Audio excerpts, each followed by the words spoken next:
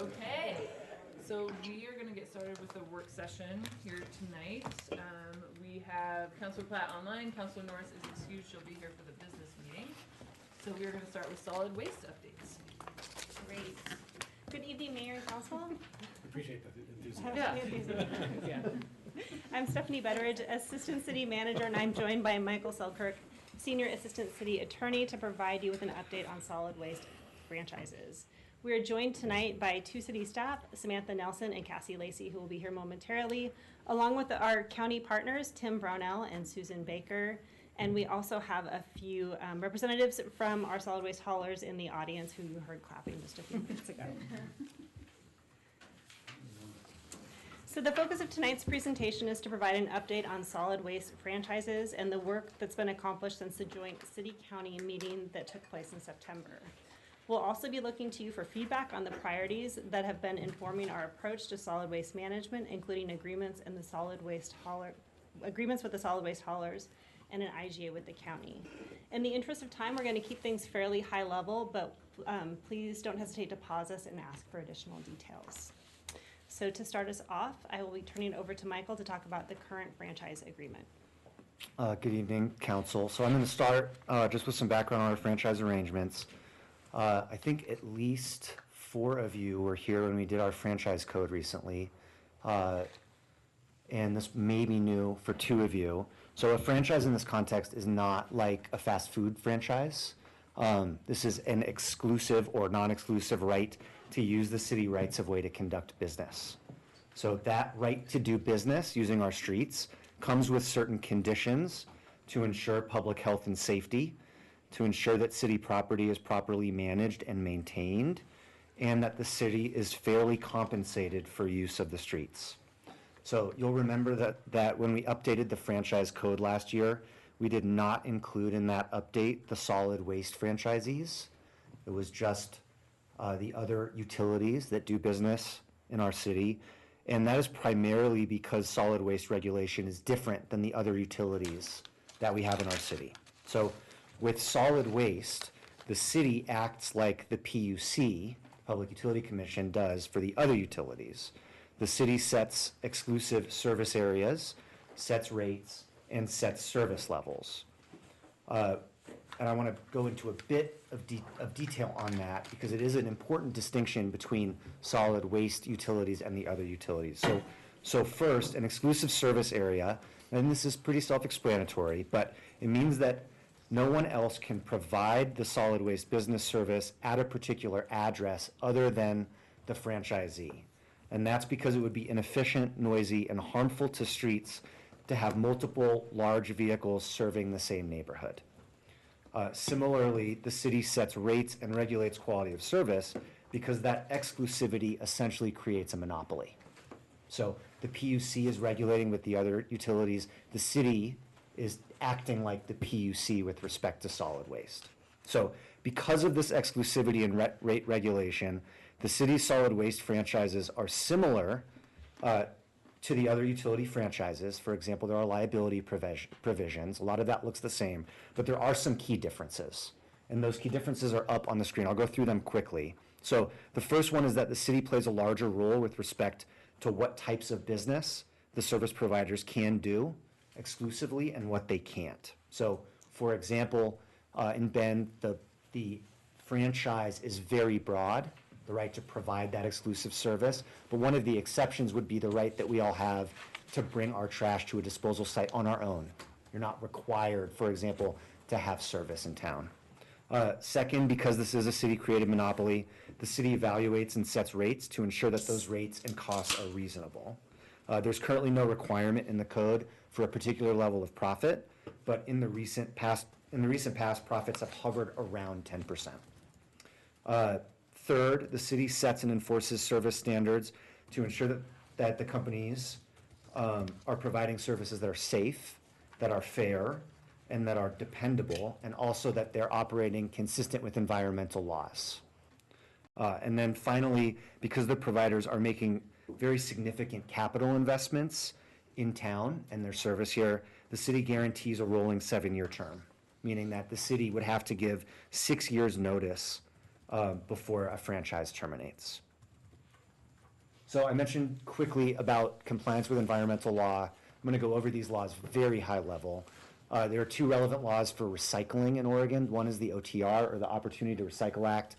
That was enacted in 1998. That essentially set the statewide recycling policy that we're all used to. Requires recycling, for example, certain education and outreach. In 2021, the legislature passed the Recycling Modernization Act, which builds on the OTR. And what it does is it requires the producers of some of the recyclable materials to pay into the recycling system. And then with the money that's being paid into the system, it gives local governments and some new nonprofit organizations the ability to use that money to make our recycling system better. So for example, there will be a uniform statewide list of recyclable materials, and no matter where you are in Oregon, the idea is that those will be recyclable. And then there'll be additional grant programs and education. Local governments will continue to be the franchising authority, but there'll be more statewide consistency and uniformity in recycling. And the haulers, the city, and the county have worked together on compliance with the OTR, and the idea is that that would continue in whatever arrangement with the RMA as well. So back in September, the county presented to you all, along with the county commission, about a proposal / a plan for the city and county, or cities, and county, to share responsibility for managing solid waste in the region based on the respective entities' expertise. So I'm going to go high level over what that arrangement is. This is almost identical to what you heard back in September. I just want to repeat it so that it's top of mind now. So the basic arrangement that we're working towards is that the cities would continue to have the franchise with the service providers. So it's similar to what we have now, except that it would be by agreement instead of by code. And the idea is that the agreements would be uniform across the region. So the agreements would be the same for the county and for other cities as well as Bend. So you would have similar service no matter where you lived in the county. And then there would be an IGA between the cities and the county laying out which entity is responsible for managing which portions of the franchise. And I'll get into this in a minute, but the cities would manage the portion of the franchise that they have expertise in, and the county would manage the portions of the franchise that the county has expertise in. So before I turn to the IGA, I'll just go over high level some of the key points in the proposed new franchise. Again, a lot of the elements or the core principles of the franchise stay the same, but some of the details are different and getting lengthier. So one of the main kind of core components of this is facility designation. So what a new franchise, if we were to enter into that arrangement, would do, it would give the city the authority to designate where waste, recyclables, and compostable organic material could be disposed of. Right now, that is a market-based system, and this would be more within the city's control. We would have different collection requirements, different service requirements. It would really be very consistent with how things are operating now. It would just spell it out in more detail. And then it would have more clear and incremental enforcement mechanisms. The way the City of Bend's code is written now, it's somewhat binary. There are not incremental ways, at least in the code, to work with our providers that if there's an issue, what happens. So it would change that. There'd be compliance with OTR and RMA, and then some additional reporting requirements on service level reporting, so we'd have a better sense of what's going on in the community. Some more detail on rate and rate adjustments, including creating a guaranteed profit margin of between 9 and 12%. And then it would also continue that, what we're calling an evergreen term, but basically recognizing the investment of the businesses in the city, some cases for decades, that it wouldn't be an ability for the city to quickly terminate. It would be a 7-year, continuing rolling 7-year term. And then this slide just outlines the respective management responsibilities of the city and the county. So city would do facility designation, as I said. City would continue with rate setting. Right now, we have 2 franchisees, as you know. If there was a new market entrant, the city would have the control over that.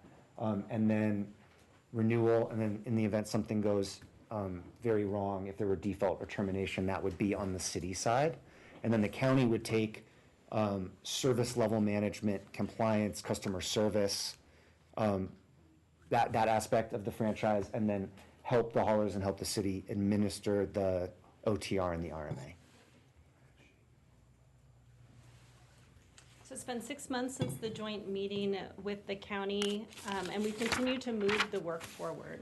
Over the past few months, we've engaged with both Cascade and Republic in conversation about modernizing the franchise agreements to include the elements that Michael just touched on. We've taken a really collaborative approach to this for a couple of reasons. First, because we value the longstanding partnership that we have with our solid waste haulers and the county, but also because moving to a new agreement is voluntary, as Michael had mentioned. I do want to mention and reiterate that Bend is not the only one discussing new agreements with the solid waste haulers.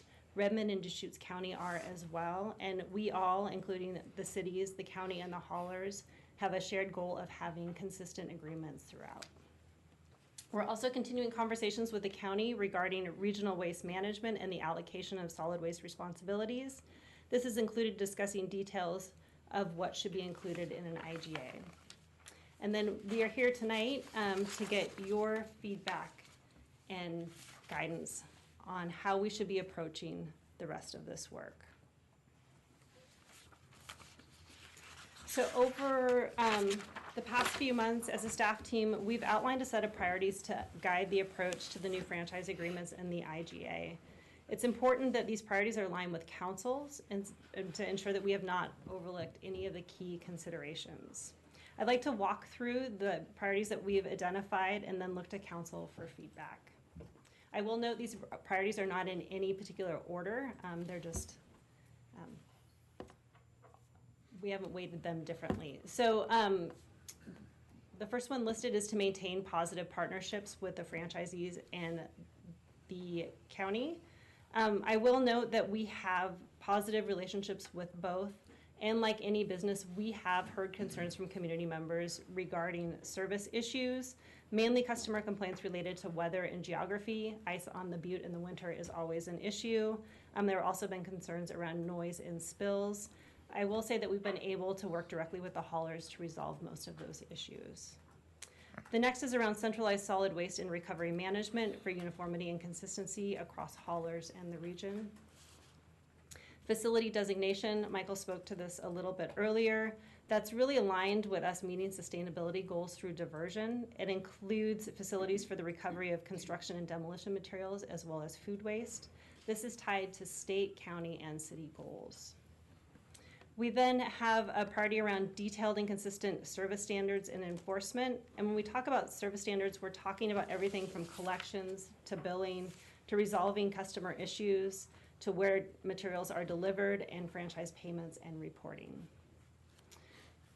Another priority is around local customer service support so that those providing customer service to customers within Bend, regardless of who their solid waste provider is familiar with Bend, our weather, our geography, and the waste and recycling programs and services that are available to our customers. We also have a priority around enhanced and transparent processes for rate review and adjustments that would include enhanced reporting and a clear methodology. And then we also have included the important state law compliance related to the Opportunity to Recycle Act and recycling modernization. So we'll pause here. We'd like to open it up for any questions that you might have and would value your feedback on these priorities. Are these aligned with council's priorities? And are there any other considerations that we should keep in mind as we move forward? Council, any questions or comments? Councilor Mendez? Thanks for this presentation. So we do occasionally hear from people who have problems with their solid waste services, and it seems like the two big items on there, of course, are the quality of the service. People want to depend on it, and if there's a problem, what happens? So I'm curious about the service standards and enforcement, because it sounds like we're sort of saying let's have the county be the contact point for customer service. Tell me a little bit more about what happens if somebody's not getting the service that they feel like they're paying for. Yeah, that's a great question. So as Michael mentioned earlier, right now it's sort of, we have binary options. We hear a complaint, we work with a hauler. We generally are able to come to some resolution. By prioritizing this in a new franchise agreement, we can open up a menu of options on how to address customer concerns and complaints that has an escalation process built into that. If we are to enter into an IGA with the county is well-staffed to be able to respond to customer concerns, and they would, on the city's behalf, work with the customer and the hauler to come to a resolution. And there would be reporting tied to that as well. If there are deficiencies in the way that that's being managed on the hauler side, then there are penalties that could be imposed against the hauler. So again, the modernizing a franchise agreement gives some additional options in that area. Thank you. Are you able to give a little more detail, like an example? I'm not sure what one is. Like it's not being picked up, or Right. it's, I mean, like what's an example of that escalation? Yeah, do you want to? Sure. So not being picked up, so glass would be an example. Glass isn't being picked up. The customer has a business relationship with the provider, and they don't get to choose who else they would have it provided from. So we would field that complaint, and we would call the provider and work with them. If they didn't work with them, the idea would to have an escalation process, and that escalation process could graduate into, and here's what would be a menu of options. It could be code enforcement proceedings. That's what we would have under our existing code. It could be liquidated damages. It could be default and potential termination of the agreement. We would have additional options to say, if you're not fulfilling your obligation to the customers, like missing pickups, here would be what would happen. And right now, we basically only have code enforcement proceedings or termination. We don't have any of those incremental steps to help make sure that the businesses are doing what they said they would do in town. Right. And so from a staffing perspective, who manages our franchise agreements at the city? Do we have a department, a staff? No, and that's part of I think, trying to really leverage the county that manages the facility, and they have the staff and expertise. This is sort of a project between like Stephanie and our finance department. I get involved a little bit when we do the annual review for rates, but we just don't have that sort of deep skill set. We involve Cassie as well with when there's reporting requirements, et cetera. Yeah, just when Stephanie, when you said the county is positioned to take some of these complaints, they have staff. They have staff that we don't, and I think part of this that we talked about at the joint meeting was about efficiency and just getting the right because I mean, we'll get complaints that come to us, because there's really not anybody on the website that it says, here's where you go to talk about franchisees. So I think that's a big reason why this is a positive for me. I agree. And I don't see that listed here, but I think that's overarching government efficiency, Yeah. right? And that's not necessarily part of the agreement, but that's part of why it's a good idea. I do want to make sure that we're being consistent across the region, and I don't know, I know that Redmond already gave a termination notice, so they're in a little different position maybe of getting to an agreement, but I think it's important that we find out where everyone else is kind of land, so that we can match up with them and that we can be consistent. So I think the consistency one is important. Any other feedback? Question related to that, like where are Sisters in Lapine on this? I mean, I know they're smaller communities, and so their requirements are different, but in terms of that consistency point across the region, are they part of this discussion too, I guess, with the Yeah, county and this is where I would specifically? look to Tim. Tim, do you? Yeah. Right up Or up there, yeah. Council Platt has his hand raised. Okay, thank you. Oh, he's on. Yeah. Good evening, Mayor, council members. Yeah, it's a good question. So the county, Redmond, and the city of Bend are the ones who have engaged first. What we're looking to do is get a consistent, universal agreement. The City of Sisters has said that they're interested in it. They want to see it when we have an agreement. And we would expect that they'll probably move into the same agreement. City of Lapine, we're not exactly sure if that would be the last group to step into this. But you're anticipating inviting them to it? Oh, yeah, absolutely. They're aware we're doing it, and they want to see the result. I would say they're a little bit behind the rest relative to the commitment of wanting to move this forward. But City of Sisters has said, yes, this is of interest to them as well. Is it just a matter of like who goes first at this point, and then everyone else follows, or? Yeah, I would say that the cities of Redmond and Bend and the county, we're all kind of all at the same place right now. Gotcha. We've all started discussions and had inter-city discussions and the county and city discussions about where we all feel we want to land on this. Great, thank you.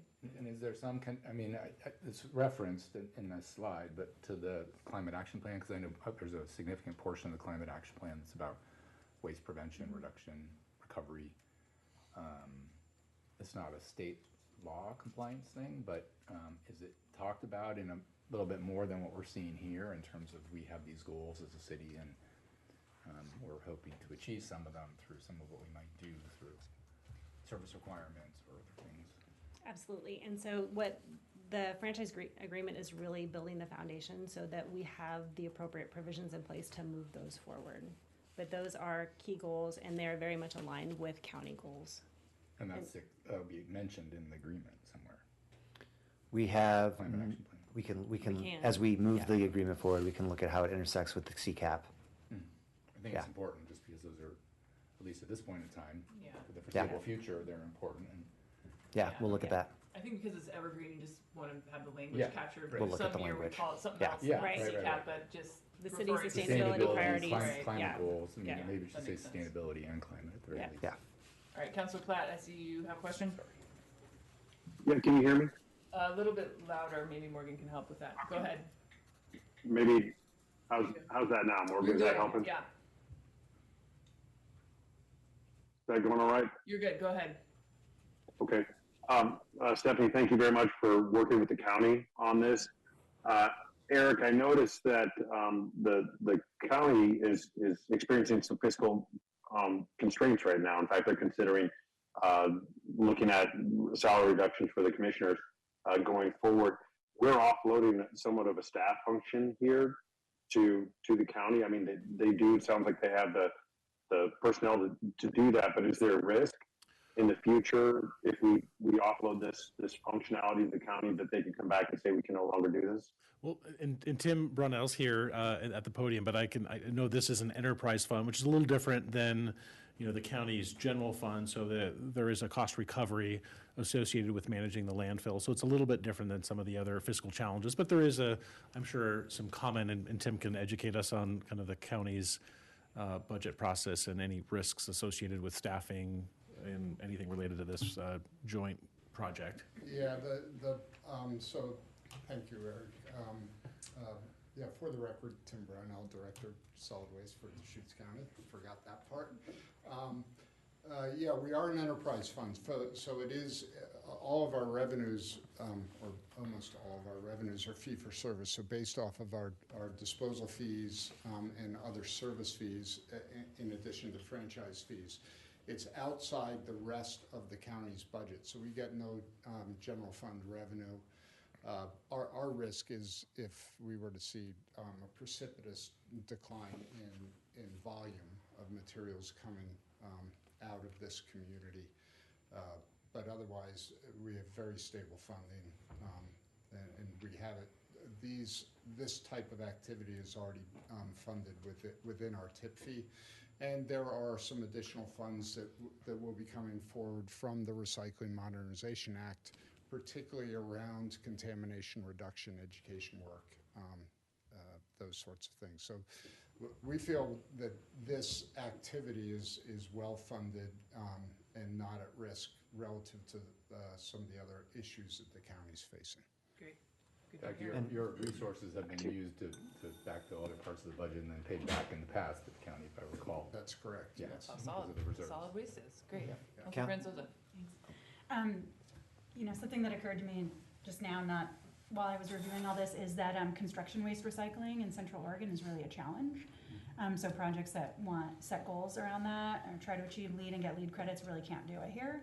And so I'd like to see, you know, our ongoing work with the county to start to address that.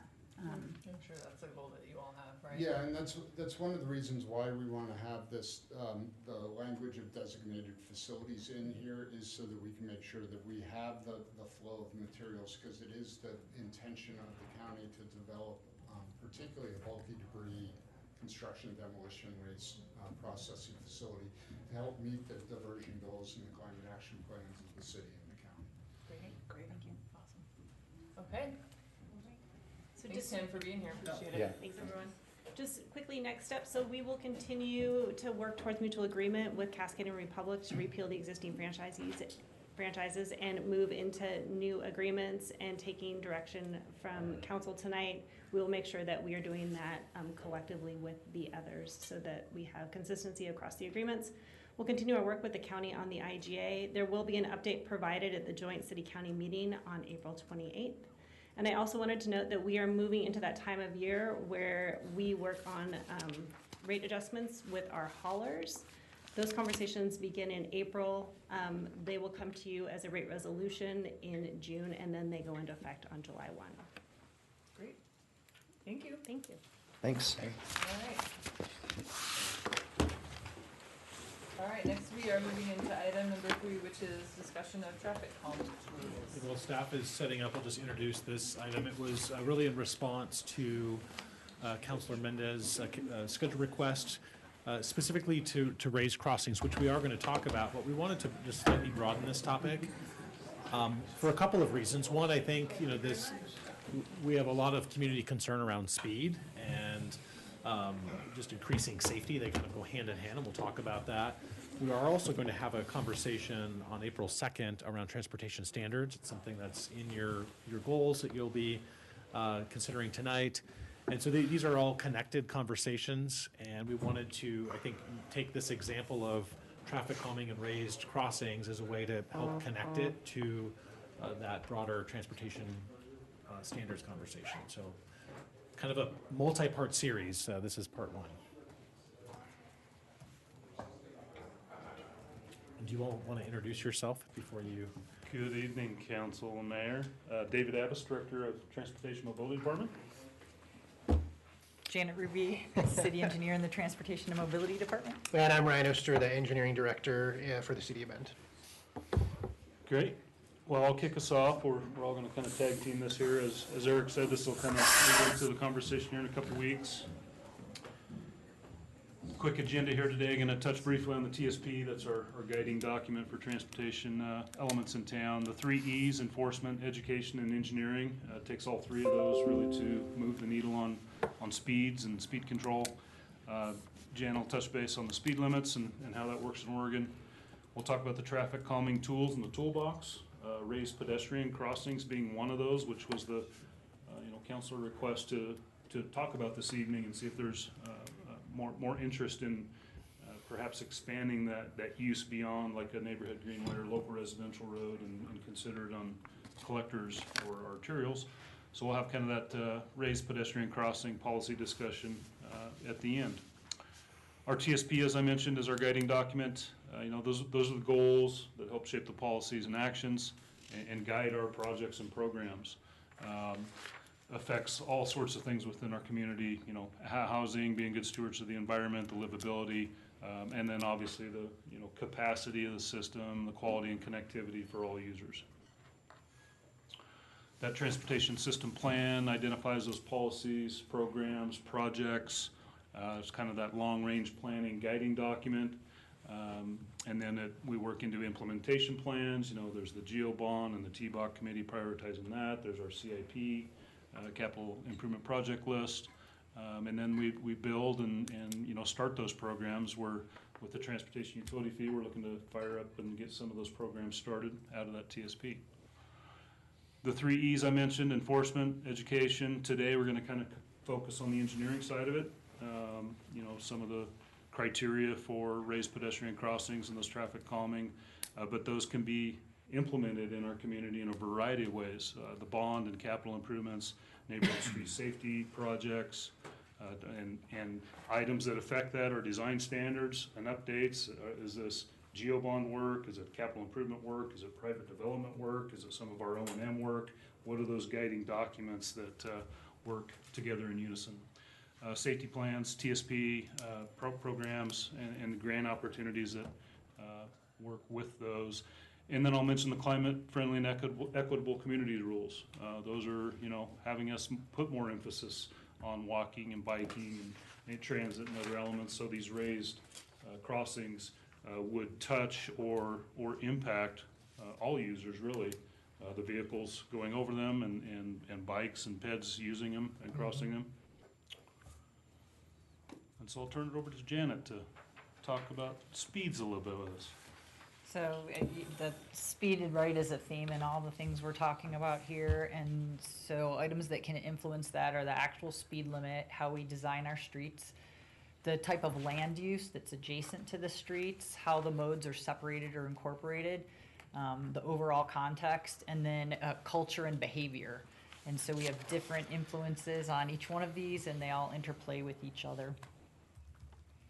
And you all are very familiar with probably this graphic and the conversation with why speeds matter, in addition to just a lot of conversations we had recently about how people feel comfortable riding their bike and walking at slower speeds. There's just reaction time with people if you're in your car driving, that slower speeds give you more time to react and cause less impact if you are in a crash. So that's important. And so how speeds are set in Oregon is the state law establishes the ability for cities to, I guess the basis really is that all roads are 55 miles an hour. So that's a highway basis, right, for how we set the speed limits.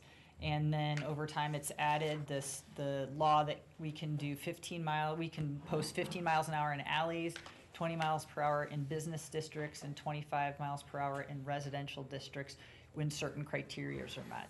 So if you're looking at that, you're thinking, well, most streets are probably arterial collector that we're concerned about in the middle, and so that requires a speed study, which is a very prescriptive process. And over the last, I think it was 2019, so it seems recent, but a while ago, they changed the law to actually have more of a context-based law. So we've been lowering speed limits as we can to try and create a more consistent system across our city, where and our goal is to try and get them as low as we can to fit the context. So I think I didn't include it in this slide, but we've only have, I think, 1 or 2 sections that are still 40 miles per hour on the north end of 18th, I believe, and then Century Drive. And so as we can change the context and do improvements, we'll keep working to try and lower the speed limits in those areas, because our streets do so many things, and include walking and biking. So to design the streets for slower speeds, that context is an important piece. We do have a number of tools in our toolbox now, And here's a picture of a whole bunch of different ones that we are using: speed humps, diverters and chicanes, curbs extensions, street trees even play a part in this by narrowing the visual corridor, the roundabouts, and then on-street parking. So the tools, right, that's our challenges. So where do we use them? And the biggest impact we get is when we use them as part of a whole system instead of an isolated one here and one there.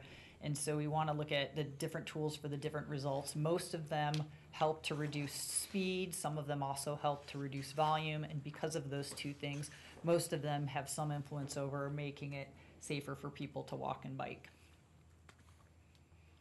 And so the next thing to talk about is, well, so what tools do you use on what streets? Is it the same on arterial, collector, and local streets, which those words really mean busier streets with more people driving on them, and it historically have meant higher speeds, and we're changing that narrative a little bit and fitting it to the context. So we might have busier streets with slow and faster speeds. And then, so the two graphics here you'll see, there's, you know, a street system may have every street is everything to everybody, and we're trying to accommodate all users in the best way possible, which is very, very challenging. And then a street system that has different priorities, where you might have I think you heard through some of our other work, keep on going streets, right? Mm-hmm. And that could be a keep on going street for vehicles, and then different streets are keep on going streets for bicycles. And it probably works best when they're not the same, unless you can get them separated. So that's our challenge. And right now our TSP is somewhere in the middle of these two, maybe leaning more towards the every street doing everything for everybody, which is why we have some of these good discussions during our projects. So speaking of our projects. Speaking of current practices. Speaking of, thank you, Janet, David. So what are we doing today in the city of Bend? So this is basically a simple way to look at an interpretation of our current standards and specs and the code. So on local streets, low volume, low speeds, typically in front of homes, we have the whole gambit of options in the toolbox. So every picture that you might have seen on the earlier slide, those are all options, whether it's raised crossings or curb radiuses and bulb outs and everything else. We evaluate every one of those options on a local street improvement project. And then where it gets interesting is when you do get to those busier collectors and then the even busiest arterials, our current standards, we kind of rule some of those options out today. Some of those are pretty obvious. You probably wouldn't want to put a raised crossing on 27th Street, right? That probably wouldn't function well for the volume of traffic and the speeds that has. But there is some gray area in the middle here, and I think that's where the conversation needs to be had, is given the context of the built environment, you know, what tools should we look at applying to some of these busier streets, such as collectors, and maybe on rare exception there is an arterial in which one of these might make sense. So you can feel free to jump to the next one, David. Just to show you kind of what we're doing. Again, these raised crossings especially, but other tools are available to us in our standards today. It's just when and where you apply them. So that's just a quick snapshot. We have a standard drawing for a raised crossing. We have built many of these over the years. They are allowed on greenways, near schools, near parks. This is where the difference is from what David described is if a private development's coming in and when we're tasking them with some type of improvement, it needs to be clear and objective and needs to be a little more prescriptive on what they do. Whereas on the capital side, we do have some of that flexibility and we can incorporate some of these speed traffic calming concepts. And I'll show you some examples here in a minute. So where do they exist today? That's a great drone photo that we took. Our neighborhood street safety program built this just last year. So this is an entrance to Providence Park. There's a nice quiet residential local street. And Providence Road is also a local street, but it's a beautiful connection to get a kid from their house safely across the street over to the park. These also exist on Harmon Boulevard, up by Lava Ridge Elementary to connect the Rock Ridge Park to Lava Ridge, and then on College Way, on Daggett, and on Stone Creek. So those were generally all done, mostly done through unique development opportunities or through city capital projects. A couple examples of where we are applying these outside of kind of in that gray area, because we understand the benefit of these. North is up in this case, so this is Butler Market Road. The imagery is meant to show you that's Butler Market and Wells Acres. That's that intersection that we will be back before you in a few months, hopefully, for a construction contract approval to build a roundabout at this intersection, as well as key route work up and down Butler Market. And this is a context conversation. You got a very busy arterial road in Butler Market. You got a very busy Wells Acres Road that goes all the way out to 27th, right past Mountain View High School. And then Roxy Place is a very quiet, low-volume, local road, and there's front doors right around the corner, just a few hundred feet away from this intersection. So we are going to build a raised crossing so that if a vehicle is turning off of Butler Market or crossing from Wells Acres into Roxy, they get that understanding and sense of I am entering into a residential area. I need to slow down here. So that's getting incorporated into our design today. Next one that we're doing, and in this case, north is to your right. But this, the cars that are parked in the upper left corner of the picture there, that's the Bottle Drop parking lot. And we know that the Hawthorne Bridge is going to land somewhere in this vicinity. We're still working through the contract with ODOT and our consultant to finalize the beginning of the design work for the Hawthorne Bridge. But again, recognizing the context of 2nd Street and the future intent of 2nd Street to be a shared street concept, Hawthorne is halfway between Franklin and Greenwood. So we're going to build a raised crossing here across 2nd Street, with this being forward compatible to the future bridge landing. Someday we might turn the entire intersection into a raised intersection. We'll get there at some point and we'll evaluate what the potential safety considerations could be, but that's just 2 examples of what we're doing today on our capital side. So focusing way down now back to the original question about raised crossings. So there's basically 2 types. There's the perpendicular crossings, and this is just a great shot from NACTO, which is the National Association of City Transportation Officials. It's their guideline book. This is just a great example of how you're connecting in a very urban environment. You got a nice wide sidewalk path on one side. You're crossing, in this case, a 4-lane street, but you are taking them right into kind of a shared use pedestrian focused area. Delivery trucks can probably still turn down this, but it is really primarily pedestrian focused. So a perpendicular crossing does exactly that. It crosses the road perpendicularly and really slows the speeds down. Then you've got parallel crossings, which is really meant, and that's what I described at the Butler Wells roundabout. This is when you're going from a higher volume road, maybe an arterial collector, to a local road. And so you want to help drivers understand that there is a conflict point here and really want them to get their attention as they're turning onto this lower volume street. And this really protects those riding and walking on that local corridor. So design considerations. When we get one of these projects in front of us now, we sit down as engineering staff, we sit down with our consultant staff, and we evaluate what is the best tool to use in this environment. We run through multiple different scenarios. So we look at our transportation system plan that David pointed us to at the beginning of this. Is this on a low-stress network? Is this on a key route? Is this on our Bend Bikeways route? Is this on a neighborhood greenway? What's the existing right-of-way footprint? What's the proposed right-of-way footprint? Utility conflicts. There's a nice row of poles going down the side of this road. And then truck turning movements as well is a big piece of this. And so we do truck templates and we show different size vehicles and how they could or could not interact around some of these different tools that we use. So again, all things to consider that we throw in the mix here. Just wanted to highlight what might be a little more familiar in our current setting, even from just a couple days ago. This is a raised crossing that is very difficult to see. So from a driver standpoint, if you get a couple inches of snow, yes, there's a sign there telling you that it's there, but you're going to feel that in your car if you don't slow down. And then this adds to some O&M questions as well. So our plows got to get up and over this thing, and then there's drainage to consider when you build an obstacle in the roadway. Is it going to interrupt our stormwater drainage patterns? All these are manageable problems, but these are all variables that go into how we decide what tool to use. And then there has been some criticism of doing these, discomfort and noise, especially with larger vehicles. I haven't taken them up on it yet, but our friends at the fire department have welcomed me to come sit along in the back of an ambulance and lay down and feel what it's like to go over the top of these.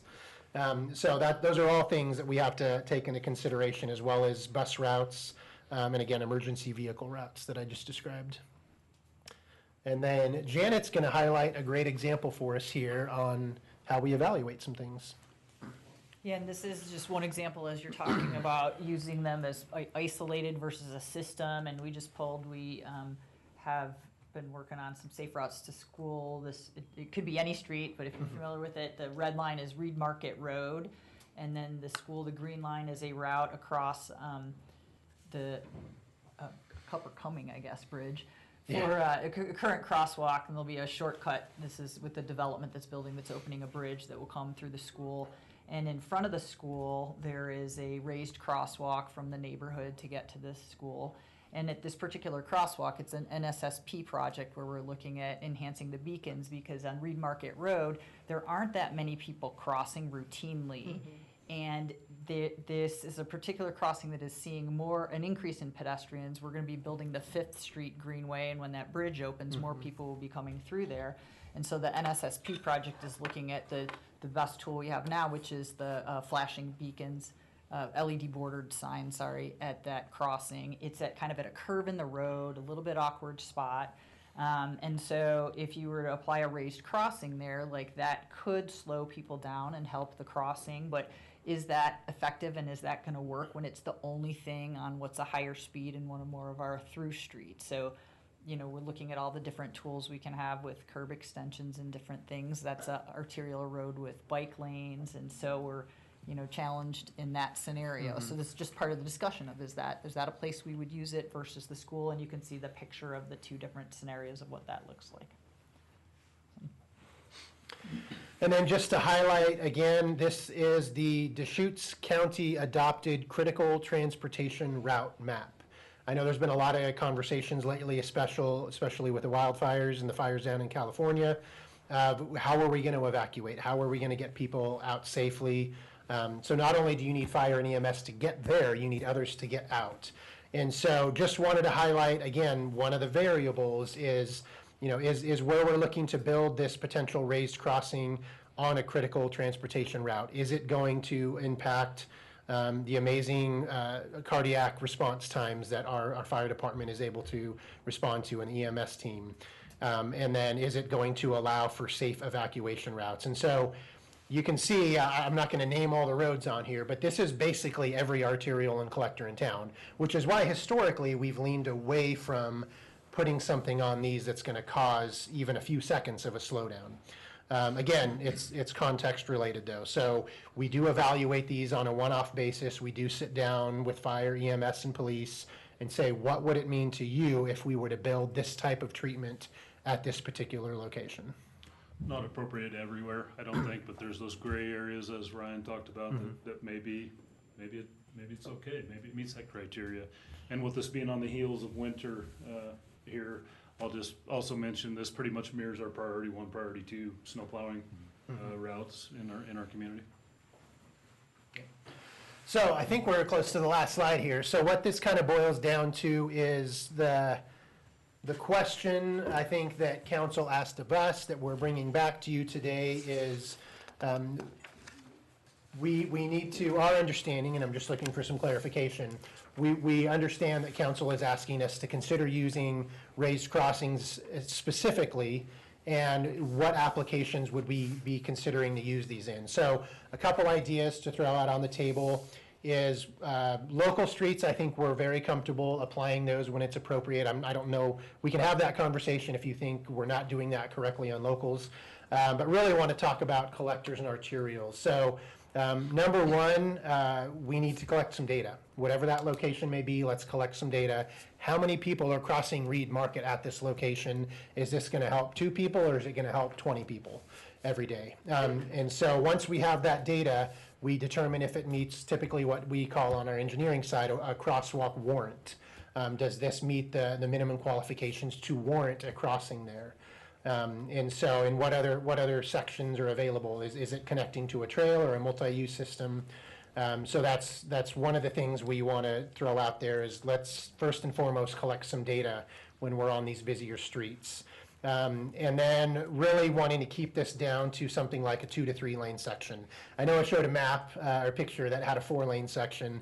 That's in a very city-oriented, very, Pearl District kind of environment. But we don't really see a benefit on a 4-lane section of applying a raised crossing, but certainly would like to explore when to apply them on even a 3-lane section where you might have a center turn lane in there.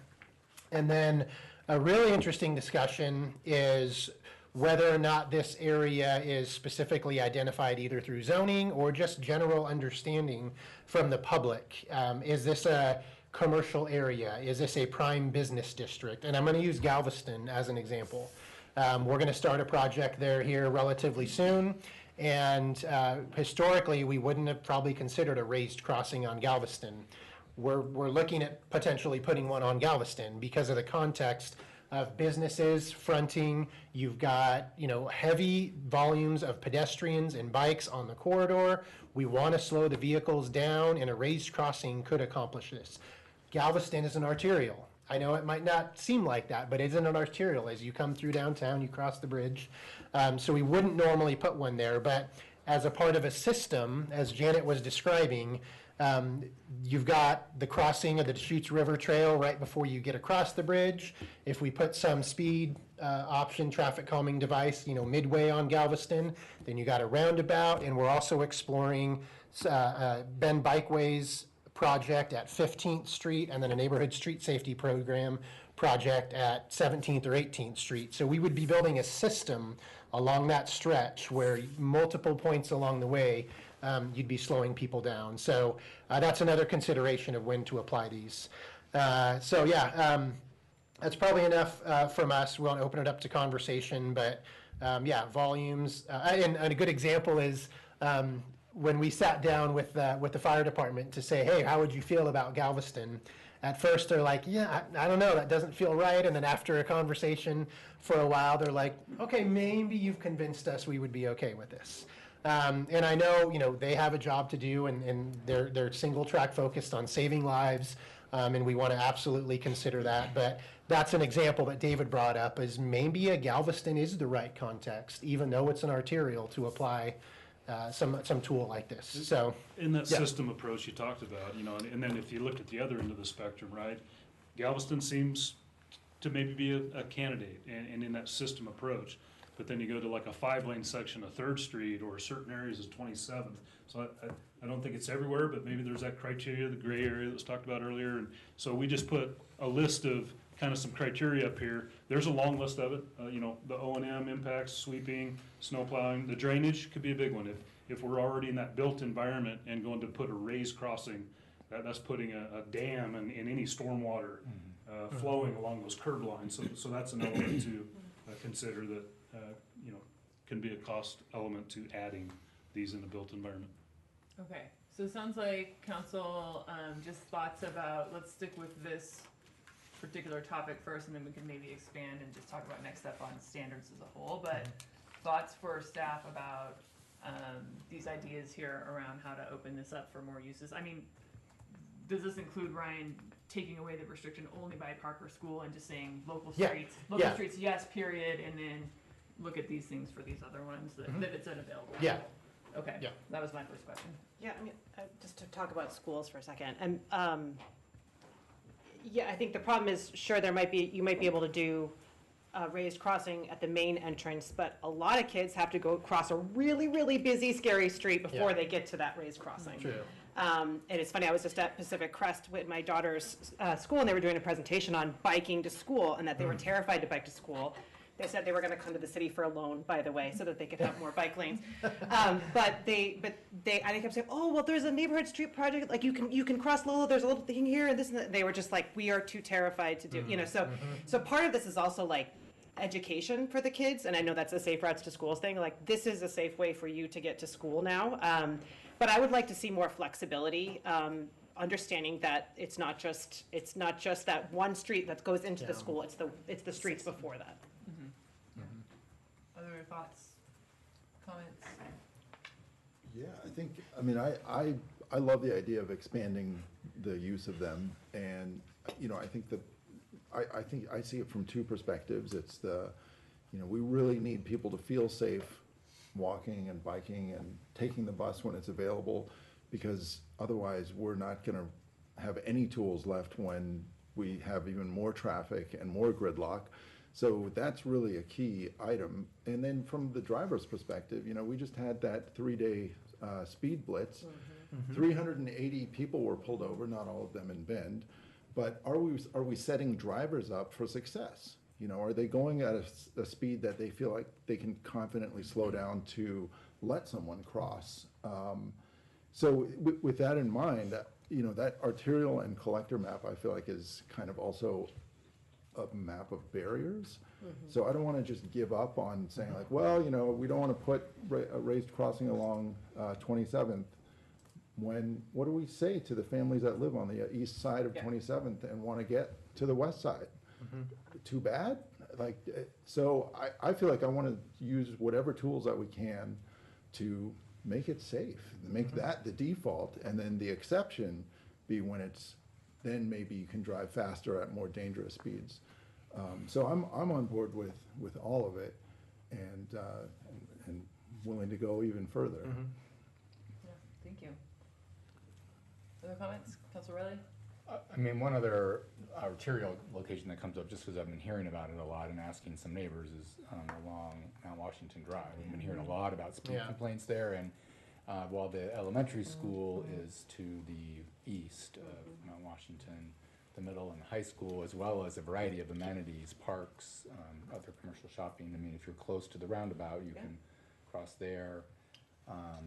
But you know, and I can imagine a bunch of reasons why it's challenging depending on which particular intersection you're thinking about putting that in terms of sight lines and all kinds of things. But I guess it sort of raises for me what to be honest, an observation I have is at the very beginning, I didn't see enforcement listed anywhere as influencing speed.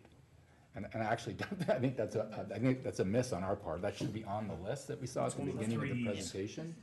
Yeah, but it wasn't on what influences, you know, overall and later on. So I guess it did show up at the very beginning. Maybe it's under behavior. Yeah, right? but I do think that is, you know, something we're going to be moving on with the automated enforcement.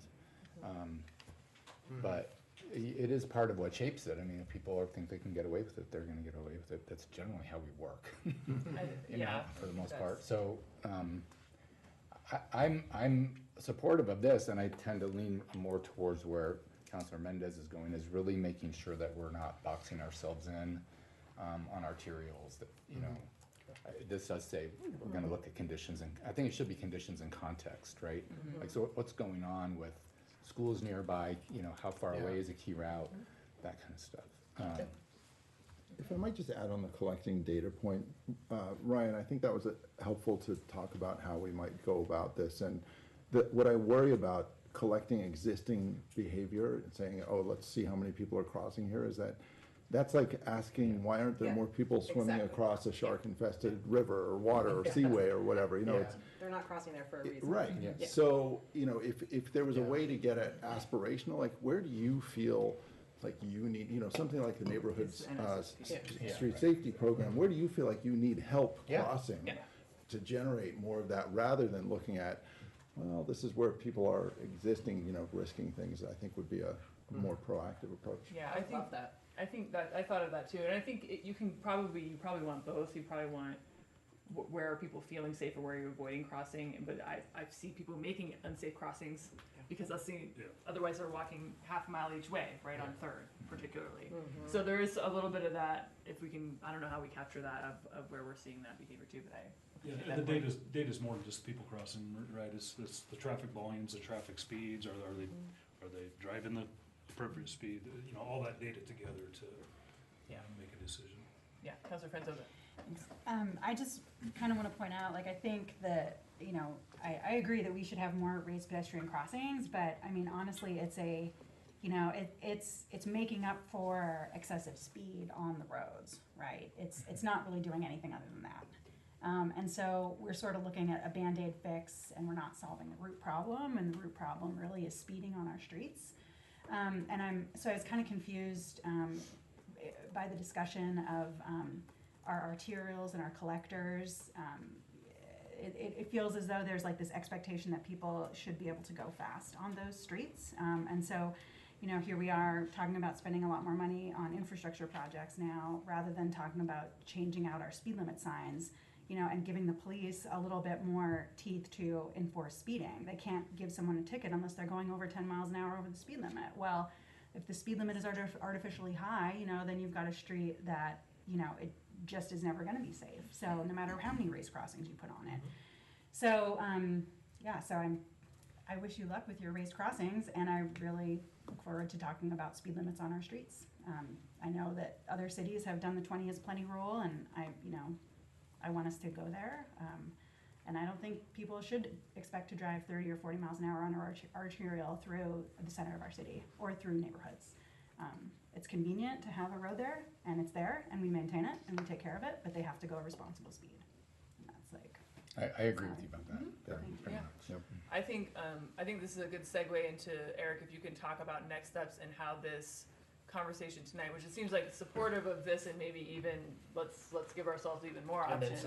And I agree with Galveston, and I did want to mention also that I've heard from some of the downtown business folks thoughts about downtown. I mean, while in Bond are big traffic streets, but what if those places that people are crossing on Minnesota and Oregon, what if those were raised up, just to make sure people know that this is a slow speed area, especially on those streets. So just opening up the options for ourselves is what I'm hearing from everybody here. And then in the context of the bigger, how do we get speeds down overall everywhere in the city? Right, and I think that's really the opportunity, you know, with the transportation standards conversations, to look at the entire toolbox.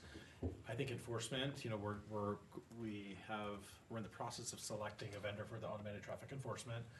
That's one tool. We have staffed up our traffic team. We work with our neighborhood system to identify those areas and try to deploy the speed radar. We have a whole bunch of tools, and Janet can talk about that. We just didn't focus tonight's presentation.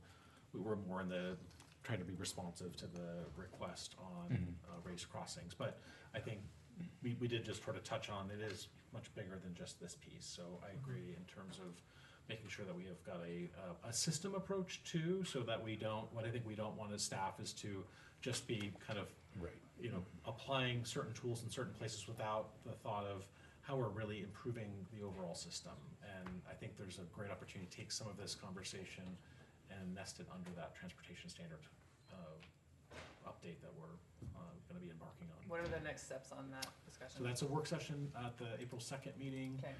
We're going to provide sort of a high-level overview of kind of a current state, and then trying to get some general ideas from council at a high level of what's your vision, so that way we can then start chunking it out and probably involve the community building subcommittee in some of the detail work. But I do think it's an important conversation for the full council to have. So having checkpoints between the full council and the community building subcommittee and back and forth for probably quite a few months as we work through that, that update.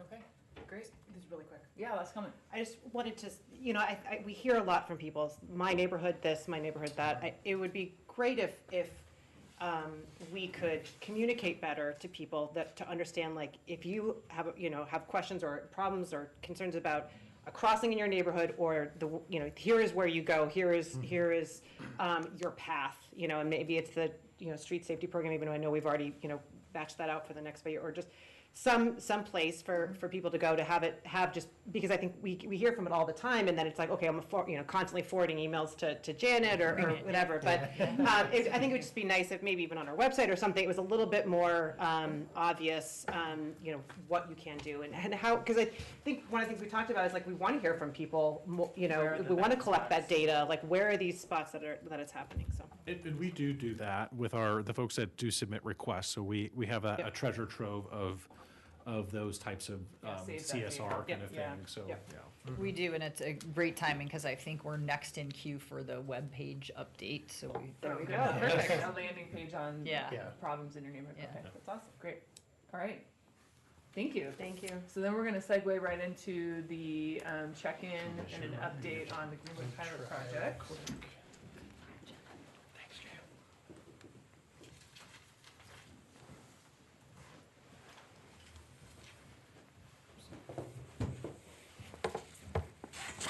Yeah, if you wouldn't mind, David, I'm still having that same issue from yesterday.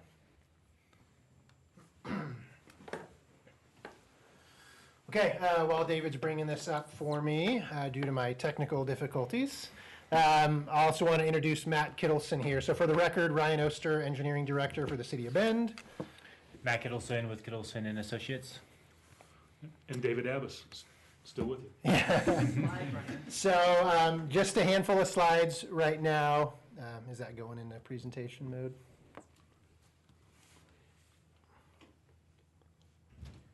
Thank you. Handful of slides. First three are going to talk about a summary of the public feedback we've heard on the Greenwood pilot project. And so if you recall, that was built and opened back up in its current configuration back in mid-August. We had a quarterly data publishment that's just more on our website, committed to come back to council at the halfway point to share this information.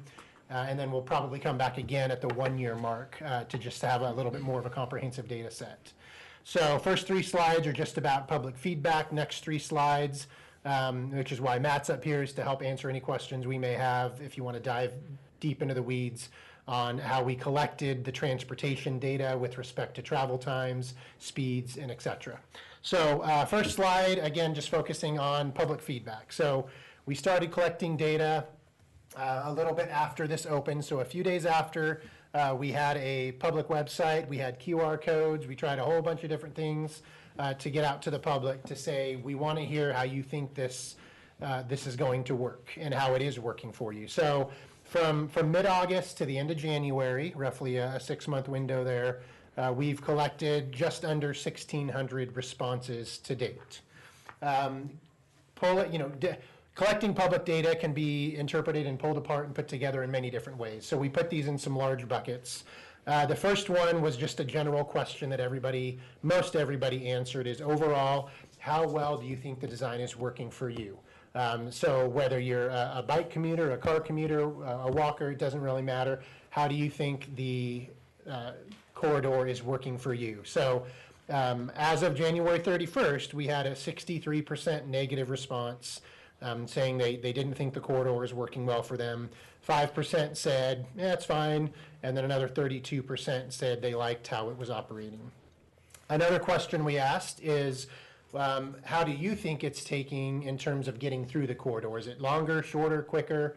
What is it? And so you can see there about 46% of respondents is basically saying it takes me longer to get through there, regardless of the time or day, whether it's peak hour or at 8 or 9 p.m. at night. 46% say this is taking longer. 6% said it went quicker, which is interesting. Good to see both ends of the spectrum there. 24% said roughly about the same time, and then another 24% really focused in on those peak hour windows and said, yeah, from 7 to 9 a.m. and 4 to 6 p.m., it definitely takes me longer, but not necessarily outside of those peak hour windows. Next slide is just some other responses here, just putting these into buckets. What did they like or not like about it? 650 comments basically saying it's too congested, too much traffic on a smaller space, so they didn't like that. A little over 500, just a general disapproval, not like going from a 4-lane to a 3-lane section. another 250 that really focused on impacts to parking and businesses along the corridor. And on the other side, almost 500 folks basically saying they generally support the concept. They think it is better in the current configuration than what it was. 130 emphasized that it felt safer and less stressful because of the slower speeds and because of the higher visibility, because of the pedestrian islands to cross, everything like that. And then about 100 folks recognized that having a dedicated center turn lane made it much safer than a car waiting in a through lane to try to make a left turn across 2 lanes of traffic, and you get people weaving around because they're being impatient. So again, this is just straight data. This is what we're hearing from the public, and we'll talk about what was actually observed and recorded. So last public feedback slide, just to note the trend that we've been seeing is early on it was a very positive response. A lot of people said, great, thank you, this is much better. Over the months of November, December, January, I think it got a little bit more on the negative side. I do want to recognize we fully understand the impacts that we've had in trying to measure data on this corridor while the Aubrey Waterline project had portions of Portland closed down for good chunks of time. So people were just avoiding Portland going down to Newport, which turns into Greenwood. So that obviously skews some of the data a little bit. When did we close the intersection at Portland and Olney and Wall? At Wallen only? Yeah. It was after this data set. So so this only goes to January 31st. We closed Wallen only in February. So the next set of data is going to have to reflect even more volume coming down to Greenwood because of the closure at Wallen only. But the Wallen only intersection, I'm going to regret saying this because I'm on record here, but it's going well now. We're planning to have at least a north-south movement through that intersection back open in the May timeframe. So we will have some time in June, July, August to collect some data that is hopefully a little more relevant to what a natural pattern of movements that you might see. So just wanted to recognize we get it. There's a lot going on. We've done what we could working with Kittleson and working with ODOT. We've changed some signal timing. We've adjusted some stuff even out on 3rd Street at both Franklin and Greenwood to get longer green times, to get those queues out of downtown in either north, south, or east. And we're going to continue to monitor that, especially during the Wallen only closure. So it's a evolving conversation now as we're going through that. One anecdote I just wanted to throw in here is I'm not sharing a lot of police and fire data tonight because a 6-month window for them is not a real large opportunity to collect data, and it can be easily skewed. So we're going to save a lot of that data for the 1-year check-in. But did want to share that at least from a crash perspective, that police data have shown a decrease from we'd normally see around 30, 32 crashes during a regular window in the old configuration, and in the respective current 5-month time frame configuration, we've only seen 25, and that we've also seen speeding decrease. The speeding offenses have also decreased. So that's transitioning a little bit into. Pause you there, Ryan, for a second. Just to confirm, this is a self-select. You choose if you want to take the survey. Yes, it's open to absolutely anybody. It's not statistically validated, but it is folks who are interested in giving feedback that are logging on to do this. Correct. Okay. Yep. So that's what we're hearing from the public. Now to transition to what's being observed and recorded.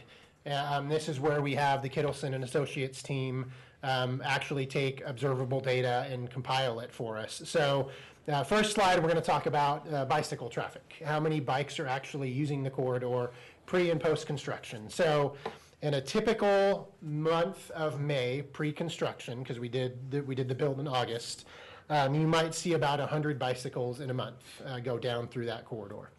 So what you'll see is in the old configuration, you would always see that volume go down as the winter comes on. So from May to September, we would always see a reduction. In this case, we go from about 100 bikes down to, about a 5% reduction down to 96 bikes. So still a pretty steady usage into the fall. And then we would see a pretty dramatic drop off once you got into the winter months when the weather hit. So there's a natural pattern there that it, high volume, middle volume, and it drops pretty low in the winter months. What we observed in the new configuration is that in the month of September, we saw an increase in usage of the corridor from bikes. Not only an increase from what you'd see in the month of May, but a dramatic increase from what you'd see historically. So 166 observed taking the corridor in the month of September. And then in the month of January, and I apologize, I'm realizing now that the column is a little too tall. It should be lower.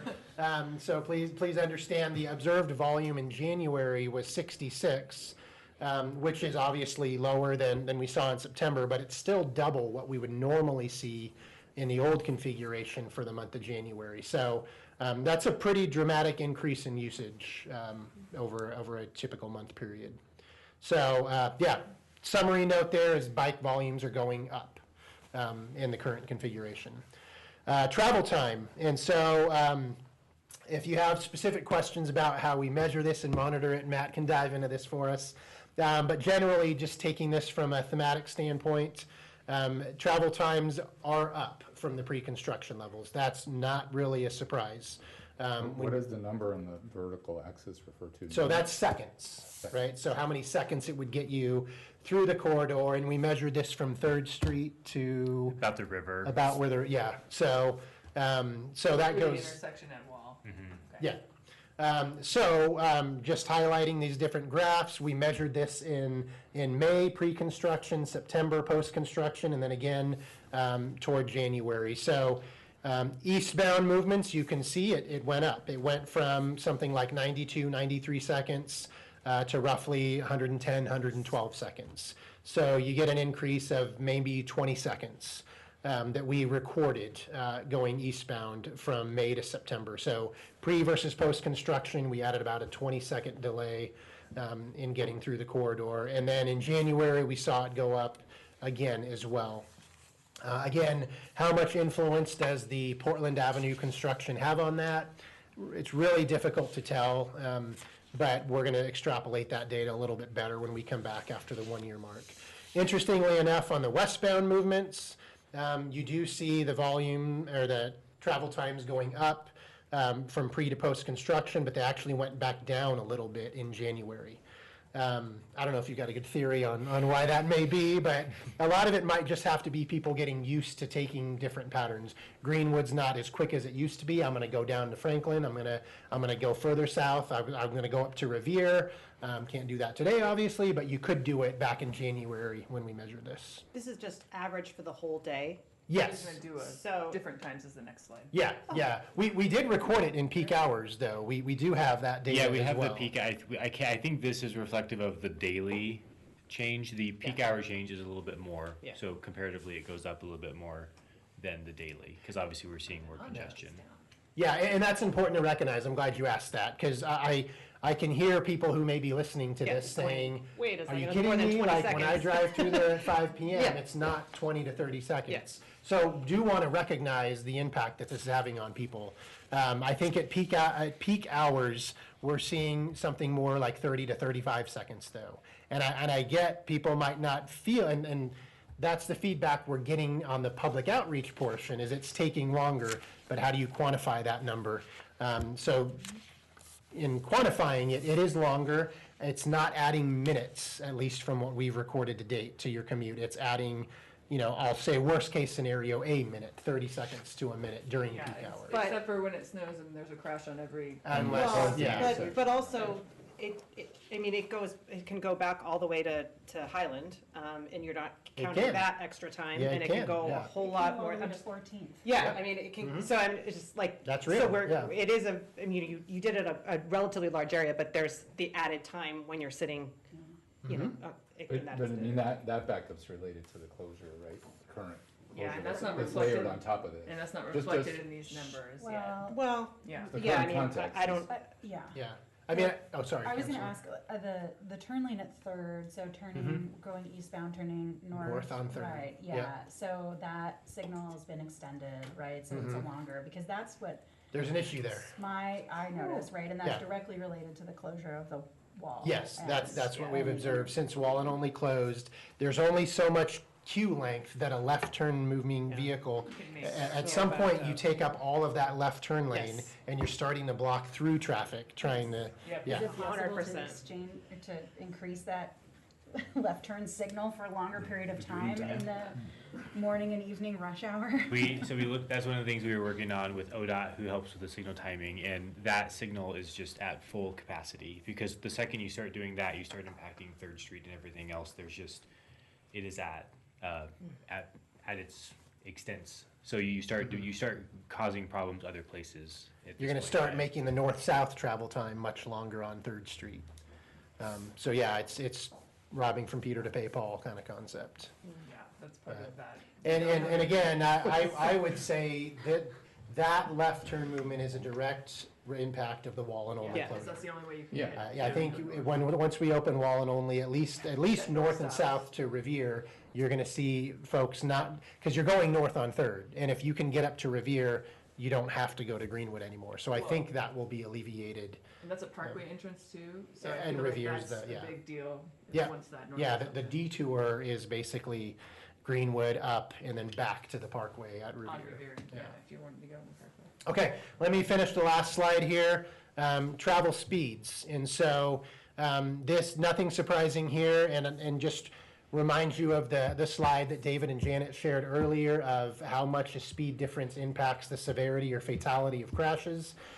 So we measured this in multiple directions, in pre-construction, post-construction, and twice.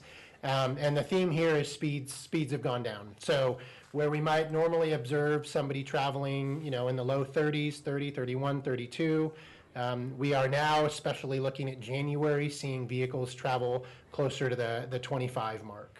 So a 5 to 6 to 7 mile speed reduction is a significant difference in terms of safety along the corridor. So again, that's not a surprise at all. We fully anticipated that because of what we built, it would force vehicles to go slower.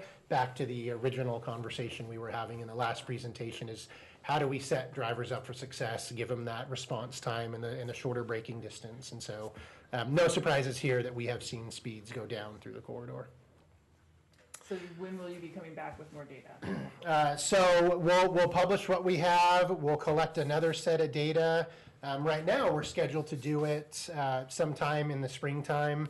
Probably might want to wait till after only at least partially opens. Otherwise, it's not going to be very good data to share. It's not going to be reflective of the true future corridor operation. So probably wait and collect another month's worth of data after the Wallen only intersection at least has the access to Revere open. And then we'll collect another set of data likely in the August timeframe, right about the 1 year mark, and then coming back to council in either September, October to say, okay, here's the summary, and here's how closures of other impacts and other things have impacted this. Yeah. Yeah, it seems to me like we're gonna need at least 3 months of data post that whole mess being completely 100% open. Yeah. Again, Yeah. for things to kind of settle back to some sort of normal, to be able to compare to pre-construction. If we Yeah. only use data that is right around the time or has a People don't know substantial yet, portion or- of overlap, I mean, it's Yeah. just gonna really skew it, not only the observed information, but also what we're hearing from people. From the Because public, yeah. they're partly venting their frustrations, Yeah. which is totally understandable. Do we have resources to do more? We can data take as collection? many, we can do that as often, we can do it every month, we could do it during the wall, we can take as much data. What would as council you- like to see as far as data collection? I mean, I take your point, Mike. So- I actually don't want to see any more data collection. I think the project is a road diet and it's great and we need to do more of them around the city, and this data kind of proves that point, frankly. What I would like to see a little bit more of communicated to the public are, experiences in other cities that like lowering speed limits actually can reduce congestion. There's a lot of studies on that, I think we can do a better job communicating to the public so that they don't have a knee-jerk reaction when they see projects like this. I think we made a So- commitment to the community that we would be evaluating the project based on data, so I think following through on that commitment, the question's like, well, when are we gonna measure it? I don't disagree with your point. Certainly after only I opens don't- up. I don't disagree with your point, Just Bradley, when it opens up north-south, I feel comfortable with that. That's I'm gonna make a big confident difference. that that's Good gonna. data's important. Yeah. But I would like to see it extended far enough out There's that we lots of have data. at least 2 months post the full intersection being. Yeah, so just to put that in context, the wall-only intersection, we're gonna get the north-south movement Yeah, and right. connection to Portland West open as quickly as we can, but the closure of the rest of Only from Wall Street over to Second Kinda Street, extensive. including the rail crossing and that's gonna go into the fall. So, but that east-west movement on Only, again, it's impactful, but there's no clean time to do this because, I've said this before, but I'm gonna say it as many times as I can, Franklin's coming soon as well. So, later this year, most likely in the fall, we're gonna be doing Franklin. We're gonna try to stay east of Third Street until we get all of Only open. This is gonna be a couple years before But- the whole system. Yeah, so that's important, is between Only and then Franklin and then the future Hawthorne pedestrian bridge. Normal's not gonna be for a couple years, to be honest. Yeah, and we're still seeing, to Councilor Francis's point, we're still seeing positive results on. Yes. We're not having, we're able to understand what the time impact is and also see the speeds go down and also see the reduction in crashes. So Yeah. I think for me, I think what you said about making sure the north-south is open on Olney and Wall before maybe we take the next data. I would think maybe 2 to 3 more times before you come back to Sure, us yeah. and grab some data for us, because Yeah. weather's, especially when we're looking at bike ped, we also, no one's mentioned it, the construction at the courthouse Yeah, has closed down that's that a whole great point. side, so Mhm. like walking is sort of like not a thing people are maybe doing on that part of Greenwood because of that, so there's just a lot going on. So just, I think having just a few more points without Okay. overdoing it, Yeah, yeah. I think is a good way to go. And I would just like to make sure that we're really honoring the legitimate frustrations that people are feeling Yes. right now. And the time, they're, whether it's 20 seconds or, 3 more minutes, and just not understanding what's happening with the Right. system Yeah. right now, I think we just need to honor that because, I hear it every night at dinner, but it's a very frustrating experience for Yeah. people right now. And I just want to make sure that we are acknowledging that and letting people know in our community that we understand that this has been really hard, especially in the winter, especially with all the things Yep. that are going on. I think we called it a perfect storm a while back, Yeah. but it is, and it's making people not understand the system and not feeling like it's reliable right now. We want to make sure that it's something that's reliable for them. So. Okay. Any other final? So in terms Public of questions? short-term things that the city has done and is doing, we've adjusted the signal timing to allow more throughput. We're working as hard and as fast as we can to get at least north-south access open in Wall and Olney. The sooner that comes, the better, because that will allow a lot more people to access going north on Highway 97, Cascades Village Shopping Center. Anything else that you want to add to that? Yeah, just our project manager Todd reminded me, as of today, we've posted a much more in-depth analysis of all the data on our website. So you can go to City of Bend Midtown Crossings and find Greenwood on there, and it'll link you to the full Kittleson report that has a much more detail than what we shared today. Great. Thank you Thank for you. that. Let's be transparent. Okay. Thank you. That does it Thank you. for our work session. We do not need to have an executive session, so we will just be on a break until 7 PM. Thanks for reminding. Oh my God. That's fine.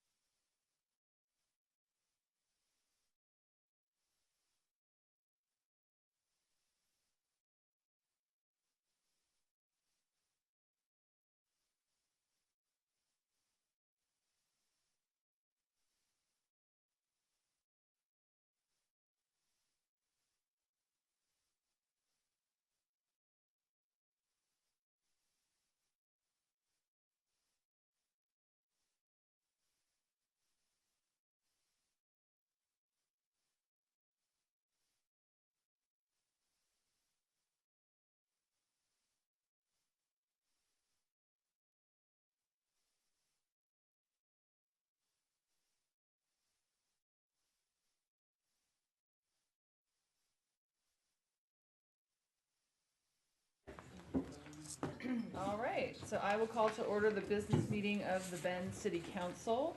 We will start with our roll call. Start on your end, Councilor Franzosa. Gina Franzosa, she, her.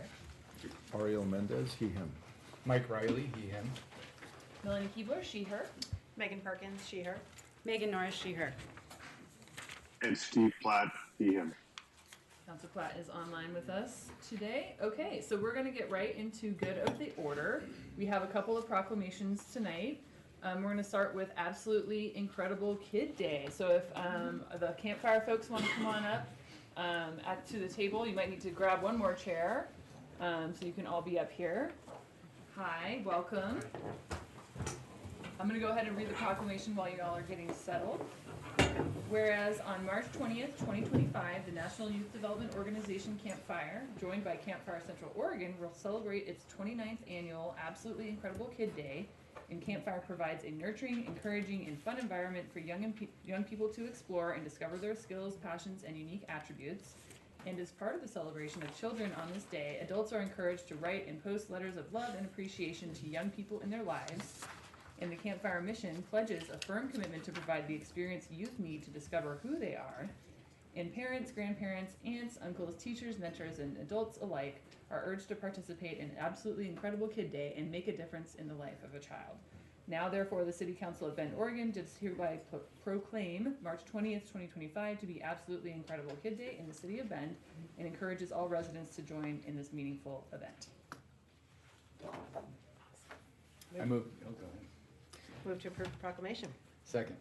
All right, it's been moved and seconded. All those in favor? Aye. All right, great. So let's have you three introduce yourselves and you can say a few words. I'm Joey Hamilton. I'm the Marketing and Development Director for Campfire Central Oregon. I'm Melanie Hamilton. She is a Campfire kid. Yeah. And I'm Rui Cruz, part of the board for Campfire Oregon. Great.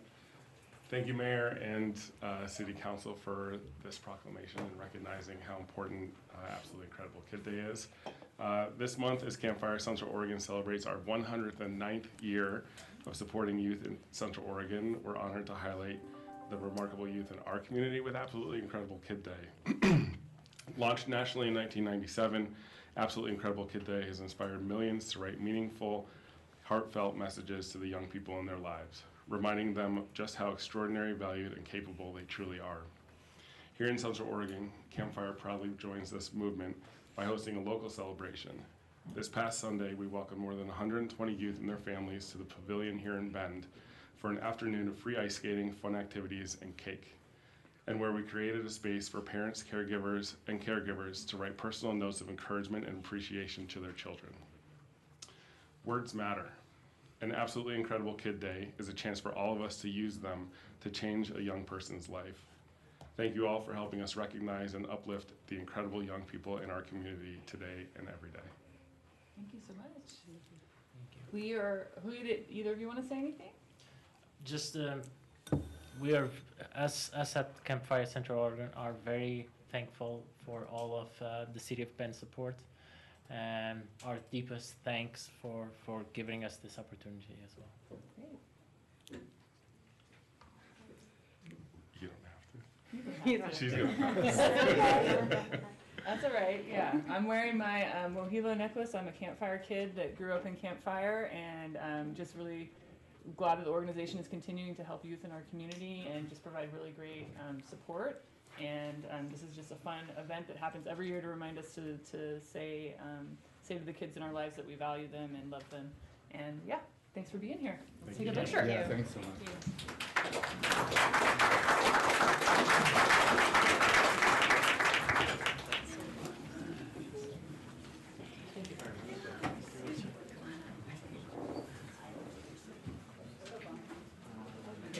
Okay, well, you don't hold this with me. Yeah, perfect.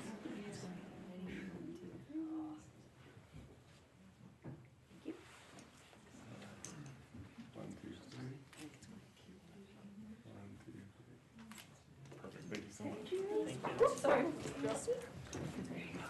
Here you go. Thank you. Yeah, you're welcome. Thanks, guys. Thank you.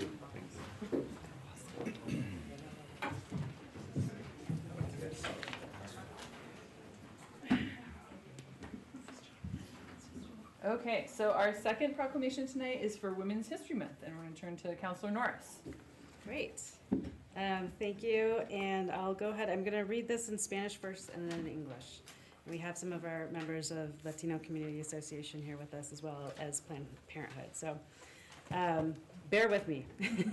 Las mujeres procedentes de todas las razas, clases y etnias han contribuido históricamente al crecimiento y la fortaleza de nuestra comunidad de Bend de innumerables formas registradas y no registradas.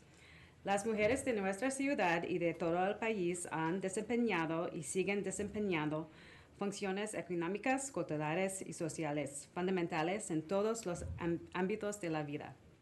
Las mujeres han sido líderes no solo a la hora de conseguir y seguir luchando por su propio derecho al voto y a la igualdad de oportunidades, sino también en el movimiento abolicionista, el movimiento por la emancipación, el movimiento por el trabajo industrial, el movimiento por los derechos civiles, el movimiento por los derechos de los discapacitados y otros movimientos para crear una sociedad más justa y equitativa para todos.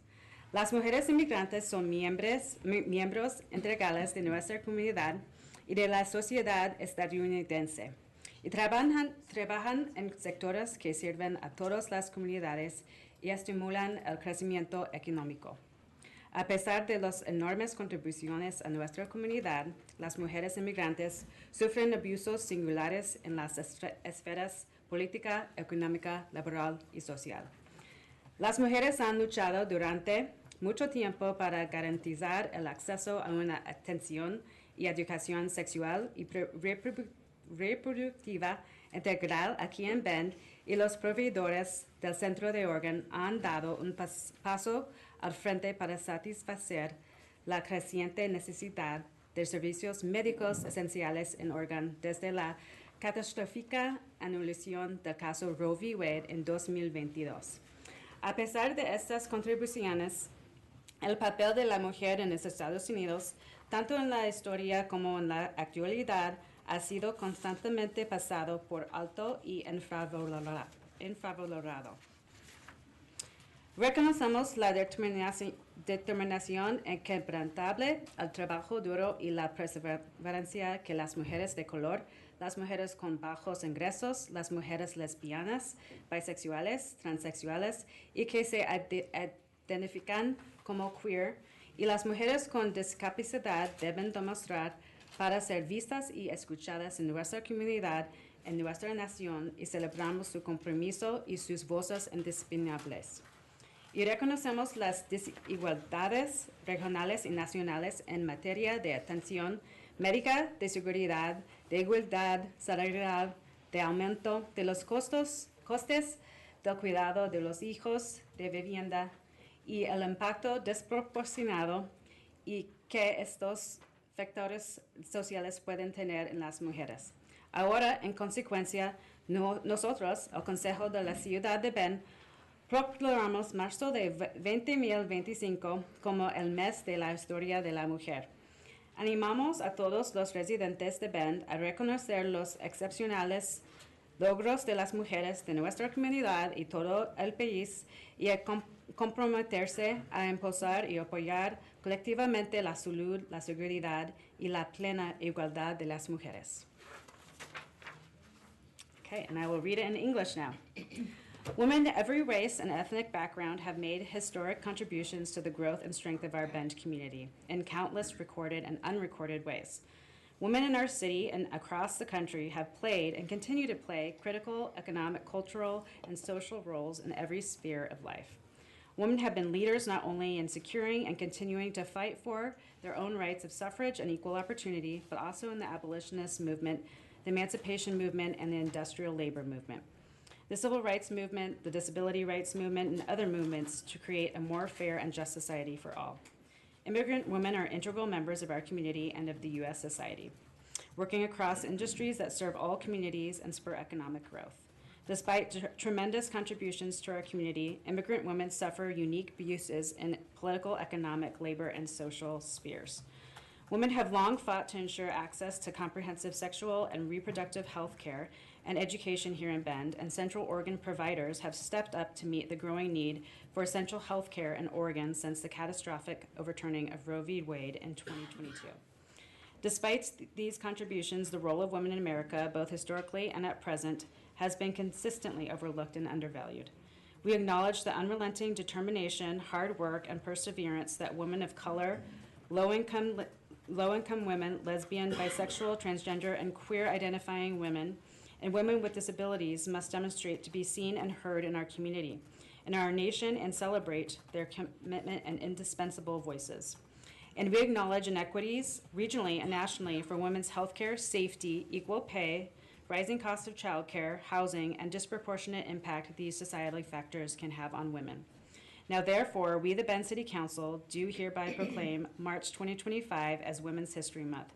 We encourage all Bend residents to recognize the exceptional accomplishments of women in our community and across our country and commit to collectively advancing and supporting women's health, safety, and full equality.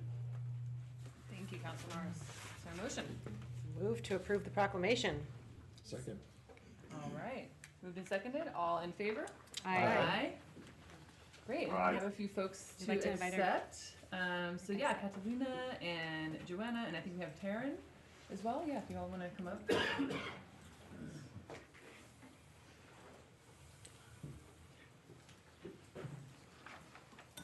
And go ahead in any order that you'd like.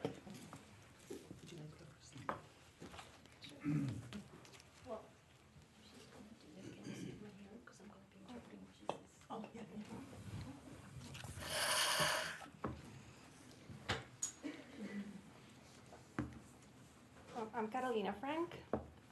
I'm the new executive director of the Latino Community Association, and this is Irma Leon, my interpreter.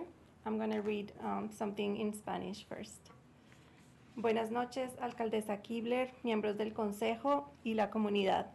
Gracias por la oportunidad de dirigirme a ustedes hoy en honor al mes de la historia de la mujer y de resaltar a las mujeres latinas de Oregon Central, quiénes somos, qué hacemos y cómo seguimos dando forma y fortaleciendo nuestra comunidad. Good evening, Mayor Kebler, council members, and community members. Thank you for the opportunity to speak tonight in honor of Women's History Month and to shine a light on the incredible Latina woman of Central Oregon, who we are, what we do, and how we continue to shape and strengthen this community. Las latinas en Oregon Central somos empresarias, cuidadoras, trabajadoras en los sectores de la salud y la hospitalidad, madres defensoras, líderes comunitarias y sus vecinas. Trabajamos incansablemente para construir un futuro mejor, no solo para nuestras familias en crecimiento, sino también para quienes nos rodean. Somos las manos que cuidan a nuestros mayores, las voces que inspiran a nuestra juventud y los corazones que luchan por un mundo más justo y con mayor acceso a las oportunidades. Latinas in Central Oregon are business owners, caregivers, healthcare and hospitality workers, mothers, advocates, community leaders, and your neighbors. We work tirelessly to build a better future, not only for our growing families, but for our neighbors. We are the hands that care for our elders, the voices that uplift our youth, and the hearts that fight for justice and opportunity. En la Asociación de la Comunidad Latina, el 88% del personal somos mujeres. Creemos en la autosuficiencia, en la dignidad humana, el sentido de pertenencia y la igualdad de oportunidades. Cada día trabajamos para empoderar a las mujeres latinas a través del acceso a la educación laboral, apoyo legal, orientación en servicios y formación en liderazgo. Sabemos que cuando las mujeres prosperan, comunidades enteras avanzan. At the Latino Community Association, women represent 88% of the staff. We believe in self-sufficiency, human dignity, community belonging, and opportunities for success. Every day, we work to empower Latina women through access to workforce education, legal support, systems in navigation, and leadership development. We know that when women thrive, entire communities prosper. Sin embargo, también reconocemos los desafíos que muchas mujeres latinas enfrentan. Las barreras del idioma, la violencia doméstica, la maternidad en solitario, la dependencia económica, la inseguridad de vivienda y la exclusión social. Por eso, en LCA somos un puente confiable asegurando que cada mujer tenga los recursos, el apoyo y la defensa que necesita para salir adelante y sentirse valorada en su comunidad.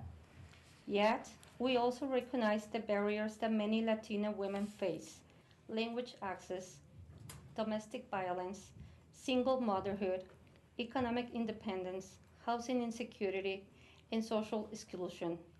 That's why LCA stands as a bridge, ensuring that every woman has the resources, advocacy, and support she needs to succeed and feel at home in this community.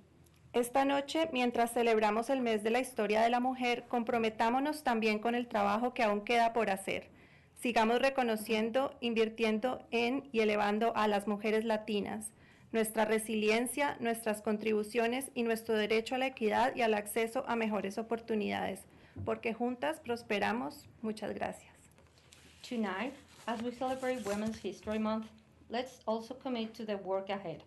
Let's continue to recognize, invest in, and uplift Latina women, our resilience, our contributions, and our right to equity and opportunity, because together we thrive.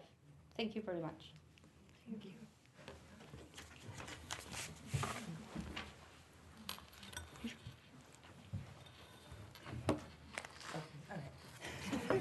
No.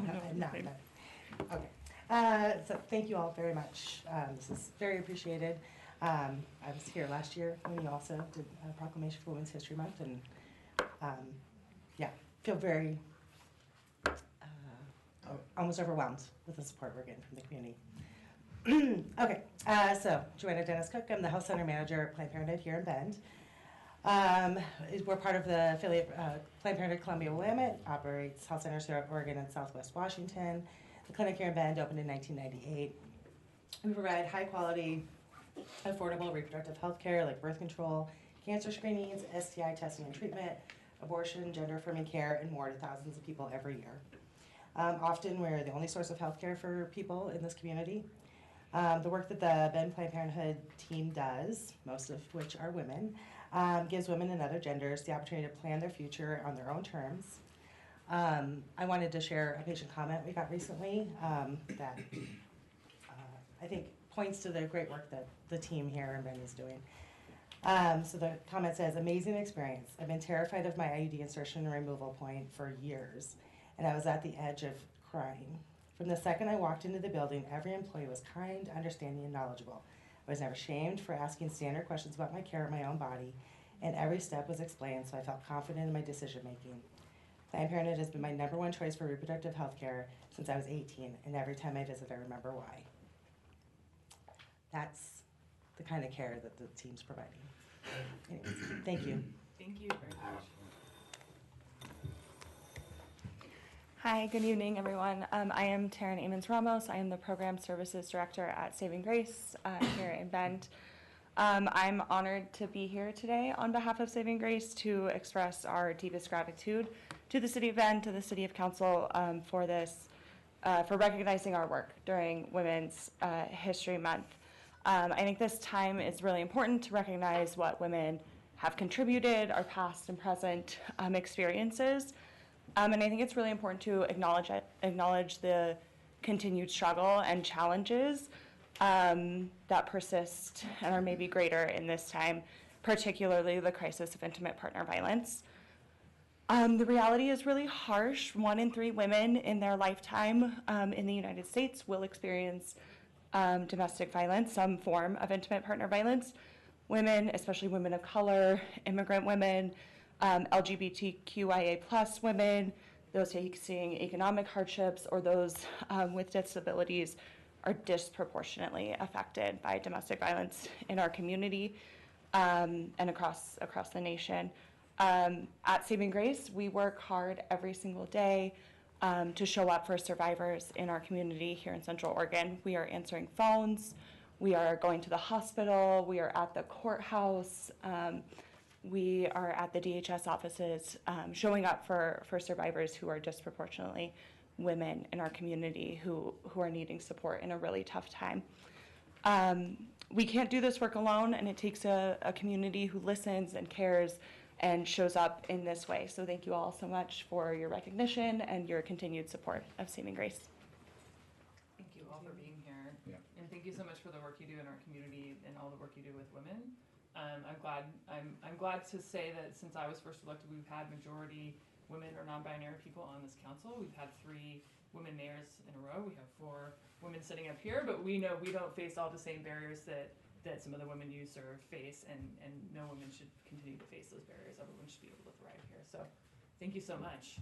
Want to take a picture? Yes. Yeah. We all the I women would like be in all the it? women to be in the Yeah, picture. if we could. Okay.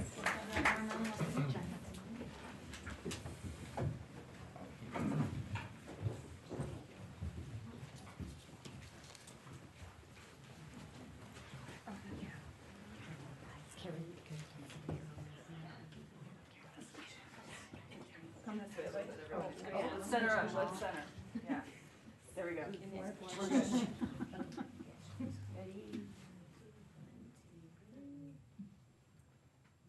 Thank you. Thank you. Do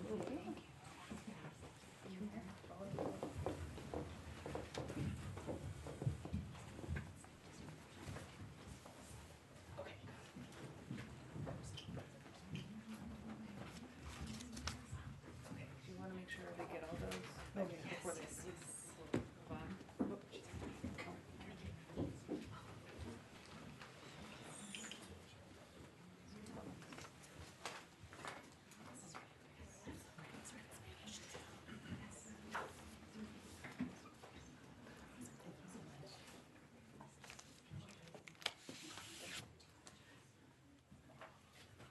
Okay.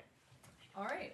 That is the 2 proclamations we had tonight under good of the order. So now we are on to council action and reports. The subcommittees are meeting There's a meeting. next month, right? Yeah, next month. There's both community building and stewardship have meetings in April. Okay, So, great. yeah. So we had a few letters to get through, and some appointments, and then we can do our council reports. The first one I wanted to mention was from the U.S. Conference of Mayors, just a sign-on letter about some priorities for the federal congressional leadership, including, I think, one bullet that's really important, which is continuing CDBG funding. So unless there was an objection, I wanted to go ahead and sign on to that. Okay.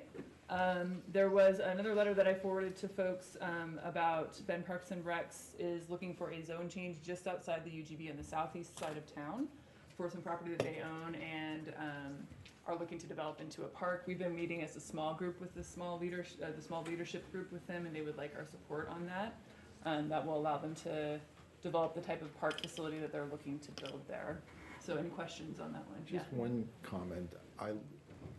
Our Parks District is beloved and we get lots of use, and they're looking for things like field space.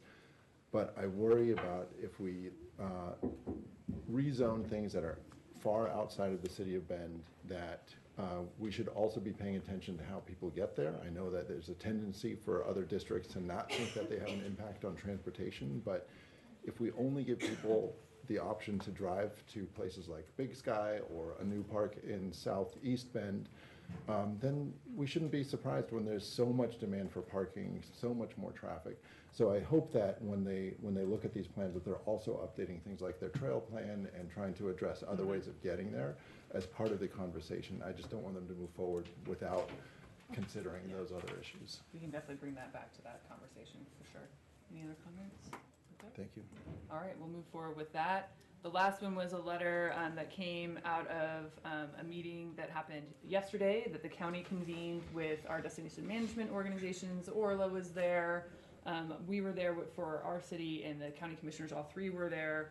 And we had a good conversation about House Bill 3556, which is pending in the legislature right now, which is talking about adding more flexibility to tourism revenue dollars, and specifically allowing cities to use perhaps more of those dollars for community infrastructure and public safety.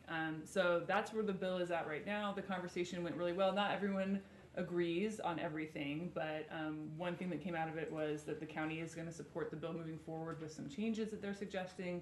We put together a letter saying we also support moving the bill forward, but continue working on it to narrow it down to what is appropriate respecting the work that Visit Bend does now, but also respecting the impact that tourism has on our city and how we might be able to respond to that. So that letter went out. I got a few grammatical edits from Mike.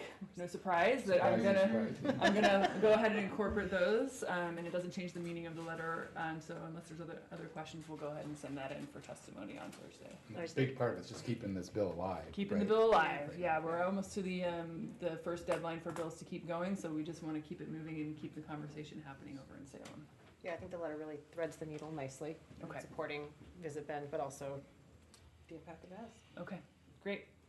All right, moving on to appointments. So we have been working on filling some Human Rights and Equity Commission slots. I don't know if everyone saw the OPB article. We got the most applicants we've ever seen for this commission, and many qualified applicants too, not just random people who really are interested in this work, and many motivated by the national climate we're in and wanting to make sure that we're continuing that work here in Bend. So we've landed on the names that are in front of you on the agenda: Mario Andriano, Cristina Morales-Moyano, and Jennifer Kovitz to be appointed to the commission, and then a couple folks, in case there are openings that come up anytime soon, we like to have a couple folks in reserve. Phoenix Van Tassel is actually a former city employee, and then Mary Beth Hannon as well. So those are the appointments we'd like to make.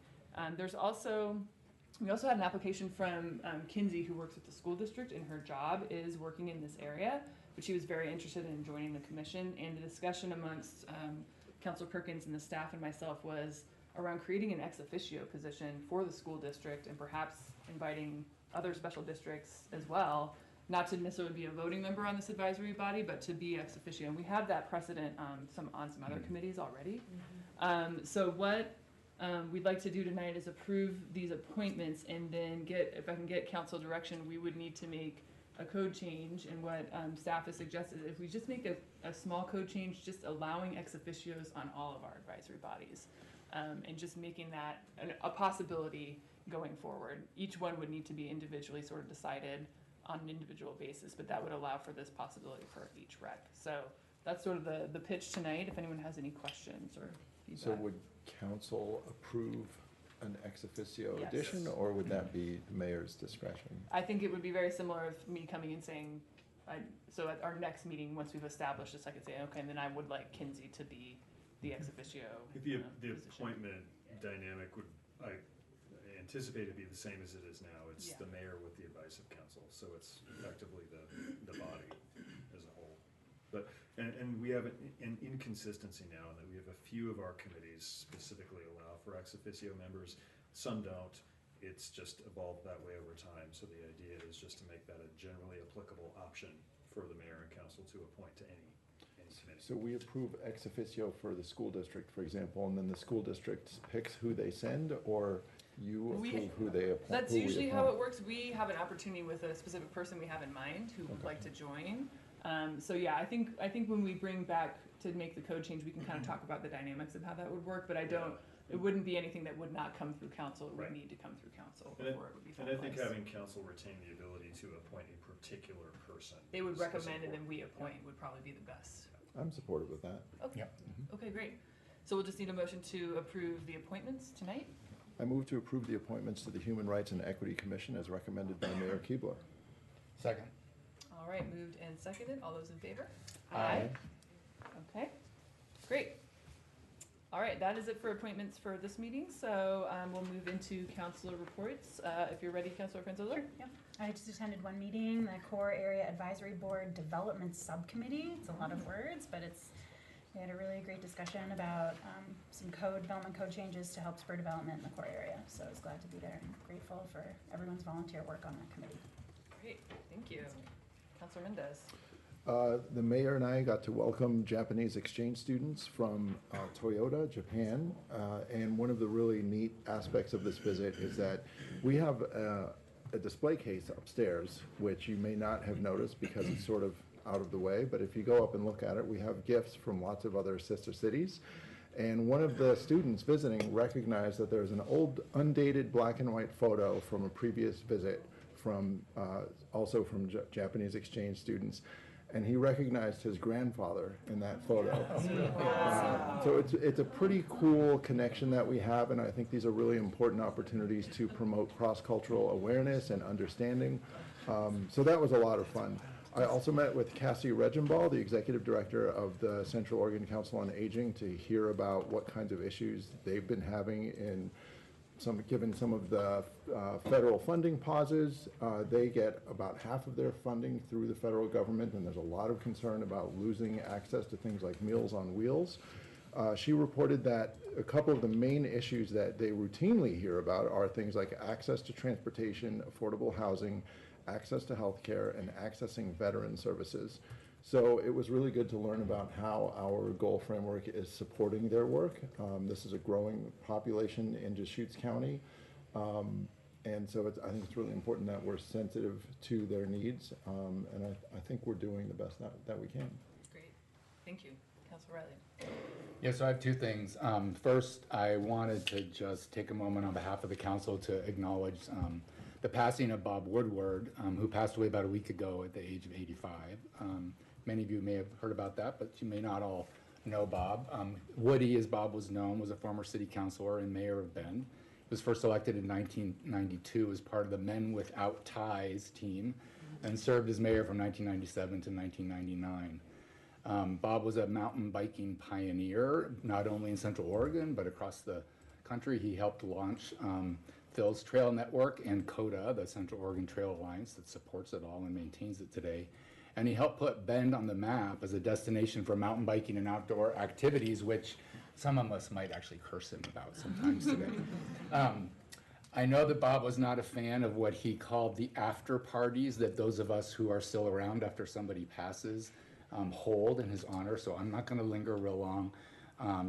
There's been a lot about Bob in the bulletin. If you haven't read the article, I'd encourage you to go read it. There's been, I guess, a lot of stuff going on Facebook as well. But I do just want to thank Bob for his service to the community, for the humor that he brought to daily life and big decisions, and for his example, for me anyway, especially about wearing ties to the least extent as possible. You all see me wearing them. A big thank you to you for your service, Bob, and your example, Woody, and a big hug to his wife, Eileen, and granddaughter, Lizzie, and his new great-grandchild. Bob's spirit lives on in each of their lives. Thanks. Thank you. The second thing I just wanted to talk a little bit about was transit stuff. So there's going to be a key decision made at the May COIC board meeting on fares and this idea of having a pass program. There's two issues that I see with this. One is that the current proposal doesn't have any discounts in it for young people. And two, I think there may be some challenges with pass implementation in the current context, especially for immigrant workers and their families, and the barriers that it might create to people riding transit. So the reason I'm bringing this up now is that if we want to influence that decision in some way, we only have a couple more meetings before the May COIC board meeting. I think will be the day after the council meeting, the first council meeting in May. And so when are we going to talk about it? Do we want to talk about it some now, or can we schedule 20 minutes maybe to talk about it at the next work session or two? Do we have any room in the? We can look. We'll try. Yeah. I mean, my preference would be that as a council, we come up with a recommendation and we write a letter, and I come to the COIC board meeting with that. It's, I think, a little stronger position for us. So maybe a subset of us might meet to. Yeah, we could talk about it a little bit more. Why don't we do this? Could we, because Mike, you're on the stewardship subcommittee. Yeah. And we have some room on the agenda. If council's comfortable, Yes, we can that's maybe fine. establish. Sure. As three councilors, we can establish a position and report out at the next. Sure. Let's council do that. meeting. Okay. That's a good idea. Okay. Yeah. Okay. Great. So that's what I have. Okay, thank you. Councilor Perkins.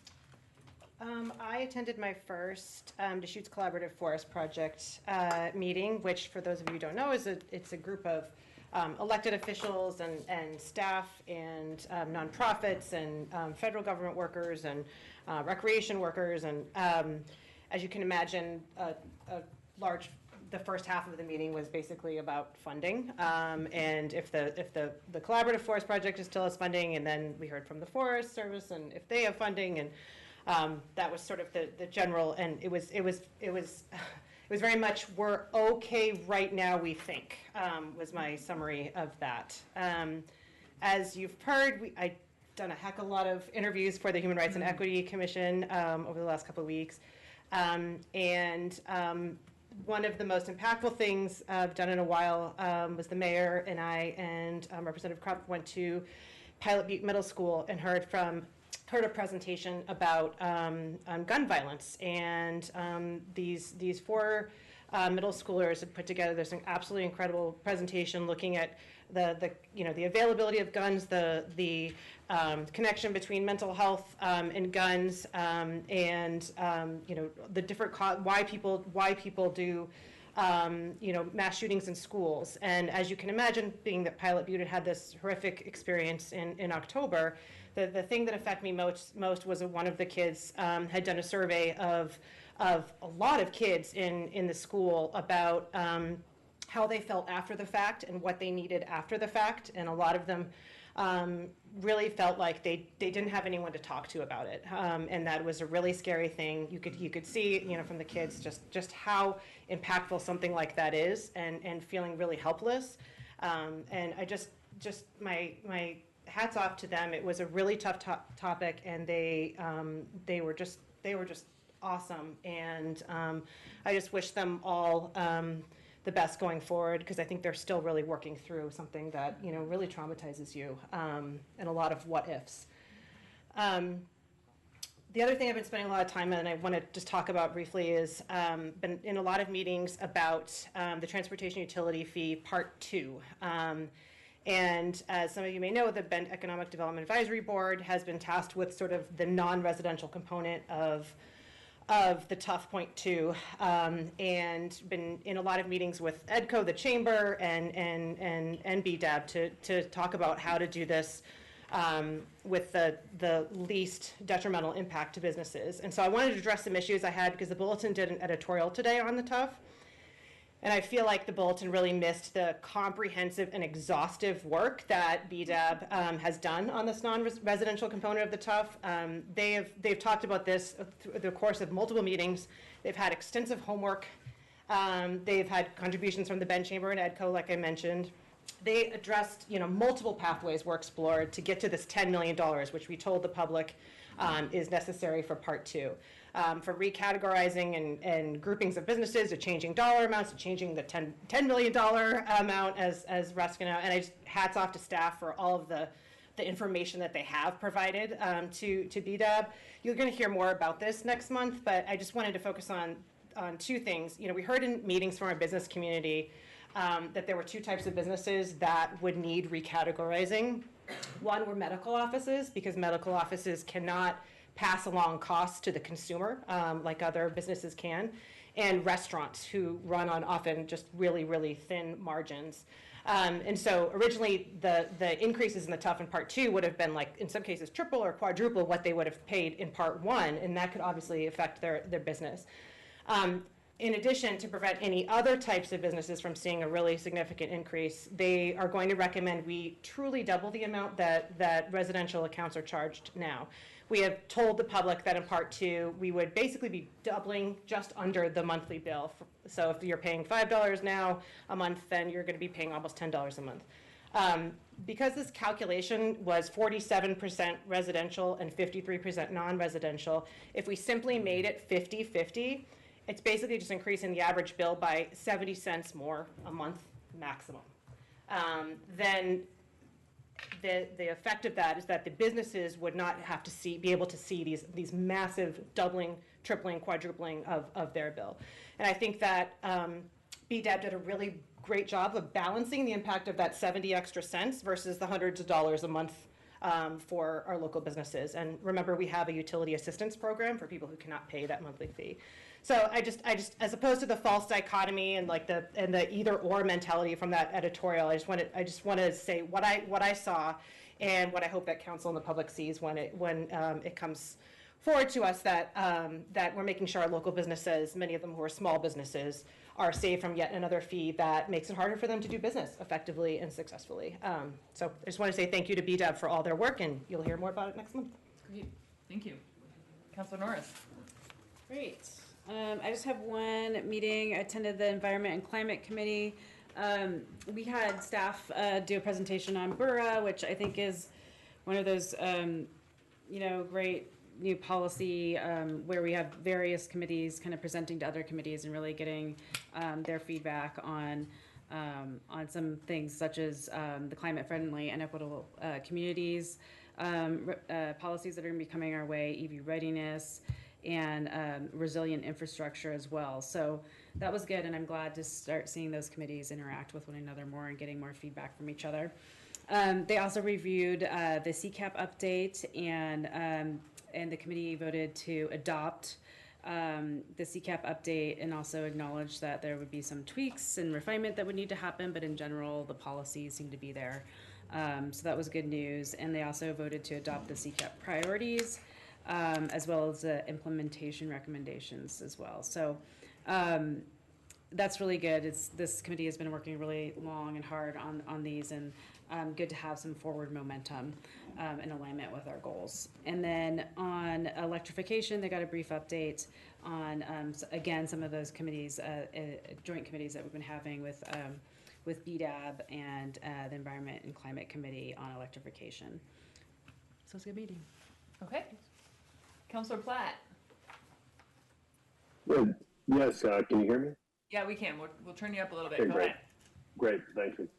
Just a brief update. I met with the folks from Dark Skies, Oregon, once again this last week.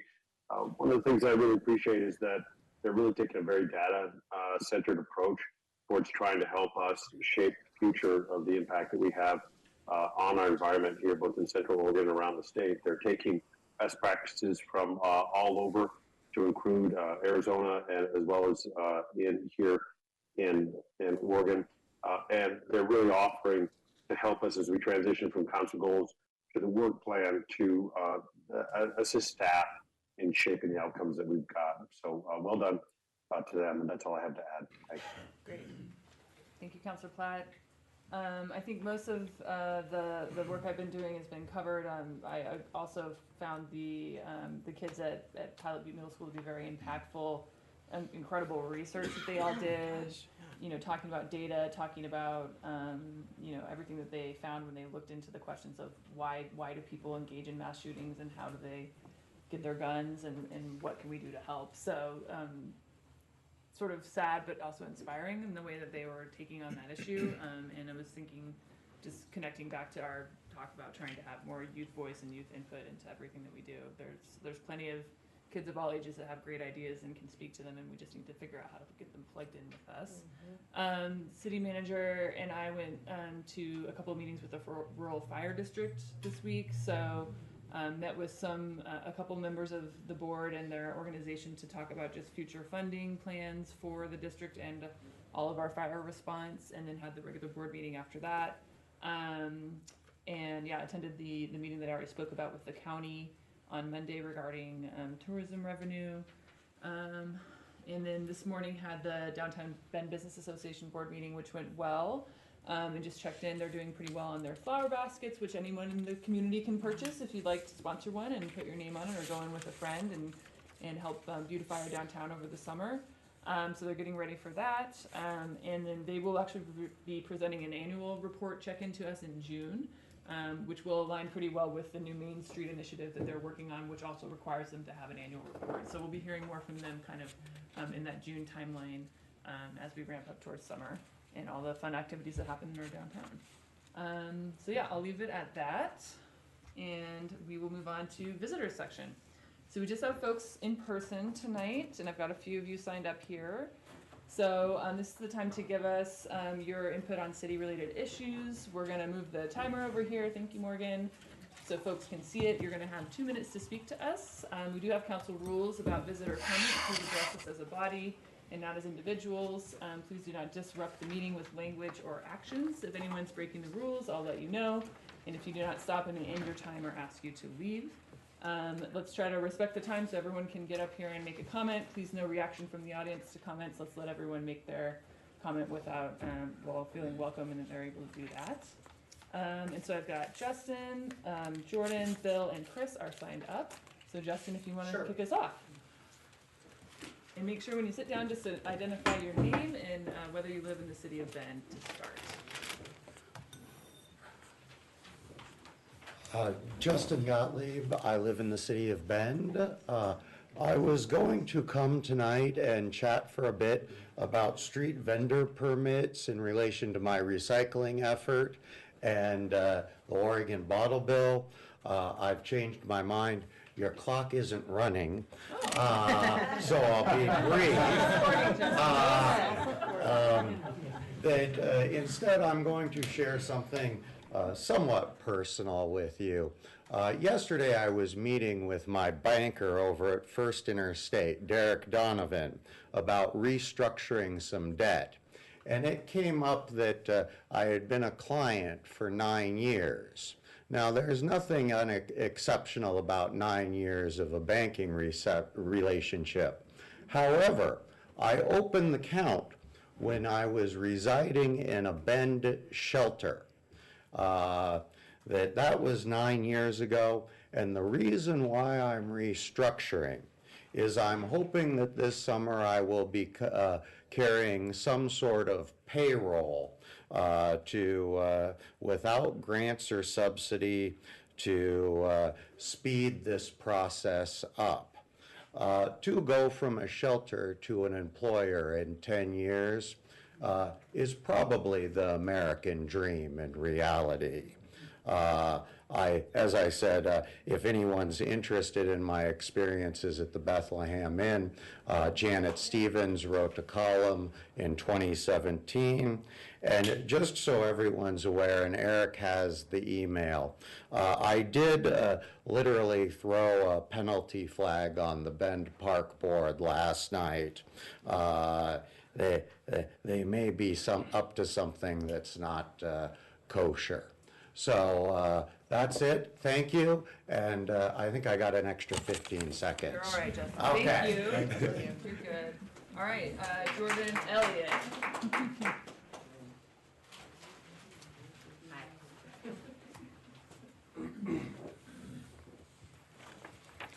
Good evening, councilors. My name is Jordan Elliott, and I'm a resident of Bend. I'm active in the Orchard District Neighborhood Association. I'm considering starting a small outfitting and guiding business by converting my fishing boat to all electric and hiring local guides to offer intimate, low-impact experiences on Crane Prairie and Wickiup reservoirs. Perfect fit for some of the outdoor rec things we've even talked about tonight. I also want this to be a community-centered business, offering internships for high school students in Bend to gain outdoor leadership experience in sustainable tourism. Recently, Congress passed the Explore Act, which was signed into law by President Biden in January. It helps small recreation providers by allowing operators on public lands to ask their clients to sign liability waivers. This is the standard operating practice in every state that we share a border with, but Oregon is one of the few states that does not allow waivers to be enforceable against claims of ordinary negligence. These are the natural risks that occur when signing yourself up for potentially risky activities, like boating within the Deschutes watershed. That puts my prospective small business and other Bend business outfitters at a significant disadvantage compared to our peers in other states. Fortunately, there's a solution. House Bill 3140 is currently being considered in Salem, and if passed, it would fix this discrepancy and allow these types of recreation providers to compete on a level playing field by utilizing the provisions of Title III of the Explore Act. But that bill must be scheduled for a hearing and work session in the House Judiciary Committee by this Friday, and that committee is chaired by Ben's Representative Jason Krupf. He's not yet scheduled it for a hearing or a work session. I know some people know that I support this bill as part of my day job in the private sector, but I wanted to come here tonight as a Bend citizen and respectfully ask that the City Council support the growth of Bend's outdoor recreation economy by encouraging Representative Krupf to move this bill forward.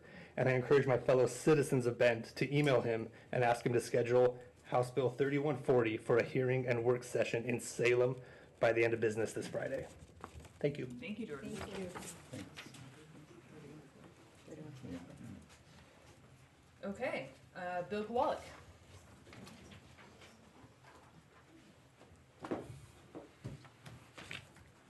Thank you. I am Bill Kowalik, resident of Bend and the current chairperson of Dark Sky Oregon. So Dark Sky Oregon is an all-volunteer 501c3 with a mission to, quote, preserve Oregon's magnificent dark skies and to diminish light pollution for the health, safety, and well-being of all life. So the board of Dark Sky Oregon is composed of scientists, educators, and experts in business and finance with decades of experience in corporate and private business and public lands. We are all acting as advocates for a healthier future with minimal light pollution. We are not about dark Earth. We are all about minimizing artificial light that is wasted into the sky, which increases our carbon footprint and which interferes with our human neighbors and the wild habitat. Central Oregon's starry skies are a significant natural resource, a benefit to residents, and a draw for dark sky tourism. Meanwhile, those starry night skies have been disappearing. You can help to reverse that trend by supporting the City of Bend Dark Sky Initiative. We look forward, as Dark Sky Oregon, to working with you to make this happen. Thank you. Thank you. And last is Chris Hill.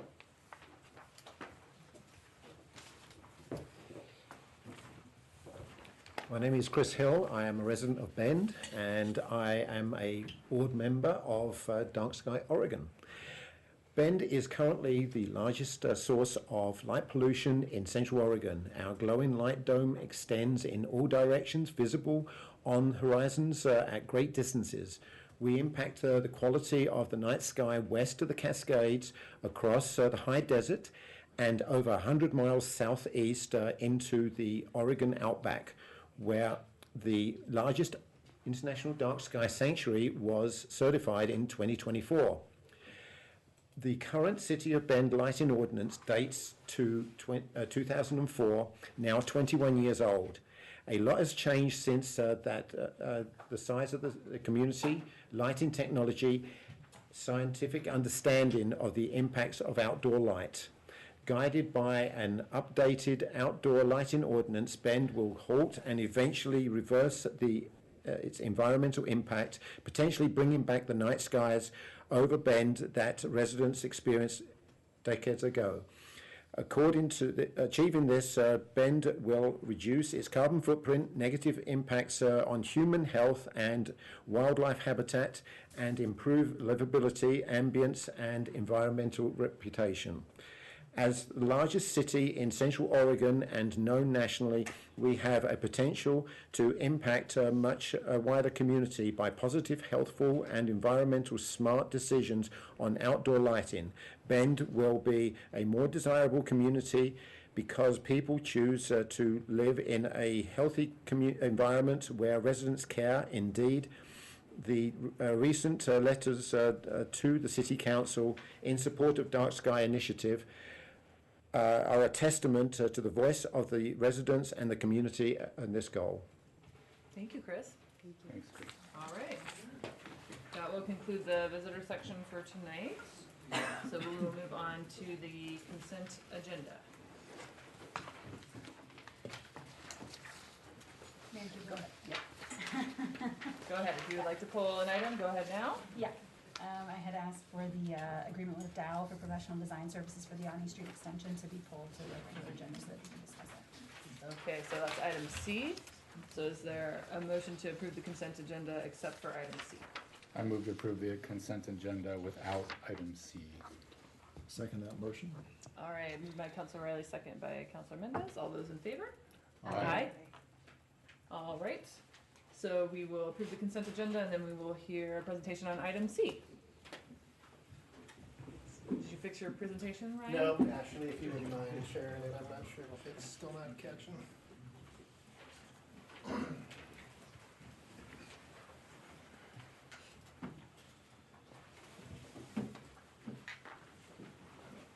All right, thank you so much. Again, for the record, Ryan Oster, Director of our Engineering Department here in the City of Bend. So a handful of slides here just to share with you a little bit of project background, and then happy to answer any direct questions that might not be clarified through this. So quick background on the project. This comes out of multiple planning documents, our transportation system plan adopted in 2020, as well as a general obligation bond. And you can see all the crisscrossing of projects there that were identified in the TSP. And this is really focusing on the stuff on the southern end of that. Project C5, S6. This is connecting basically Bond all the way over to 3rd Street through Ani, through Industrial, through this Core Pine Timber Yards master plan site, down Scott Street, and then doing some type of improvement at 3rd and Miller. So that's where the project started. It has since evolved. So moving to the next slide, this is just a reminder, this is a snapshot right out of the core areas project report, and that's the Ani undercrossing right there. So they use that undercrossing as an example of how we could enhance the core area, and whether it's some wayfinding or some basically some gateway graphics and other things to let folks know they're entering into a certain area of town. And just as also a reminder, the core area on the right side of the screen, on the south side or the bottom of it, it identified Ani as a key east-west connection here between the old mill and box factory area all the way over to 3rd Street. So we have done an initial study at this area, and I'll highlight some costs and some other things related to that. That was done a little over a year ago, just to highlight some of the key components and verify whether or not this is still a worthy project to address. We'll emphasize that the evolution that's occurred since this original study, you can see there's a gap here right at the 3rd Street underpass underneath the rail there. And so the original Ani project actually included work to the west of this as well. And that goes, like I said, all the way over to the Bond Industrial intersection over there. That portion of what's known as the Ani project is now actually being covered through land use requirements through a master plan of that area. So the improvement of Industrial Way, an improvement at Industrial and Ani, as well as the roundabout out at Bond and Industrial, is all a requirement of an existing master plan for that area. So that allowed us to free up some of that money and move it over to this side. So let's keep moving forward here. What we're asking council to approve tonight is the initial design of not just what we had studied originally, but also including the 3rd Street underpass. We heard from the Bond Oversight Committee and thought it was definitely worth exploring. Is we're building a safe crossing and an intersection improvement at 3rd and Miller, as well as up at 3rd and Burnside. There's a Burnside connection that goes all the way over to Ben Senior High School. That is one of our key routes. But the project never originally identified connecting either of those two. So we thought that was a good recommendation by the Bond Oversight Committee.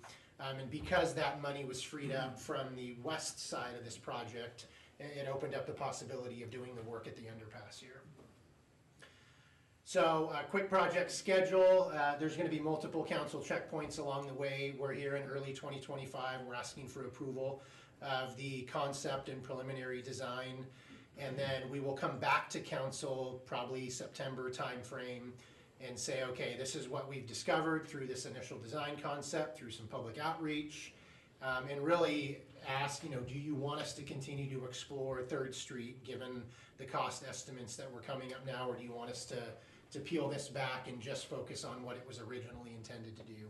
But we want to provide you the full possibilities there as a part of this project. So there's a future amendment to this contract that, again, we're not asking for that amount of approval tonight, but we would be coming back to council in the fall to ask to amend this contract with Dow to include this, to go from a 30% to a final design concept. And then again, council will have another touch point with this before we put any construction contract out to bid. So to summarize the financial side of this, there's just under $14 or $13.8 million from the general obligation bond. Again, originally intended to go from the Bond Industrial intersection, down Industrial, all the way through Ani, down Scott, all the way to 3rd and Miller. And that was identified through the general obligation bond. We have another $3 million from our Transportation Construction Fund for some type of intersection improvement at 3rd and Miller. If you've driven through that corridor and tried to take a left to go north on 3rd Street, it is not safe, not a good turning movement for anybody. There's cars coming up from the underpass and the sight distances aren't great. So is that a roundabout? Is that a signal? Is that just pedestrian improvements? We don't know yet. That's part of the exploration here. And then we were successful in winning a grant through some arts funding to help build a portion of the safe crossing up at Burnside and 3rd Street that will ultimately connect over to Bend High. So in total, we've got a little over $17 million for this entire area that was outlined in blue. Tonight's contract is a little over $500,000, which gets us to roughly the 30% design phase. To date, we've spent about $140 with Kittleson to do that initial study I talked about, and we anticipate another roughly $1.75 million in design efforts if we wind up doing the full thing, and that would leave us, somewhere around, 16 or 15 to 16 million to actually build and construct something out there. So, quick summary there, but happy to answer any questions there may be to clarify. Great, thanks Ryan. Questions? So I served on the Transportation Bond Oversight Committee, so of course I went back and looked at all the documentation and, just at first blush, $16 million to do sidewalks and bike lanes and safe crossings is astronomical, frankly. We have the Neighborhood Street Safety Program and we get some really good stuff done for a couple $100,000 an intersection. And then I go and look at the Ani Street, the website, and I feel like that 13 number is inflated. All the documentation says that for Ani East, it's only supposed to be $5.5 million. When combined with Ani West, we're up to 13 million. Right, but this isn't, are we building Ani West? So that money has been freed up, so we're exploring, it's all been combined into a single project now, it's just the Ani project. And because private development is supposed to be building Ani West, we said, okay, let's put all that money into the Ani bucket. If we wind up spending it all, so be it. If we wind up spending less, that's fine as well. But we put it all into an Ani single project bucket to fully explore what it would be like to go through the 3rd Street underpass, which is another $5 to $6 million alone. That's retaining walls, that's widening the pedestrian path under the railroad, and we don't have to do that. We can peel that back right now if council doesn't want to do that, and we can take that $5 to $6 million and potentially put it at another bond project. But we're just working off the direction we got from bond oversight committee. And so their recommendation was to do this consolidation and look yeah. at the whole picture Yeah, and see what we could accomplish. And again, we don't have to do that. If council doesn't want to take that Ani West money and would like us to just put that in the reserve fund there for the bond, we can certainly do that. I would ask them you don't approve this contract and we go back with Dow and renegotiate the fees, knowing that that's not going to be something we want to explore. Yeah, I mean, through all my involvement with the Bond Oversight Committee, I have zero recollection of punching Ani through to 3rd. Maybe I missed a meeting where that was discussed. That's not what you're talking about, That's right? not what we're talking about. Yeah, Ani was always programmed to get to 3rd and Miller. It was, but via, Miller. Right. but not punching the road all the way through, just, it was the connection to Miller, right. to Scott, 2nd. Yep. Miller. Yep, in the study area. Oh, I see, it's just down here. Yeah, it's down further. Yeah. Yeah, I mean, I'm supportive of moving forward with this tonight. I mean, I think that was the direction that the committee gave, and I know we're not committing to that, but just exploring the design. Yeah, we can come back at the 30% design mark and we'll say, yeah, okay, to go. Here's how much it would go cost. through the 3rd Street underpass, to build this retaining wall, to build the widened sidewalk. It is going to be, and our initial internal cost estimates, it's $5 to $6 million. Is that a good use or of should we bond put funds? it somewhere else? It's not necessarily in the original guidance, but we felt it was closely related enough since we're building a crossing at Burnside and we're building a crossing at Miller and we're addressing the conflict points for PEDs and vehicles. It seemed like a natural fit to at least explore it. But again, don't have to do that at all. We could cut it out of the scope right now, and I can come back in a few weeks with a different fee with Dow. I think it's worth exploring. I recall, I can't remember who it was that wanted to take us on a walking tour of this area. I think it might have been Suzanne Johansson. Yeah, it was actually. Suzanne Johansson, because getting across here is not good. And there are a lot of little businesses right here. I used to work for one where you might want to go across to get a burrito and you're walking a long way, or if you're coming down from the north, that railroad undercrossing is not good either. And we had a death at Miller and 3rd or Davison 3rd several years ago. Yeah, I mean, none of it was even during CTAC. Because of that maybe. crossing stuff. Because of the crossing and the turn conflicts and all that. The person was on a motorcycle. Mm-hmm. But from residents who live east of Third Street in this area, it's a real problem in terms of their ability to cross there. They have to go all the way down to Wilson, basically, to find a safe crossing. Yeah, Sort pretty of much, boxed yeah, in there, you or do. go around, way around to the east. So some kind of safety enhancements in here, I think, are super important. Yeah. And, So the exhibit doesn't show this, is that? Because this was from the study that was done. Yeah, if you wouldn't mind going back a little bit, Ashley. So again, the initial planning study, let's go back a couple more slides. This is what we, sorry, down one more.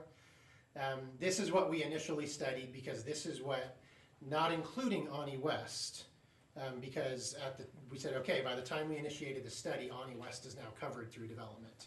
So we studied this area, we studied everything in yellow here. And we studied the key intersections and said, yep, this project is worth it. It hits key routes, it hits low stress networks. We still feel like this is a worthy project. Since we did the study, now go 2 slides down. Since we did the study, sorry, 1 slide, I got them outnumbered there. We have expanded the study area to include everything outlined in blue here. So it's everything previously looked at, as well as primarily adding the 3rd Street underpass to the scope of the concept, at least develop a concept if council thinks that's a good use of money or not. but this is not pushing Ani all the way so it has a direct connection to Third Street. No, I know. So I mean, our initial study had a few different alternatives to look at. There's a large piece of parcel owned there by the U.S. Forest Service. There's a lot of politics in play now on whether or not they're going to stay there or move. Ideally, that location gets sold off and that becomes a development property, and Ani could make a direct connection to Miller. Right. And you wouldn't have to circumnavigate down Scott and then down to Miller. Bring But this it is what south we to connect control. to that Yeah, southeast. yeah, exactly. It basically, it comes south, kind of behind the back end, paralleling the parkway. But this is what we have under our control today. So this is kind of what we're going to develop a concept for. So I agree. Okay, so now maybe I'm following a little bit more what's going on here and why the number is so enormous. And that's great, like to improve the underpass. However, that's a railroad underpass, right? Mm-hmm. Yeah. So I guess what I would say is like all the rest of this project is largely like pretty routine roadway design stuff, and the underpass is going to be pretty complicated and take a heck of a long time to construct and get approval with the railroad and everything to do. And so I would really hate to, I know Ben Bikes and many others are really eager to see that Miller crossing put in place. We've received emails from folks about it. The mayor just mentioned difficulty in crossing Third. So I guess I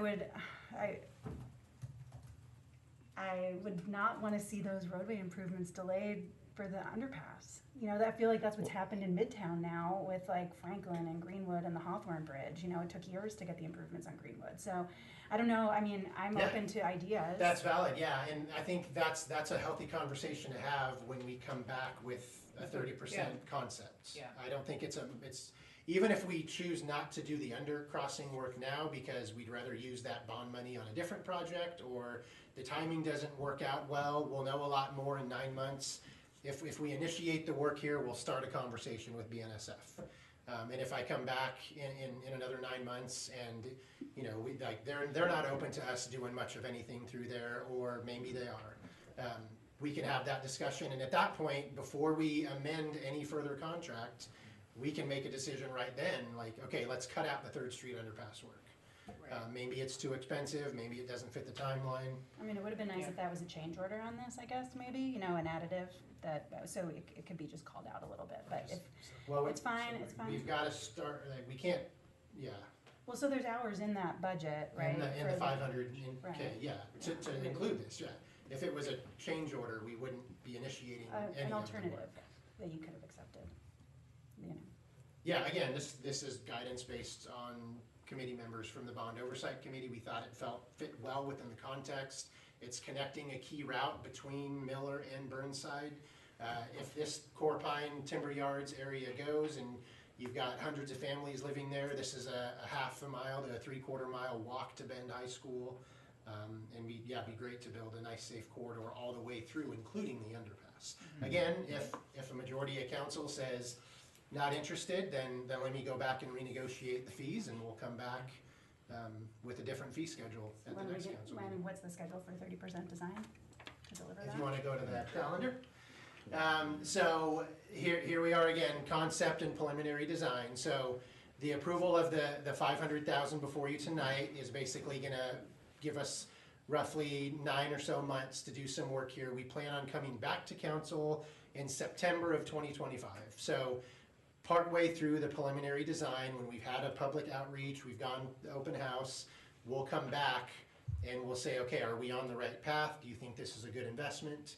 And if you do, great, we'll ask for the other roughly $1.75 million to finish the design. If you don't think that's a good investment, then we peel that 1.75 back, and then we can bring a separate task order at that future amendment to say include the 3rd Street work or don't include the 3rd Street work. So one thing I think we're gonna see if we just abandon the underpass today is that we're gonna go out to the public and show them some concepts, and they're gonna be like, what about the underpass? So Yes, I think they we should move forward with this tonight, get the preliminaries, and then I think public can also help us with that, saying, this might cause delay and it's gonna take money that we could spend somewhere else, but do you want this? And help get some input there to help make that decision too. This is one of the unique bond projects that, if you look at the original budget of 13 million and the 3 million from the transportation fund, this is a healthy amount of money for a relatively short corridor. So our cost estimates though say if we're going to build the 3rd Street underpass, it's going to be probably $15 to $16 million. So we want to keep it all together for now. Do all of it. Yeah. But again, if there's a better use of that $5 to $6 million from the original Ani West work, we're happy to apply. There's plenty of other work in the GEO bond we could put that money towards. Yeah. Okay. I'll make a motion. Okay. I authorize an agreement with Dow LLC for professional design services for the Ani Street Extension Project in an amount not to exceed $545,517 for the first phase of design services. Second. All right, moved by Councilor Perkins, second by Councilor Norris. Sorry, just quick note. Thanks. That was the subject. Can I get somebody to scroll down? Oh, read the rate. The actual recommended motion. There isn't one because it's There on isn't one, consent. it was on Dean. consent. No, there is Number one. C. She read number, she read C. Oh, yeah, she did. Yeah, that's right. Okay, so we did get the motion, not the subject. Yeah. What did I do? I think No, there you is. didn't do anything. There's You moved slightly it different first, version right? of it. So if you click the issue summary, there's a Oh. motion on the issue summary for Yeah. the items Oh. on consent. We just Okay. don't print it since Yeah. they're generally one week on the agenda. Okay. It's very similar. It is very similar. All right, well, so, Okay, Councilor Perkins, you rescind. I your previous rescind motion. my Okay, go ahead. motion. I move to authorize an agreement with Dow LLC in substantially the form presented to council for professional design services of the Ani Street Extension Project in the amount not to exceed $545,517. Second. Okay, moved by Councilor Perkins, second by Councilor Norris. All those in favor? Aye. Any opposed? Okay, great.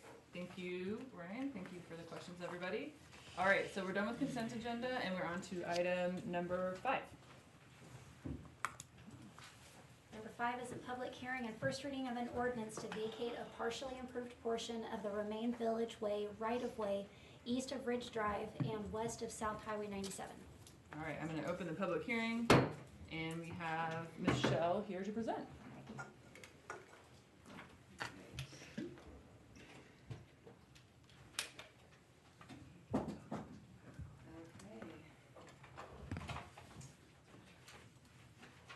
Good evening, councilors. My name is Michelle Patrick, and the item before you today is a public hearing for the right-of-way vacation of Romaine Village Way. You previously moved to initiate this on February 5th, so not that long ago. The right-of-way segment in question is located south of Murphy Road and just west of South Highway 97, shown in this red square. And so just zooming in a little bit, the right-of-way to be vacated is this red section. And the area shown in green is a right-of-way dedicated by the abutting property owner. And so as background, the vacation was a coordinated effort between the city and the abutting property owner, as outlined in the memorandum of understanding that was in the council packet. This memorandum of understanding expressed mutual interest in facilitating the installation of the Southwest Sewer Basin main sewer line and the realignment of Romaine Village Way to the south. So the right-of-way vacation was provided in 2021, and the sewer line was installed within this dedicated right-of-way in 2022. So the right-of-way dedication in green is in alignment with the Murphy Crossing Refinement Plan street plan, and so which plans to extend Atwood Drive, which is down here to the south, to the north. And so the review standards for right-of-way vacations is outlined in the Bend Code 3.8.040. And so the guidelines here are to set council up to determine if this right-of-way vacation is in the public interest, really not exhaustive. So the right-of-way can't be vacated unless it involves a trade of property or the creation of an alternate right-of-way. So as previously discussed, the property owner has dedicated Romaine Village Way to the south. In response to item B, the area to be vacated does include utilities. There's an Avion water main, Pacific Power facilities, as well as Lumen facilities. And the applicant has coordinated with each of these utilities to confirm that all three approve of the vacation, provided an easement is retained over the entirety of the vacated area. So in addition to that, the applicant has provided a road license agreement to serve the property to the north, which will allow that property to continue using this as for vehicular access until such time they have legal access off a dedicated street, because right now they only have frontage on the highway. And additionally, the vacation will impact the multi-use path that's parallel to the highway, and you can kind of see it right here. So just to continue with these review standards, in response to item D, the existing utilities will be retained in easements, and access to the property will be preserved. And as far as E, the extension of Romaine Village Way has been closed to access on the highway since 2014, and that was when ODOT closed it due to the Murphy Crossing and deeming that intersection to be unsafe. The right-of-way was not appraised for this vacation, as the owner dedicated the newly aligned Romaine Village Way without cost to the city. So this is the recommended motion by staff, and I'm happy to answer any questions that you might have on this. Okay, any questions for Michelle from anyone? Pretty straightforward. We do not have anyone sign up for public comment for this public hearing. So I will go ahead and close the public hearing, and there can be deliberation or a motion. I move for the first reading of the ordinance vacating a portion of Romaine Village Way east of Ridge Drive and west of South Highway 97. Second. Okay, moved by Councilor Riley, second by Councilor Norris. Any further comments? All right, seeing none, all those in favor? Aye. Okay. All right, unanimous. Thank you, Michelle. Thanks, Michelle. All right, that moves us on to item number 6. Number 6 is the approval of the 2025-27 Council Goal Framework. All right, I'll cover this item.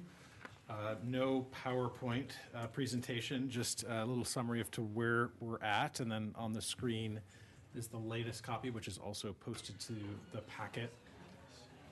So just a little background for the viewing audience. So council goals really inform our 2-year budget.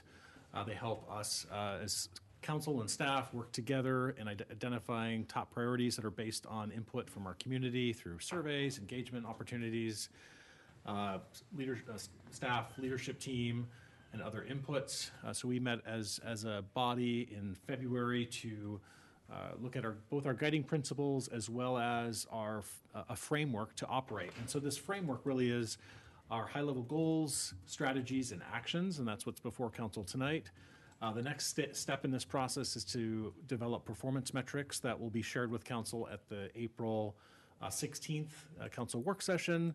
The next step after that in May is to share draft work plans that have timelines, sequencing, staff that are assigned projects, et cetera. And then the final process is adopting the work plan alongside the budget, and that happens in June. So we're about halfway through a 6-month process. And so we want to have these checkpoints like tonight with the framework to make sure we're on the right track, because we build a lot of detail from this. So before I get to the framework, what I have on the screen are the guiding principles. So I just wanted to go through that to make sure that you're all tracking some of the edits. I would say these are mainly clarifying edits, some added language that just replicates some of the previous guiding principles that we had as a council. Wanted to make sure you're okay with that. Any questions about those track changes? And again, they're posted to the packet if you want to follow along, if you can't see the screen there. Any comments on the guiding principles? Maybe this is just personal. I feel like the safety and belonging one's getting very wordy, lots of, and I'm worried it takes away a little bit from what we're trying to get across right now.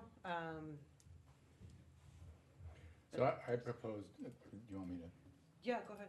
I proposed the phrasing about the equity lens. I just thought it was important for us to keep that in here, because I think it's something so I understand it, we're continuing to work with. And I also think that language is important for us to be using, and broadly speaking, because it's an important community value for us. And I think in the greater context that we're operating in right now, I think it's important for us to stay true to those words and those principles.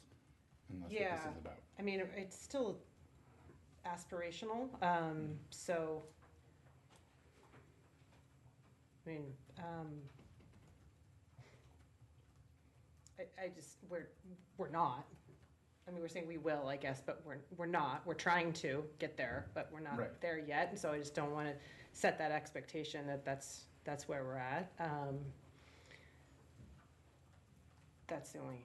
Well, my understanding is that's where we're going. I mean, unless we've decided that we're pulling some of the stuff that we're doing with equity lens, that we've seen a variety of work from staff come before us. Any other thoughts on this paragraph from other councilors? So is your worry, Councilor Perkins, that it says we will instead of something like our goal is to or something? Yeah, maybe that's, I mean, yeah, but also like, yeah, maybe that would be better. And then yeah. And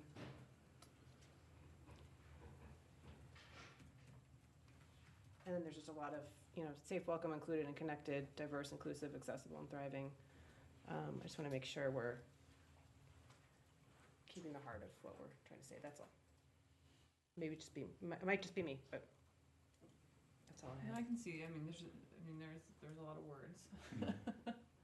So, and I think my question around applying an equity lens is it's sort of, what does that mean? What is that? Yeah, exactly. Versus sort of amplify voices, ensure residents have a role or shape or benefit from, right? Yeah. Like those are a little more concrete. Yeah. So I think that's one comment as well. But yeah, and I mean, I think part of it is too that safety and the belonging piece when we're trying to include housing in there too, and that's. I mean, it just adds the words. It adds more words. Yeah. Sure. But I mean, I guess to me, the equity lens is about really using that as a tool to help us think through the decision making. So that's the other language, the other words I added in there. That's what I understand that tool is about. And it seems to me it's something we should be continuing to do. So I agree these are aspirational. These are meant to be the principles that we're striving to use and that guides our work. All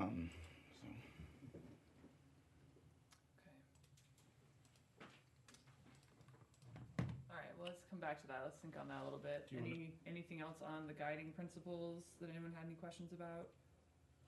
The rest of it looks good to me. Okay, let me pull up the framework. Give me a second.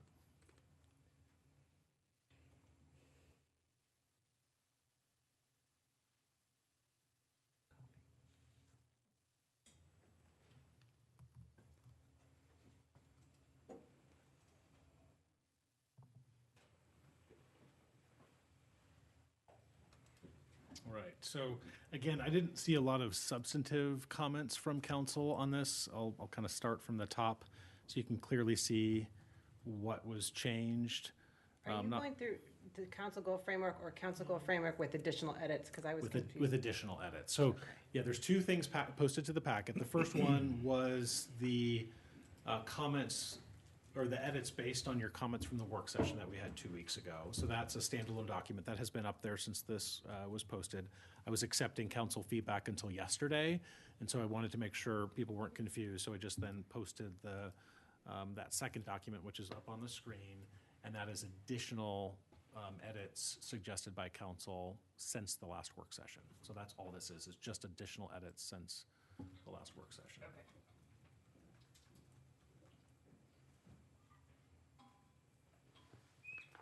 So some, just expanding on some of the language in the transportation with the strategy around safety, accessibility, and increased options. So just expanding that a little bit. And I can kind of recall some of the counselors that have this. This is feedback from you all. So I think if you suggested the feedback, if you want to share your rationale behind that, or some of it was maybe a conversation when I was trying to reflect some concern, and so I'm suggesting some edits here. Happy to pause and talk, but I think it's just trying to make it a little more clear. The first one's really long now. Yeah. It is. It's just really, there's a lot there. And I don't, So is there a way to distill like, that, do we maybe? need an IE? Do we need, And this is the balance of, right, there's some broad language in the framework that'll have more detail in the work plan. I think there's just concern that folks want to have a little more certainty in the framework to build on the details, but you can, yeah, this is a council. So I suspect this is probably in response to some of my feedback too, and I think my concern was if we didn't have what has been added here, would we have the space in our existing goals without the red on that first long bullet point to talk about things like sustainable funding for the neighborhood street safety program, or talk about what expanding the Bend Bikeway might include. So it might be that that's in there and we don't need it, but I didn't see the harm in specifying it directly either. So you're saying it could be in the work plan? Yeah, I mean, I think. Specifically, and it might not need to be in the goal. So if you're okay with that, we can remove that red language and we'll just include that level of detail in the work plan. if that's- Make sure those 2 points, the Yeah. neighborhood street. But I think it's important to have the conversation to make sure that council's on board with. Yeah, all I'd that like to detail. see all that show up as part of that work, but yeah, I think it makes it Yeah. just hard to read that. yeah, I mean, I look at these three bullets, and if I'm, these goals are for us and for the city's work, but it's also for the public to understand what the goals are. And if I'm reading that and I'm It's a little outside bit of this much, room, yeah. I'm not understanding what a lot of this means. And so I think that the more simply we can put it, the better. Okay. Yeah, I'm okay putting it in the work plan. Okay. And that last phrase about lower cost safety options, that's not my comment, so I'm just wanting to make sure, is that also gonna show up in the work plan then? Yeah, I think there's both capital, side, I think some of that conversation that we had just a little earlier too, Yeah. of, making sure that we have a full breadth of options to address safety, that it's not just capital, there's some operational or lower cost options included, yeah. Great. Okay, and then adding some, aligning the revenue options with planning and performance metrics goals. This is kind of the piece around the transportation fee, that second phase.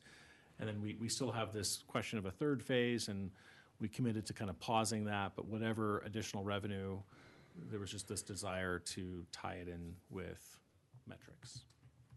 Okay. Right, economic prosperity, I think there was some concern with. Before we go too far, there was one other small change here under the paragraph, improve and deliver the city's transportation projects and plans and prioritize future investments. That first bullet point, work proactively with Cascades East Transit to secure sustainable transit funding and establish 2 mobility hubs. So after some reflection, we have a lot riding on this legislative session. We don't know how things are gonna go, but obviously we are not the transit operator, and the worry is that if the legislative session doesn't go how we hope it will go, what else can we still do on transit? And so it might be something like consider bringing back Ride Bend or some other pilot project which had like a half dozen community partners. Something like that I think would be achievable apart from the legislative session, regardless of how that goes. So would we be interested in, for example, just adding 3 words, work proactively with Cascades Transit to increase transit service, secure sustainable transit funding, and establish 2 mobility hubs. And that way, I mean, the goal is increase transit service, not just find funding for Cascades Transit. Yeah, that's true. That's consistent with what we discussed in our goal setting Yeah. session. I think we Oh. talked about innovative transit options, so I appreciate you bringing that up. Okay, great. Yeah, and when Bob was Yeah. here, we were talking about Okay. quality of service. And I just realized I can edit this, so I added that phrase, and then I'm also just going to take this off, just so that when it comes time to vote, you're voting what you reflect Yeah, here in great. real time. Okay. Okay. Economic prosperity, I think there was some concern about the phrase uncertain economic climate, and just being a little more direct with the goal statement. I really like the changes. I just don't think saying livable wages in there is something that the city can realistically do anything about, but something the city can do something about is cost of living in our community. And so, Well, I hear what you're saying about livable wages, but I'd be careful about saying about cost of living. So, that points to housing affordability, it points to the cost of our utility service that we deliver here. Sure, yeah, but I mean, like grocery store, gas prices, tariffs.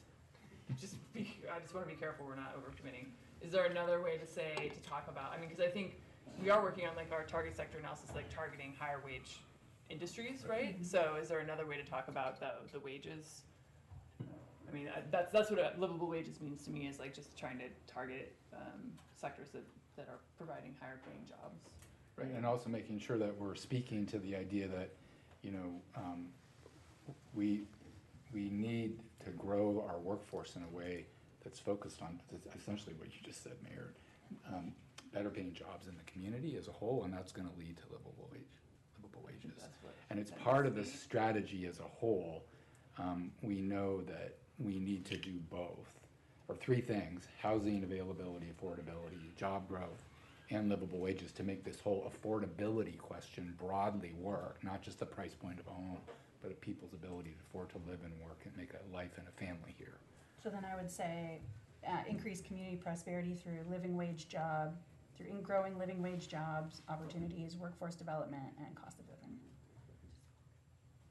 Yeah, I'm not gonna put costs, I don't support putting costs, well, I think I would wanna be clear. I would rather just talk about affordable housing or what exactly we're talking about versus just saying cost of living, I suppose. So say the first part of what you said, Gina. Increase community prosperity through growing living wage jobs, workforce development, and improving or controlling cost of living. I mean, the way that I think about the cost of living piece is, the 2 biggest costs for households. One is your rent or your mortgage, and the second one is what do you pay for transportation? We do have a say, we do have an impact on those things. Sorry, third one's eggs, is what Councilor Perkins said. Yeah, So so I mean, I is that think. what you mean? Yeah, or- that is what I mean. I think the question here is like, what do we, in this sort of top statement, how specific we Yeah. wanna be, and then we have below it what we mean by this, I suppose. So, Yeah, we can't do this without housing, but I think the problem is we don't actually talk about housing in any of the specific strategies, so. We have housing all over the place. The one thing that. That's my point. This is a very linear document, just Yeah. because it's a Word document, Yeah. but when we finalize this, we have, I don't think there's, I think there's some openness to want to change the sort of pinwheel into something that's maybe showing the interconnectedness between the Yes. goals, right? And so I think there's a visual sort of exercise after this to show some of that kind of, that this just doesn't do it justice, so we will. Yeah, I just. Renee's on that part. yeah. Yeah, No pinball. yeah, no. Okay, so it, is there other support to change this language at this point, or are we okay, or are most people okay with it staying here, taking the point that Councilor Francis was making, but? I mean, I think I take your point. I do feel like we have support for it in other parts of the document. Do you feel like That's is it housing part? essential? Yeah. We have a whole section on housing. I mean, yeah, the housing cost I mean, is there. it's housing, to me, it's housing, it's everything, it's like, you know, it's the tough, it's, you know, utility fees, it's, you know, it's all the costs that we're asking our community to bear, in spite of, yeah. Well, this is meant to be our economic development goal. I mean, we're calling it economic prosperity, right? So, I mean, I'd like to keep it focused on job growth, workforce development. The way you phrase the job growth, livable wages is fine with me, but the cost of living gives me some pause, because I think there's a lot more to that it's not in our control. You know, we don't have a whole lot of ability to influence. There are things we can, like you said, but that maybe it's to show up somewhere else. I think that's the purpose of this section, the goal. Okay. All right. Did we? So either as is, or amend it to say through promoting living wages, jobs, and workforce development. I don't know if I was tracking, so there was some parts of the. I'm comfortable leaving it the way it is, but if Okay. other people think we should change it. I find the way that it is, I feel like the housing is addressed in other sections of this, of the underlying points, so as long as it's connecting the job growth and making sure that we're supplying housing as we grow various sectors, yeah, I think that's reflective in here. Okay, so I'm gonna keep moving. Okay. I don't understand still the second bullet under lead an effort to strengthen economic prosperity. The second half of that second bullet, I don't understand what it's saying. I'm sorry, I've been struggling with it. It says identify and Needed contract. partner investments, Sure. alongside needed partner investments, and I just don't know what that means. Or why it's So even this was, necessary. I think, Councilor Norris, we were trying to find a way to weave in childcare. Yeah. And maybe that doesn't, I understand, it doesn't read all that well, but I was trying to avoid a separate sort of bullet point, because, it was, to me, that bullet point about working with community partners to essentially implement our economic development plan, that umbrella, you could say there's the plan that's like workforce development, traded sector, support for small businesses. Childcare is a little bit different because it's sort of more infrastructure support, but it was under that umbrella of us working with our partners to achieve economic development goals. That was the logic behind it. So is there a way to just say, provide specialized business and employment services as well, including childcare, aligned to the economic development plan? Simplify it a little Just bit. really simplify, because the rest of the stuff, I'm like, It's just hard to what? understand. It just doesn't make any sense to me. I don't know what it means, and I don't know how staff would. Okay, so hold on, so say,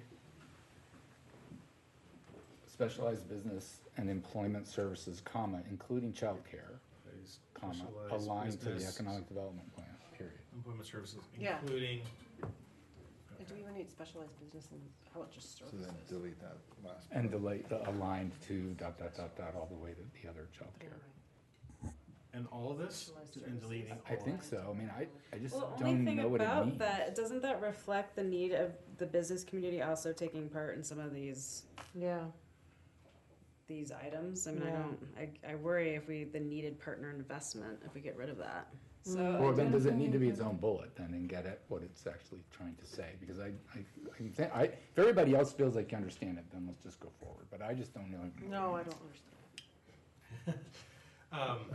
I'm feeling like we need to have two Well, it bullets. does feel unnecessarily specific, like a specific community prosperity, like we mentioned community partners in other places, but we don't talk about specific ones. Of course they're gonna be specific. We can take some of these words out. Okay, do it.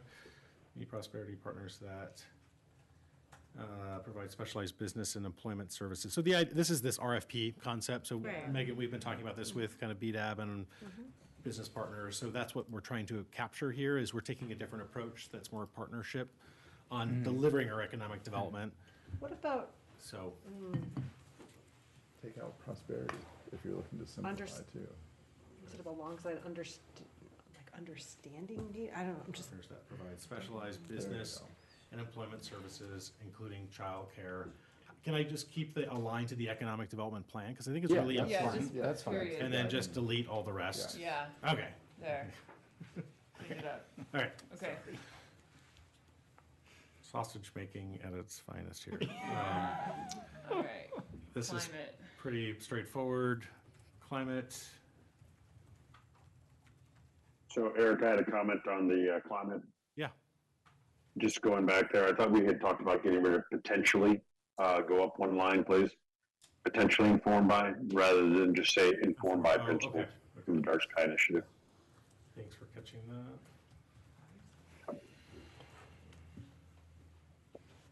That's it. I just don't, Thanks. I wanna make sure that I very much appreciate the Dark Sky folks. They're very passionate and I think they have a lot of really good ideas and practices, but I wanna make sure we're not locked in only to that. So I think Yeah. it's sort of just a call out, but we're not locking into that, right? We're not being exclusive. Yeah, okay. I agree. I think the fact that it says explore at the front really kind of covers the waterfront for us. So that is, Yeah, that's informed by that, but that doesn't say that we are locked in, at least from my perspective.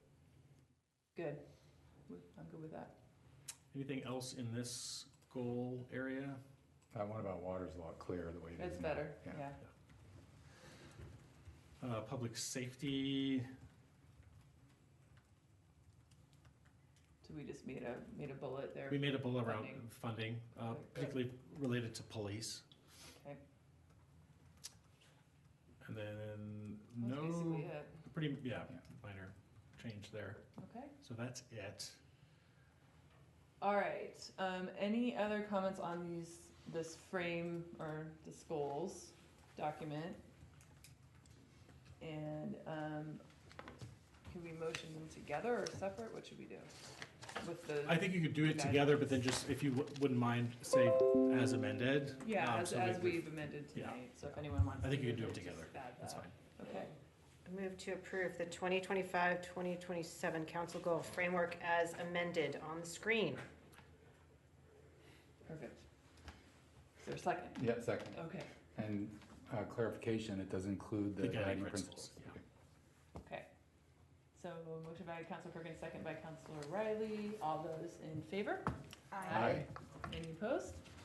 All right. Thanks. Thank you, Eric, for getting all the edits in there and the wording. And we will look forward to the work plan, which is gonna be the more specific tasks, items, timelines. And when will we be seeing that, Eric? So metrics in April and then work plan in May. Okay, great. Can we Okay. do a quick potty break? And Well, then can we come get back? the city manager? Oh, yeah, I was sorry. actually gonna forego my Let's report, just so forego we your can, yep. report. Let's take a stretch break and then we'll come back with Come Mark. back in 5 minutes? Okay, Yeah, great. sounds good.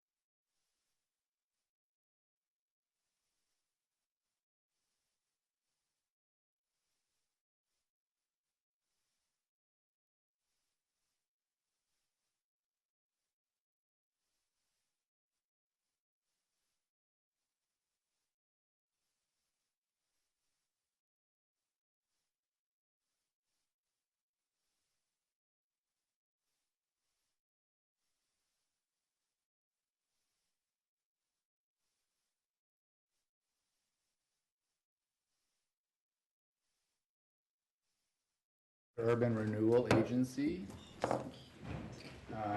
Yeah, I know, I get to wield this thing. Watch out. Watch out. First order of business is the minutes from our last meeting. Do I have a motion to approve the minutes? I'd like to make motions. I move to approve the minutes from our last meeting. Is there a second? I'll second that. All those in favor? Aye. Passes. Morgan, are you gonna read this first part? Sure. This is a public hearing and adoption of a resolution recommending forwarding to the Bend Planning Commission, affected taxing districts, and the Bend City Council, the Prairie Ridge Tax Increment Area Plan and Report, the Century Tax Increment Area Plan and Report, and the Viridian Tax Increment Area Plan and Report.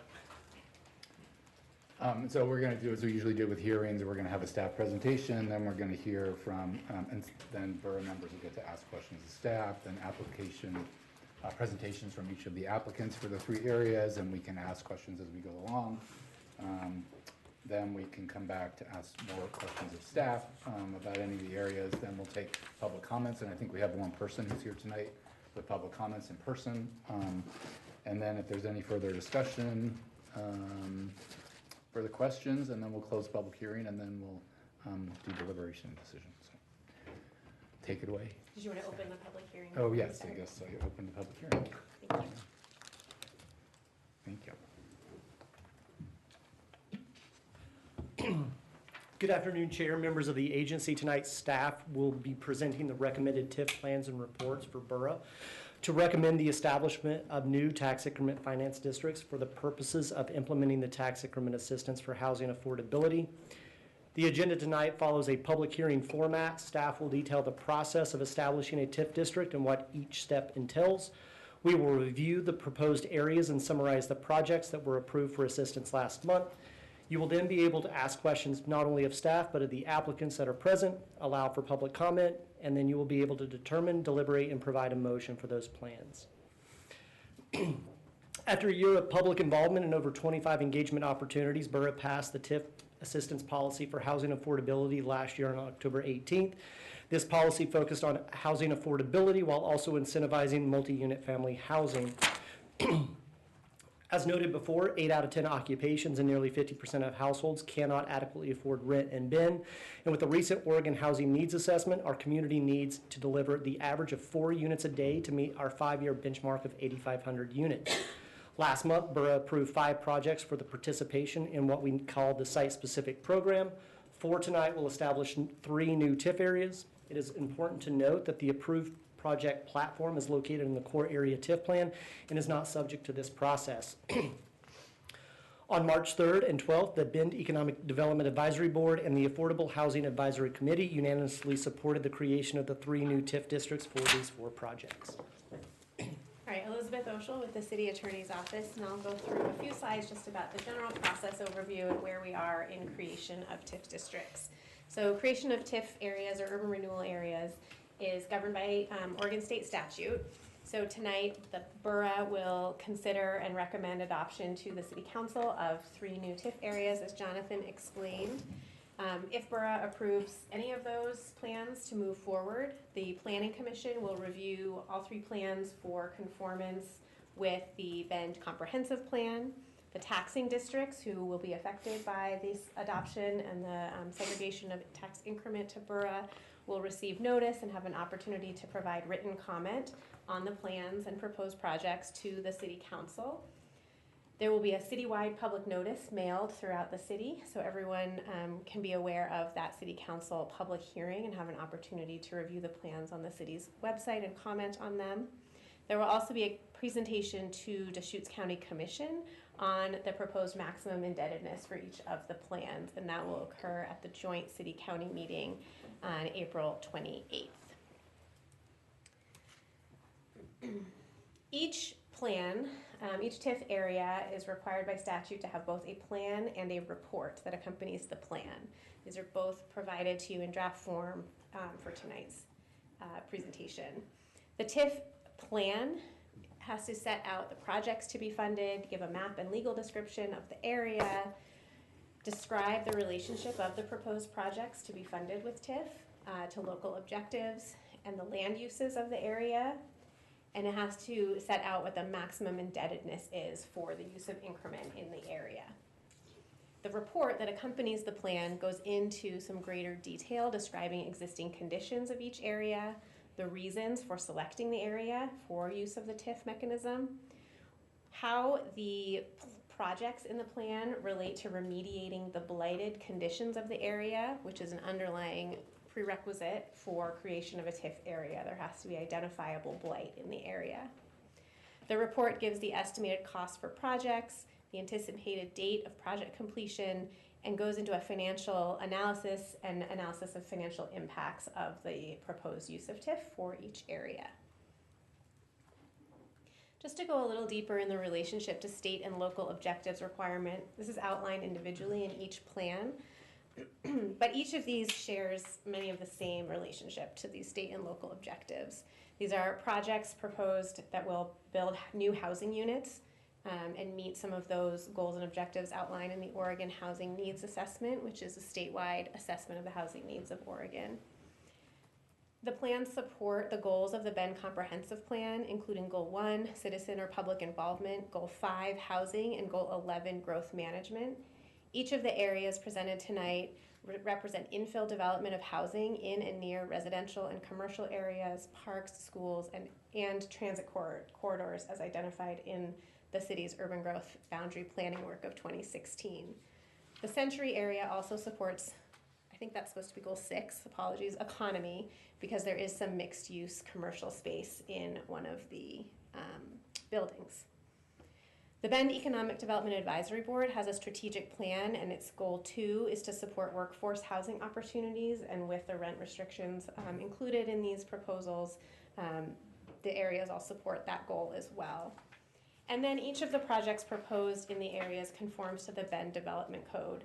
Actually, each of the projects already has approved site plan review by the city, so this conformance finding has been made in a separate process.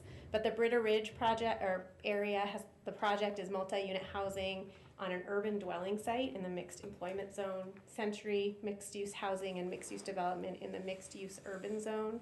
And the Viridian is multi-unit housing in a high density residential zone.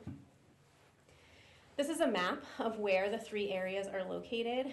This figure comes from our Goal 11, growth management of the comprehensive plan. You can see that there's an area to the north of town, west of town, and southwest. Each of these are infill. Again, the red lines and the red shaded areas are transit corridors identified in that planning work about how the city was to grow and urbanize, adopted in 2016.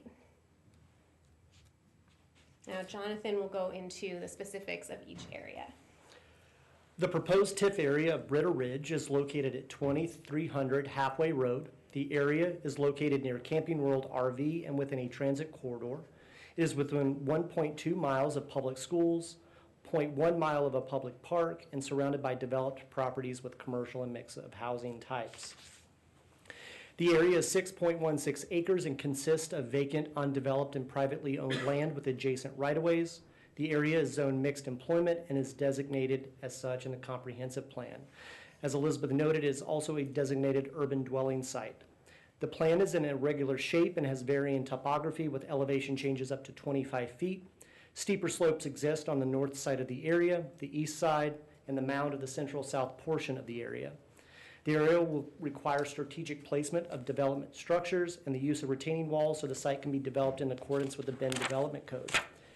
The estimated total assessed value for fiscal year 2025 is $269,000. With the consistent lack of development, the area has diminished taxable value, reducing the overall tax receipts in comparison to the adjacent areas, thereby not contributing its fair share to the overall tax base. The result is stagnant, unproductive use of land, resulting in taxable value of $2.9 million less per acre than the adjacent parcels. The maximum indebtedness is proposed as $14.6 million over a 32-year plan period. The plan has forecasted a 2-year delay of increment generation due to construction, certificate of occupancy requirements, and the reassessment timelines. The $53 million project will consist of 178 residential units across 3 buildings with unit sizes ranging from 510 to 968 square feet. The unit mix will include studios, 1 and 2 bedrooms. The proposed development was approved for assistance based on their stated intentions of exceeding the base policy by providing 20% of units to household at or below 90% area median income for 30 years, and 80% of project costs will be awarded to local contractors. The estimated project costs are associated with the maximum indebtedness limit of $14.6 million over 32 years. This awards $14.2 million in tax assistance based on annual compliance and certification with the policy, which will be outlined in a future development agreement that Borough will adopt, and up to a 3% administrative charge for the legal requirements of administering the plan. The proposed impact is based on the current revenue from the vacant land. The average annual impact to the general fund is $530. The average annual impact to taxing districts from the current revenue of vacant land is $2,400. However, because bonds and levies are unaffected by urban renewal, it will generate $3.9 million for bonds. This includes schools, parks, and fire. The next proposed TIF area is the Century TIF area. This is a proposed area located at 1081 Southwest Mount Washington Drive near Bend Athletic Club, Mount Bachelor Village, and Pepper Tree Hotel. The area is within a city-designated opportunity zone and within or near a transit corridor. The area has access to schools, parks, services, and employment. The Deschutes River with public trails and parks are located in close proximity to the east. The proposed area is 9.2 acres and consists of vacant, undeveloped, and privately owned land with adjacent right-of-ways. The area is zoned mixed-use urban and is designated as such in our comprehensive plan. The plan area is a irregular shape and has substantial topographical and geological issues. The area has varying topography with elevation changes over 50 feet on the west and south side with a seismic fault line on the west side of the plan area. The area will require significant strategic placement of development structures, seismic modifications, and site design and mitigation so that the area can be developed in accordance with the Bend Development Code. The estimated total assessed value for fiscal year 2025 is $3.6 million, with consistent lack of development due to these significant geological issues and topography. The proposed area has diminished taxable value, reducing the overall tax receipts. The result is stagnant and unproductive land, reducing taxable values by $3.5 million less per acre than the adjacent parcels. The proposed area has 2 projects, the first being Century Bluff, a $60 million project consisting of 152 units across 2 buildings with unit sizes ranging from 480 to 1,300 square feet. The unit mix includes studios varying 1 sizes, 2 and 3 bedrooms, and townhomes. The proposed development was approved for assistance based on the policy stated, based on their stated intentions of exceeding the base policy by providing 20% of units being rented to households at 90% area median income for 30 years, 61% of project cost being awarded to local contractors, and obtaining an Energy Star certification. As noted with Project Ritter Ridge, the impact is on current revenue from vacant land. The average annual impact to the general fund is $3,000, with the average annual impact to our fellow taxing districts of $1,300. This project will generate $4.5 million over the planned duration for schools, parks, and fire. The second project is Century West. This $127 million project will consist of 297 units with unit sizes ranging from 519 to 1,200 square feet. This will include studios, 1, 2, and 3 bedrooms. The project anticipates a certificate of occupancy by 2027. The proposed development was approved for the assistance policy based on their stated intentions of exceeding the policy by providing 15% of units at 90% AMI for 20 years, 23% of project costs being awarded to local contractors, and obtained LEED Silver certification. The impact will be $3,500 to the general fund, $1,500 with the average annual impact to taxing districts, and $9.2 million generation for schools, parks, and fire.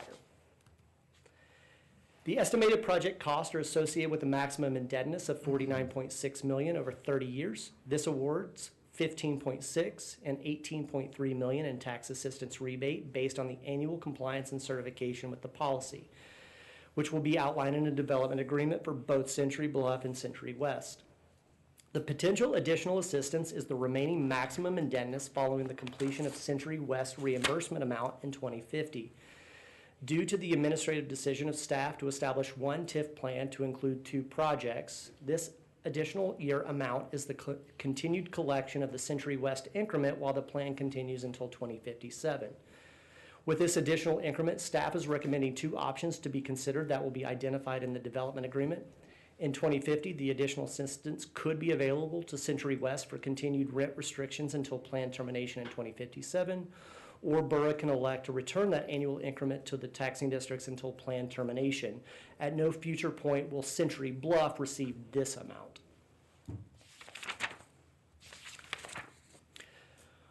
The Viridian TIF area is located at the corner of Northwest Mount Washington Drive and Northwest Shevlin Park Road.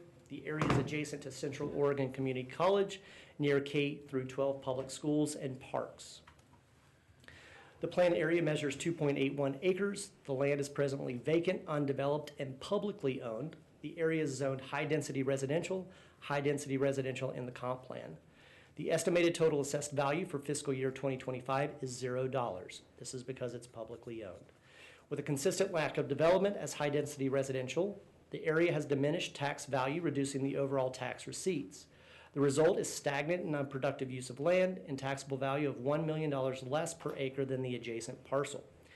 The maximum plan indebtedness is $8.7 million over 30 years. The plan has a forecasted 2-year delay of increment generation due to construction, certificate of occupancy, and reassessment timelines.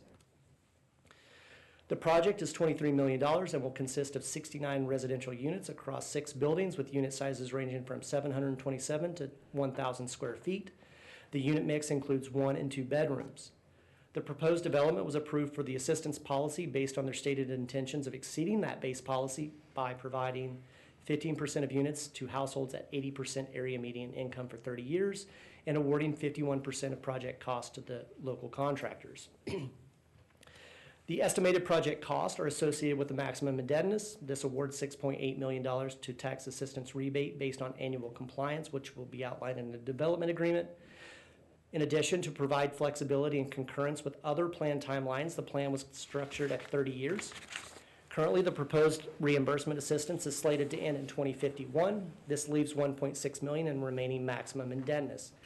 As such, there will be 2 options that will be outlined in the development agreement. Allow Borough to continue to offer additional assistance to Viridian for continuation of those rent restrictions, or officially terminate that taxing district.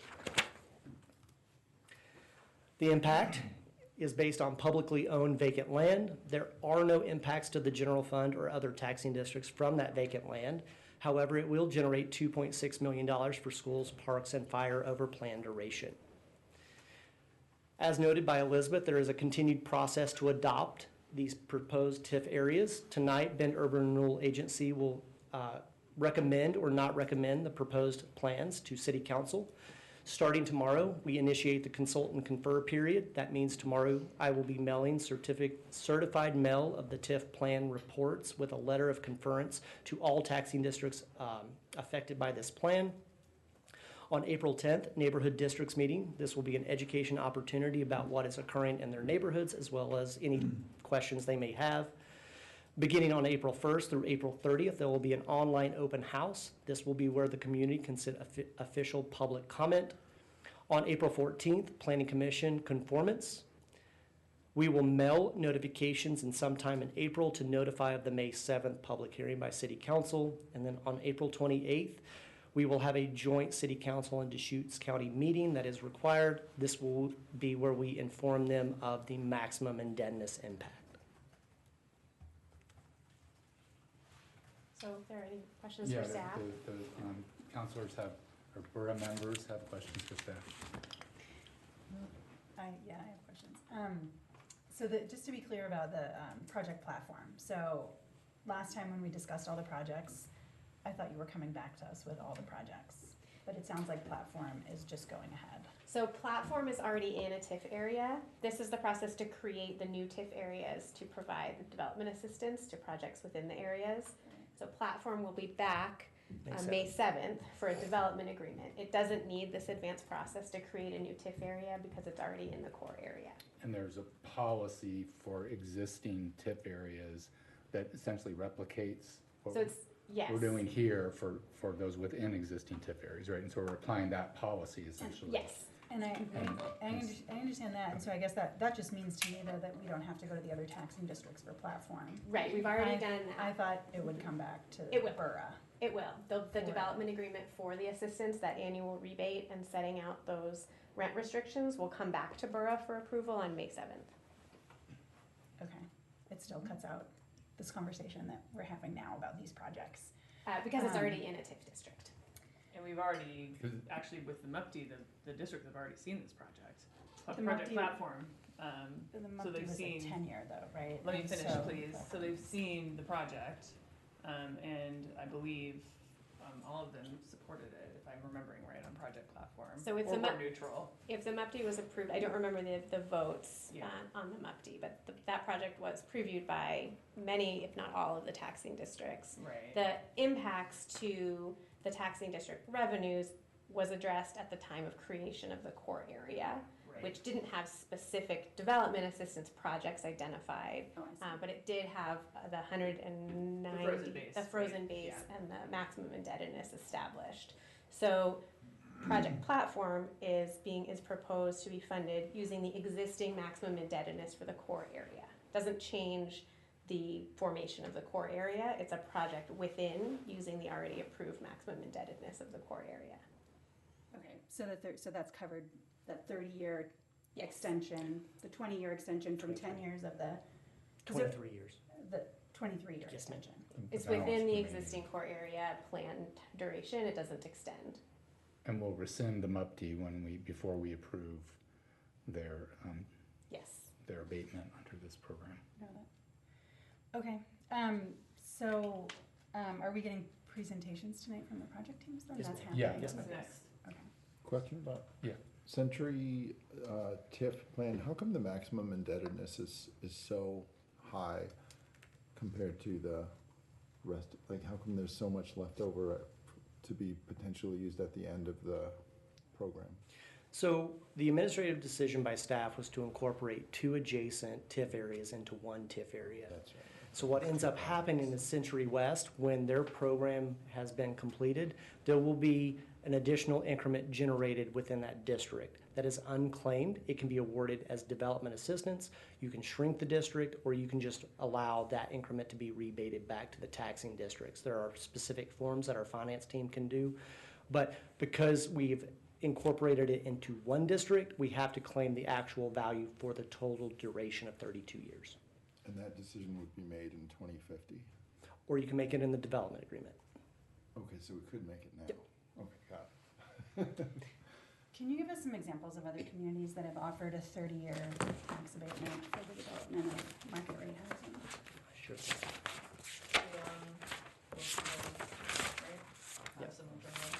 Just, Jonathan has specific examples in that binder.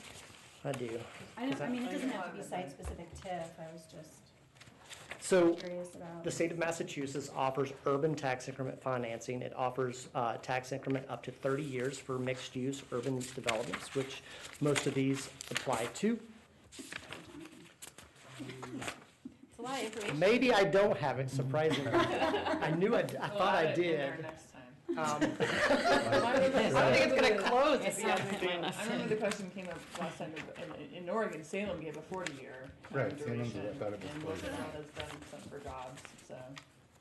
Is Wilsonville the other community that's used the county TIF? So So Salem has That used was the just- site-specific that's what I TIF for a housing project. Right. Mhm. So that's the only other community so far in Oregon. In besides Oregon us. to use this type of tax increment financing tool, yeah. ask another question, I'll come back. That's okay. I have a question, but I'll save it for the applicant. So. Does anybody else have questions for staff before we move to applicant presentations? Okay. So We'll find that are we information gonna- and bring it back to you. Okay. Yes. Yeah, we can do that in our second round. So we're starting off with Britta, is that right? In the order that we Yes, were sir. presented? Okay.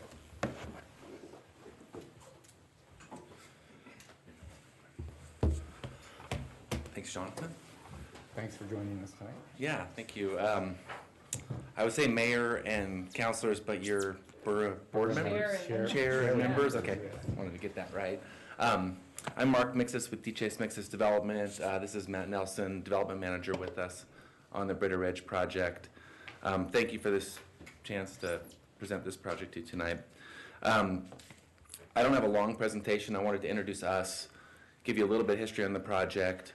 Jonathan has done a lot of the analysis based on working with us, so he's very informed on the project. D. Chase Mixis is a local development company. We've have offices here in Bend, in Eugene, and in Boise. We do work throughout the Intermountain West. Over the last 7 years, we've delivered about 300 multifamily housing units to the Bend community. In addition to multifamily, we currently work with Deschutes Public Library System in their library bond project. So you guys are getting a new central library. I don't know if you've seen that, but that's one of our projects we're working on. I encourage you to get out there, take a look. That's an amazing project for this community. We also work throughout Central Oregon. We're working with Redmond on an affordable and workforce housing project called North Point Vista. I don't know if you've heard of that project. It was approved through House Bill 4079. That was the affordable housing pilot program that allowed them to expand their urban growth boundary to include affordable housing projects. So we're committed to this community. We've done housing of all different types, supporting all different income levels throughout this community. The property is owned by a local business owner and is currently vacant. As Jonathan said, it has both Britta and Halfway Road have significant improvements that will be made as part of this project. Land use was completed back in 2022. The property's been owned since 2021. We've submitted for building permits. They're very close to being ready to go. But the project did pause for a while. Markets have been challenging since 22. Interest rate increases have been significant over that time.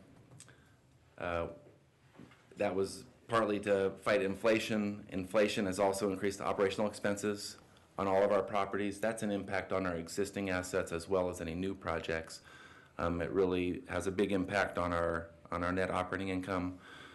And construction costs have continued to go up. So it's just a very challenging environment to deliver multifamily housing today. Those are all things that happened between 2021 when the property was purchased and where we are today. And that did slow down our progress on this project. In October of 24, as you know, you approved the Housing Affordability Program, and that really did change the dynamics of this project and allowed us to pick the project back up and advance it forward. As Jonathan said, 170 units, 20% of them will be rent restricted below 90% AMI for 30 years. And we'll deliver 178 units of multifamily housing to the community. We're very close to starting this project. The approval of this program is key for us to keep the project moving forward. With that, I'll open it up to any questions you have. Questions? Yeah, so is the financing completely in place then for the project, or is there more, do you have more equity? We have been out for lenders. We have a couple options right now, and we have a variety of options that we can pull the trigger on to complete financing. We have not, until we have certainty on this program, we have not put financing in place. Got it. And can you, so is D. Chase Mixis involved with the project over its lifetime, or upon completion is it turned over to the owner? To the property owner, yeah. So our agreement is to keep the property up through stabilization and to hit certain metrics with the property owner. We are here, we do asset management in the Bend market, so we'll be involved with this project long term. Okay. And it looked as though in some of the documentation that was provided that the project would sell at year 10 or something like that. And that's typical of multifamily projects, right? So that is not, currently that is, I think, a metric we use to evaluate a potential return metric. So I think that was analysis done primarily to say if it was sold in year 10, what would that value be and how would you evaluate it versus with the benefit or without the benefit? This asset is intended to be a long-term hold. And so the business plan has not been modeled with a 10-year sale. It has been a long-term asset for this property owner. Yeah, I don't know if you heard the last borough meeting discussion that we had around these projects. I personally feel that, I'm a developer, and I personally feel the 30-year tax abatement is very generous. Yeah, and I guess I'd appreciate it if you could elaborate to council how, the difference between a 30-year abatement and a 10-year abatement, which is more typical around. Yeah, so when we look at the financial benefit of the project, we'll take a look at the full-term duration of that benefit and actually calculate as a net present value to day one on the project. And so that's how we'll look at any assistance that will come in the form over a duration of time. So that's how we'll use it in our financial analysis. And certainly the longer the duration, potentially can have a bigger impact. The farther out that benefit goes, though, it does dilute due to net present value. This benefit does make the project feasible based upon our analysis. Prior to this, we didn't have a feasible project. Yeah, other councilors have, or members have questions? Can you talk about working with local contractors and the commitment there? Yeah, so when we came to Bend back in 2018, and we worked on with CS Construction was actually who we had hired because of their local presence. We actually do this in all the markets we work in. I do a lot of work in Eugene. We almost always work with the local contracting force, particularly in the smaller markets that we work in. We find they have better connections with the local subs. They have more control over pricing and availability, and we find that we get better performance and more accurate pricing from using local subs. So we almost exclusively work with local subcontractors. We did that in our last several projects. CS has been our general contractor on both of those projects. They're our general contractor on this project as well. And we think it's a huge commitment. It provides back to the community. Oftentimes these are the people that are living in our projects. So we have a strong commitment to working locally with the contracting community. Great, thank you. I didn't see, it's not clear to me which units are gonna be at, you have this 85 to 90% AMI rent rate that you're talking about. So are you clear yet on which units are gonna be available at which price points, or is that something TBD? I see that you've identified a certain number of, it's like 12 studios, 12 one-bedrooms, and 12 two-bedrooms. They wouldn't specifically be a unit earmarked. It could float or move, but those will always have at least that many units at that price point. So we don't try and set aside a unit and make that the affordable unit. We try and, it could be anywhere within the project anytime. Our compliance will be to ensure that we have at a minimum that many units being offered at that price point. So roughly 12 12 of the 18 studios are always going to be, but not necessarily. Not necessarily these 12 in this building. It could be any of them throughout the project, correct? Yeah. Okay, so this basic mix of some studios, some one bedrooms, and some two bedrooms is going to be in that price range. Yeah, correct. All right. Any other questions? I have one. Thanks for being here. I think we'll. Sorry, Steve. Yeah. Yep. Hey.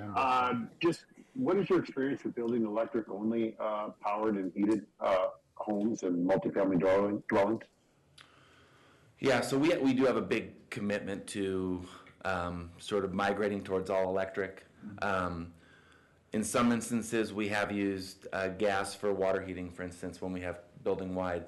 On this project, we're primarily all electric for this. We will have some gas service to the property, but we use electric heat pumps, for instance, for our heating and cooling on the project. I believe all our water heating is electric on the project. I'm trying to think why we have gas do we have gas to the project? For amenity space, there's an opportunity for something there, but in the individual units themselves, they'll be electric. Yeah, so we do believe we are migrating as much as we can to being all electric on almost all of our multifamily projects. Great. So I'm envisioning kind of like a fire pit kind of thing is what you're talking about for the public spaces or something? Yeah, I think we have a fire pit plan for the public amenity space. I appreciate the direction that you're going with that. Thank you very much. All right, thanks so much. Yeah. Thank you.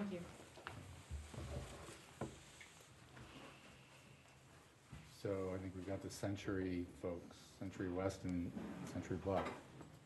I don't know how you want to do this. Century Bluff should go first. Yeah.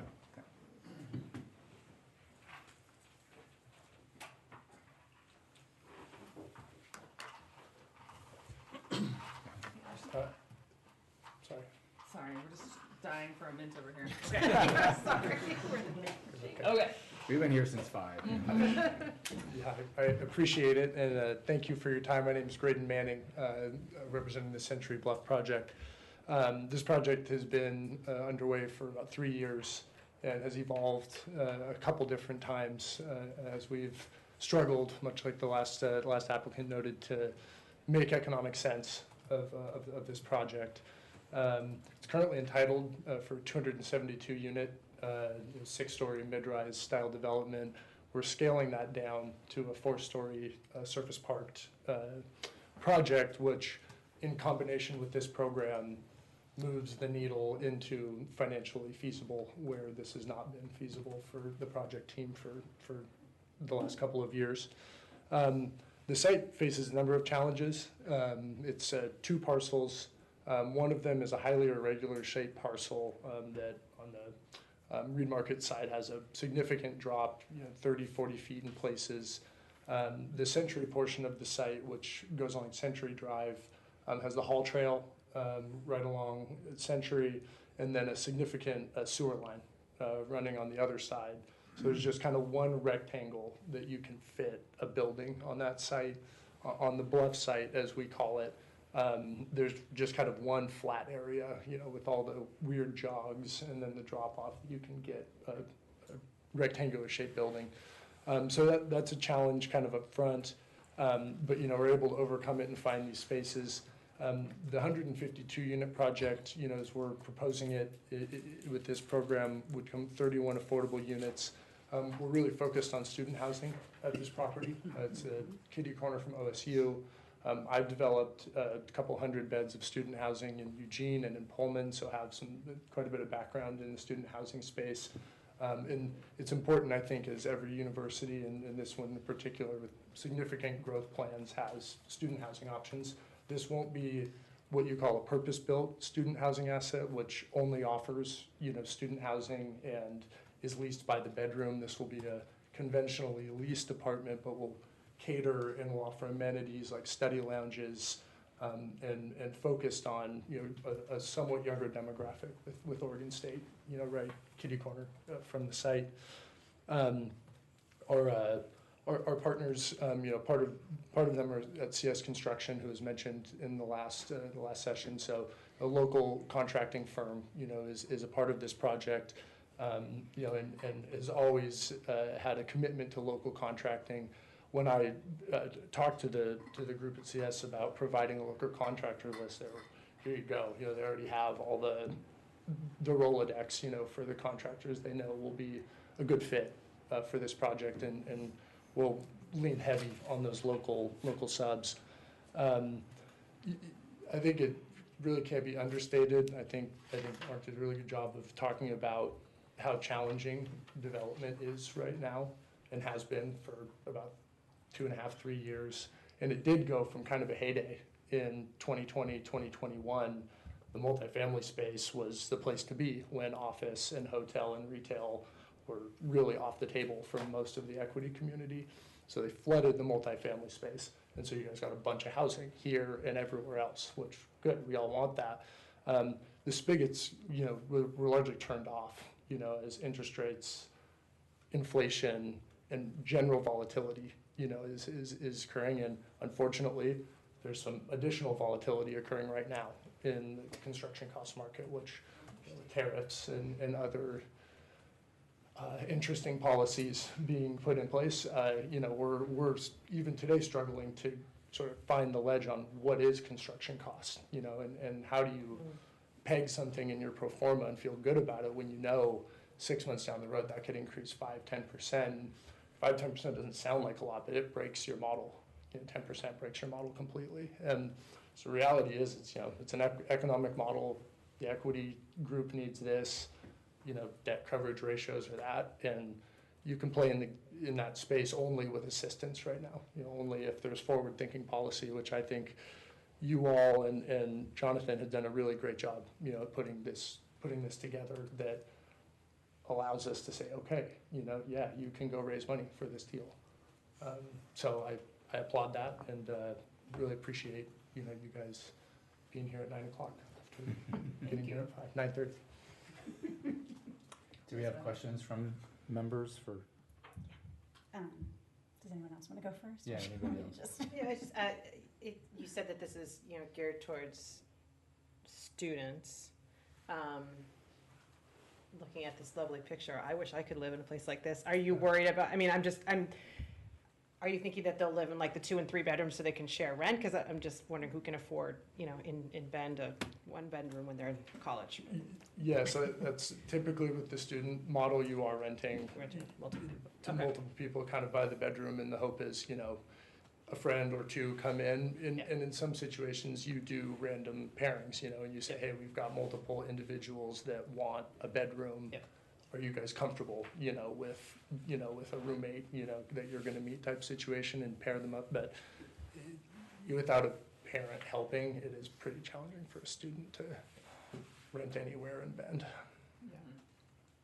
Thank you. And these pictures, oh, sorry, go ahead. No, go on. I just was wondering if you could speak a little bit more to the LEED Silver certification. We're pursuing Energy Star. Energy On Star. this one. Oh, sorry, I'm looking at the I wrong think one. the other one is. Yeah. Yeah, Energy Star is a federally recognized program, a federal program. Part of the reason that we're pursuing Energy Star certification is to take advantage of 45L. It's a tax credit program that's available for Energy Star projects. So that's part of why we chose that particular certification. I think, you know, Energy Star, LEED, Earth Advantage, you know, there's a handful that are really good and important.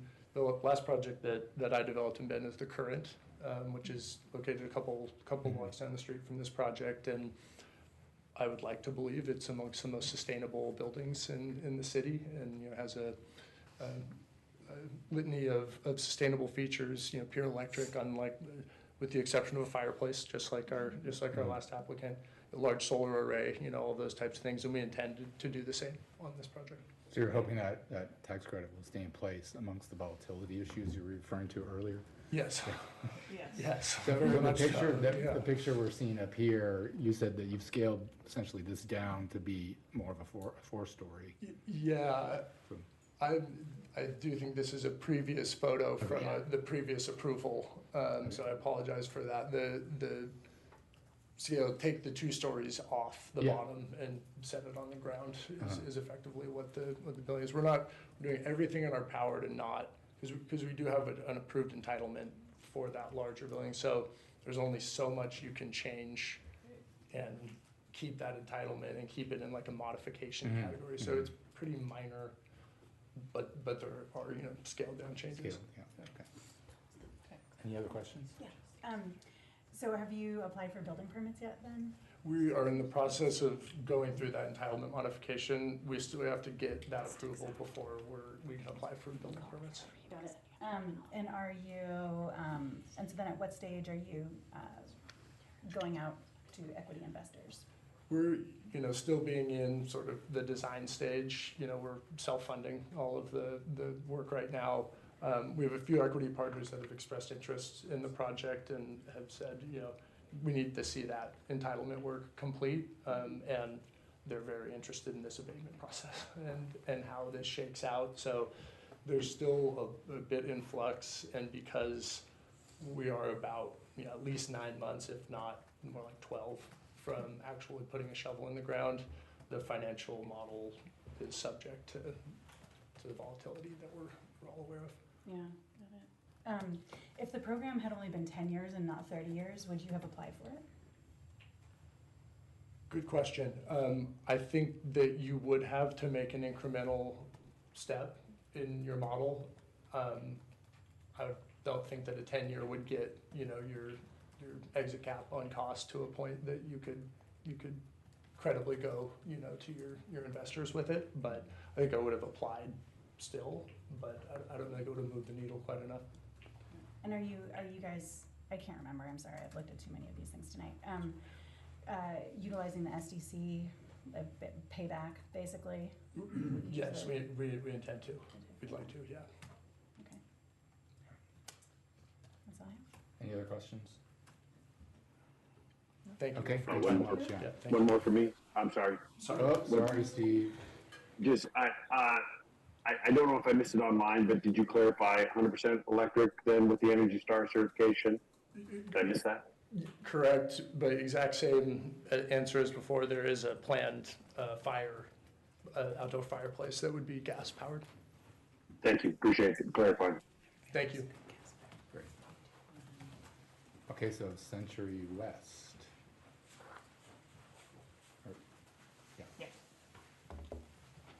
All right, good evening. Thanks for everybody for staying late. My name is Matt Bouma. I'm a partner at PCP. We are a multifamily apartment developer, owner, and operator. We're all long-term investments. We're really focused on high-quality communities. We're really attracted to Bend for its strong economy, its livability, and its commitment to smart urban development. And I think, like previous applicants have said, we think this is a really clear program.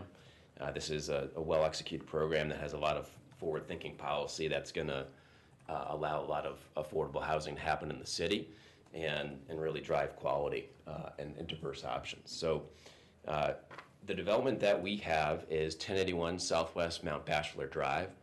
A previous developer entitled the property for 297 units, and they went out and sought financing. They were ultimately unsuccessful in capitalizing their deal.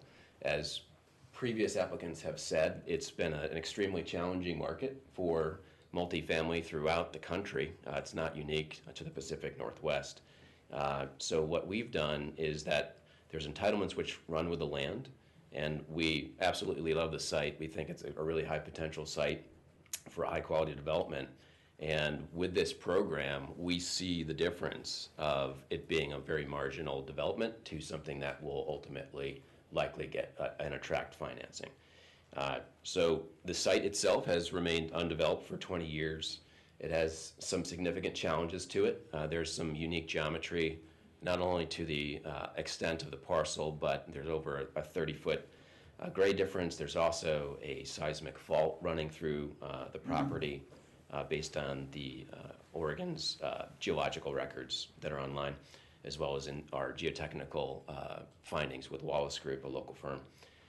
So when we look at the obstacles here, we don't get discouraged because Bend's an absolutely beautiful place. It's got so much unique character. There's a real commitment to growth here, and economic opportunity and smart urban development. I think when we're looking at the demographics here and how it's expanding, we think this program will deliver a lot of diverse and high quality options. So our project is going to deliver 297 units total. So it's a significant size and scale. 45 of those units will be designated as affordable housing. And the project's going to achieve some energy efficiency certification. It's going to enhance the green spaces along the Hall Road Trail. And we think it's going to contribute to the local economy by utilizing a significant number of local contractors so that the benefits of this development will extend beyond housing. And as I mentioned, everything we do is long-term holds. We expect to be here for a very long time. We're excited to be here, and we think that this program, the site-specific program, is absolutely critical in getting this project off the ground. So with that, thank you, and I'll be happy to answer any questions. Questions? Same questions for the other guys. So where are you at? Have you applied for building permits? Where are you at with lining up your equity? Yeah, Great question. So we are taking over from another developer's work who has since fallen out of contract. So there's a process for us of looking at what was entitled and really adapting it to the type of development that we typically do, which is again a higher quality move-up renter demographic. So there's some work for us to do in that regard, but there's an existing approval on the site. There are active permits which have been extended. And so our goal is to get through our own process as quickly as possible so that we can break ground as quickly as possible. So our process will be very much expedited. The way we capitalize our deals is we put a significant amount of our own equity in it. So we've had success recently in Redmond, Washington, in Bozeman, Montana, in Boise, Idaho, finding debt in these markets because of the amount of equity we're contributing to the deals. So we believe that there's a very high likelihood that we'll be able to get started potentially in the spring of next year. So our process, I think, will be fairly straightforward, but again, as other applicants have mentioned, the specifics of this program really drive the success of the financing. Could you share, just because this is kind of a unique situation, Sure. Any of the changes in either the pro forma or the development costs that you adjusted when you took on the project? I mean, was it like, well, this is, all the assumptions look the same and now we have a new program to help make it feasible, or were there significant changes? Yeah, I think when you look at, it's as other applicants have mentioned, the pricing, hard cost pricing has been particularly volatile. And when you look at the uncertainty in the world, it's day to day often when you see headlines coming out and, okay, is it 25% tariffs today? Where do we source our lumber? Is our lumber Canadian, or can the local supplier source it domestic? All of those factors go into ultimately a GMP contract, and that conversation is ongoing and fluid given where we're at. And so there's a feedback loop of what we have of the design changes, which we think can increase value for the residents, but also, okay, what's the cost associated with them? So that process is playing out over the next few months as we get into that. But the way we underwrite it is we obviously look at all of the supply that's delivered lately. We look at all the market rate rents. We look at the elements of this program, take the hard cost input. So it's a very challenging environment because you have so many pieces of data that are constantly shifting. But our hope is that we can find some stability and some certainty in the months ahead. Safe to say those hard cost inputs have increased? Very much so.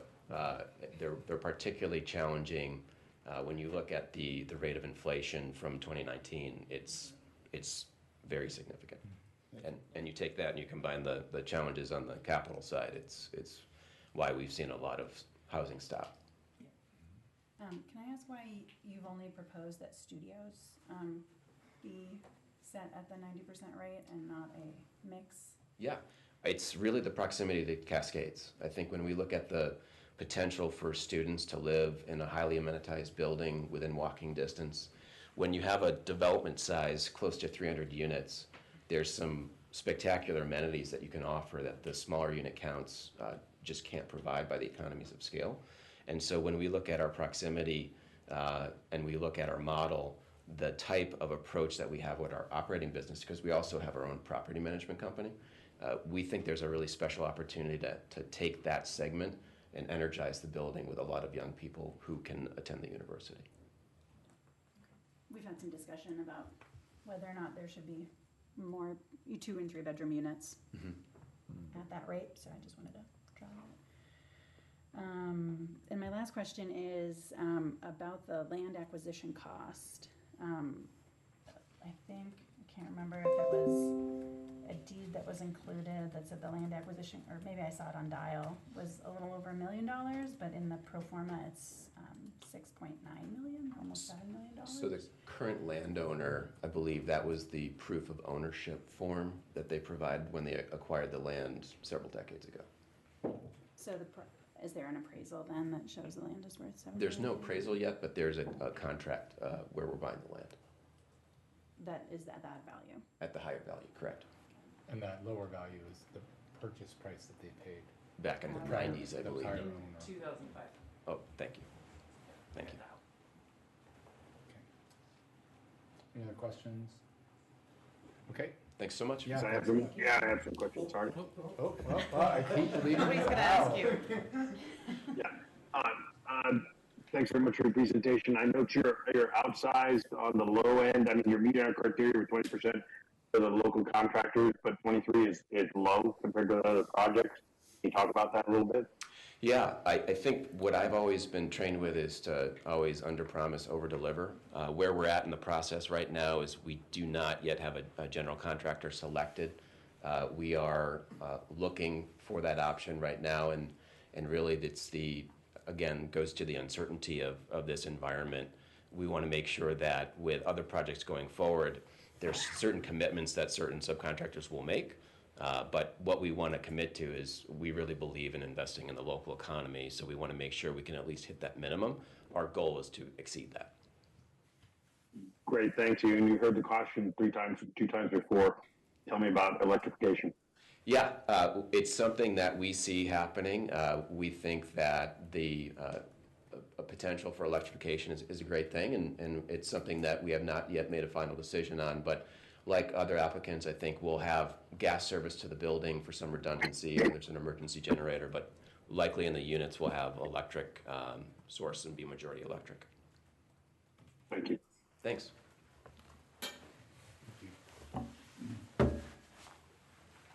And last from Brian, yeah. But not least. Thank you. Thank you for that. And thank you for having me here today. Chair and members, my name is Richard Berger. I am the Director of Development for Neighborly Development. Today I'm going to be brief, but I want to talk a little bit about our company, the project, and actually talk a little bit about this concept that you guys are embarking on. We are an Oregon-based company. We built 186 units in Bend over the last 5 years. We are not a build and sell developer. We are a build and hold developer. We are also our own property management company.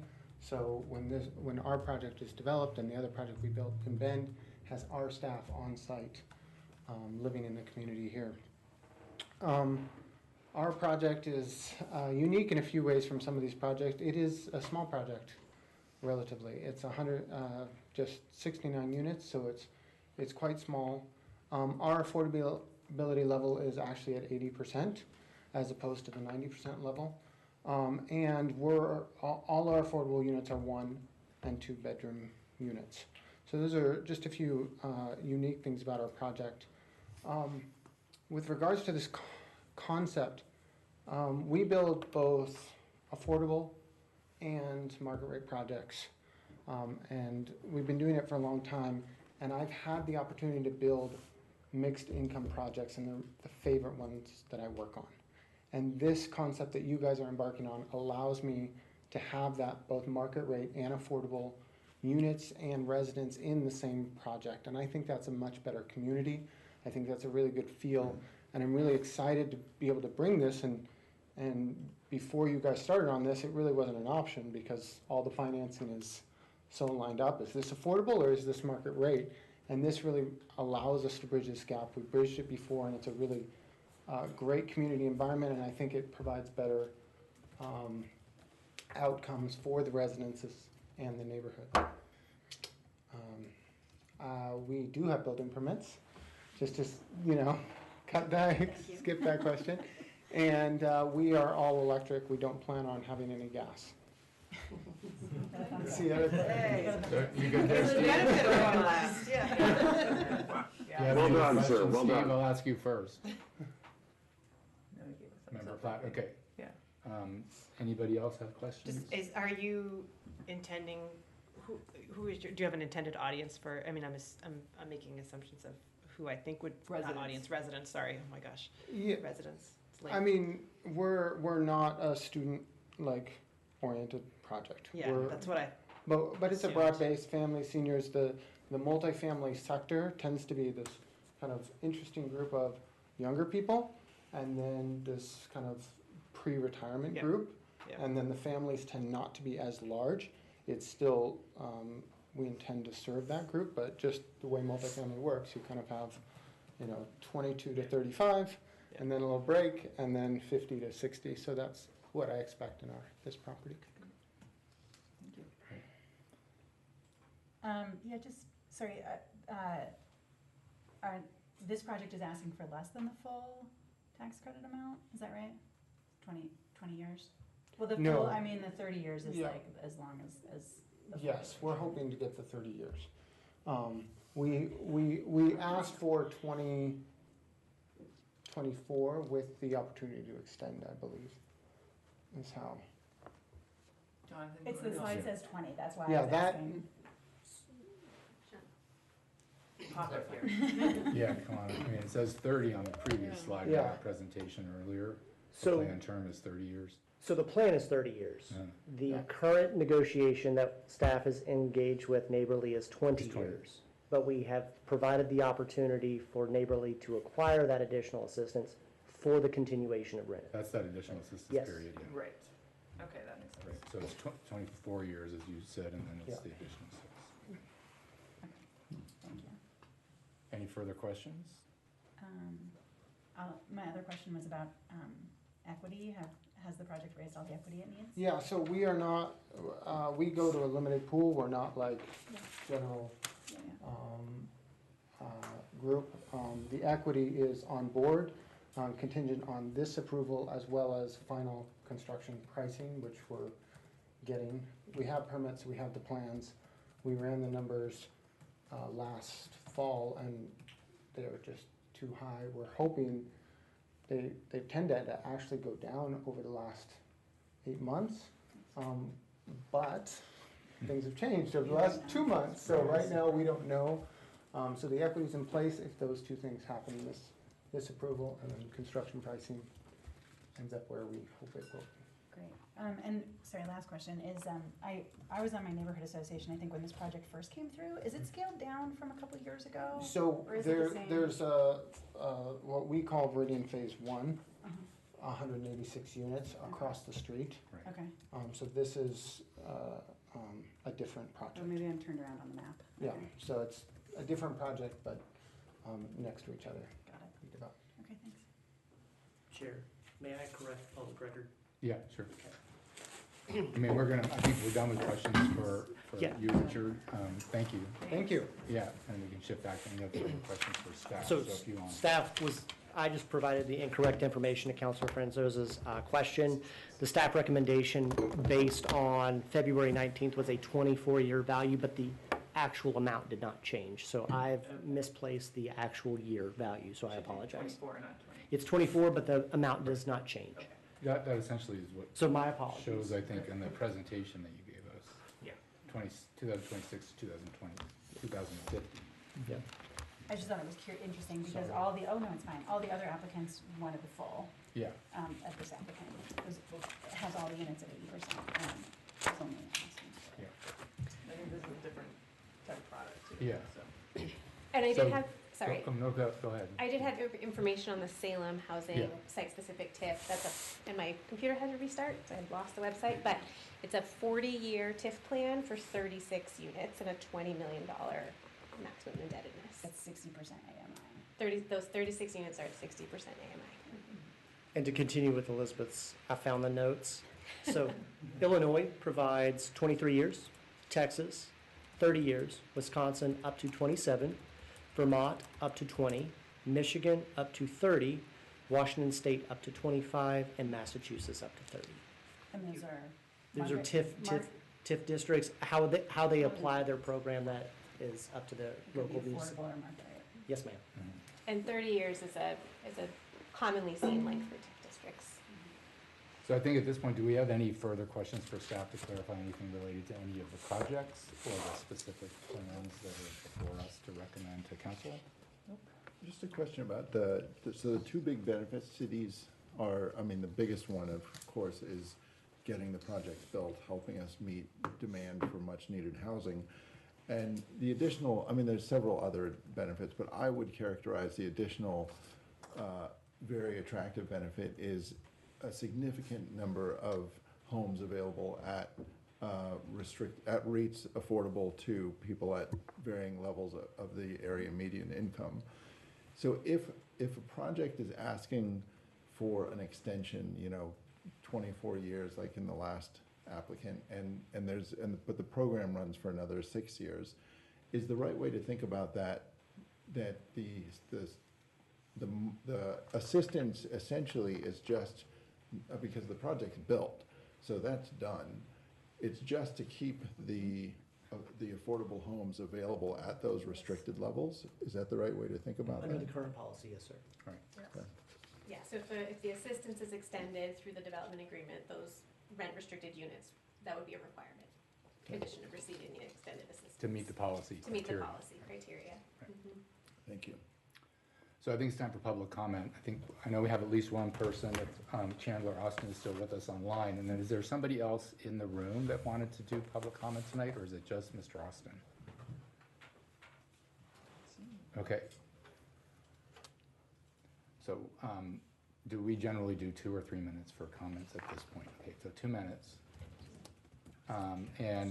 Chandler, I'm not going to go through the whole litany of things, but generally we're asking you to address us as a group and to be respectful in what you have to say and address the policy at, the question before us, which is the approval of these TIP districts tonight. So when you're ready to go, we're ready to listen to what you have to say. I am with the development team at the Chase, so no public comment. Just wanted to be able to support those guys if they need anything. Oh, okay. Tonight, so thank you. Okay, great. All right, well then I guess now I close the public hearing, right? You get to bang this thing again?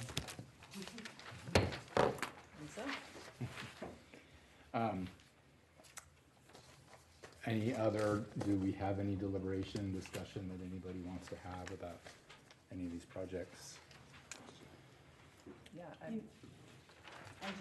the only point I want to make to my fellow borough members, not council members, borough members, is the same as I made last time, that I am not in favor of the 30-year. I think that the city is, by doing the site-specific TIF, we're already making we're going out of our way, we're doing a very special measure to support projects that are not within a predetermined TIF area. So I think that in and of itself is really valuable. And I guess I just don't see a reason for extending the benefit to 30 years. So I would be in favor of moving forward with the program the way it's designed for a 10-year abatement, but not longer. So that's my... I think my perspective on this goes back to when we talked about the MUPD and why we wanted to promote multi-unit housing with certain types of aspects to it and get good developments, especially of multifamily housing in an urban form going in our city. We desperately need this type of housing and we need more of it, and we've already seen when we do get some of it, we help to stabilize rents, but as for the reasons that were talked about tonight, it is not going to be naturally occurring and popping out of the ground right now without assistance of some sort.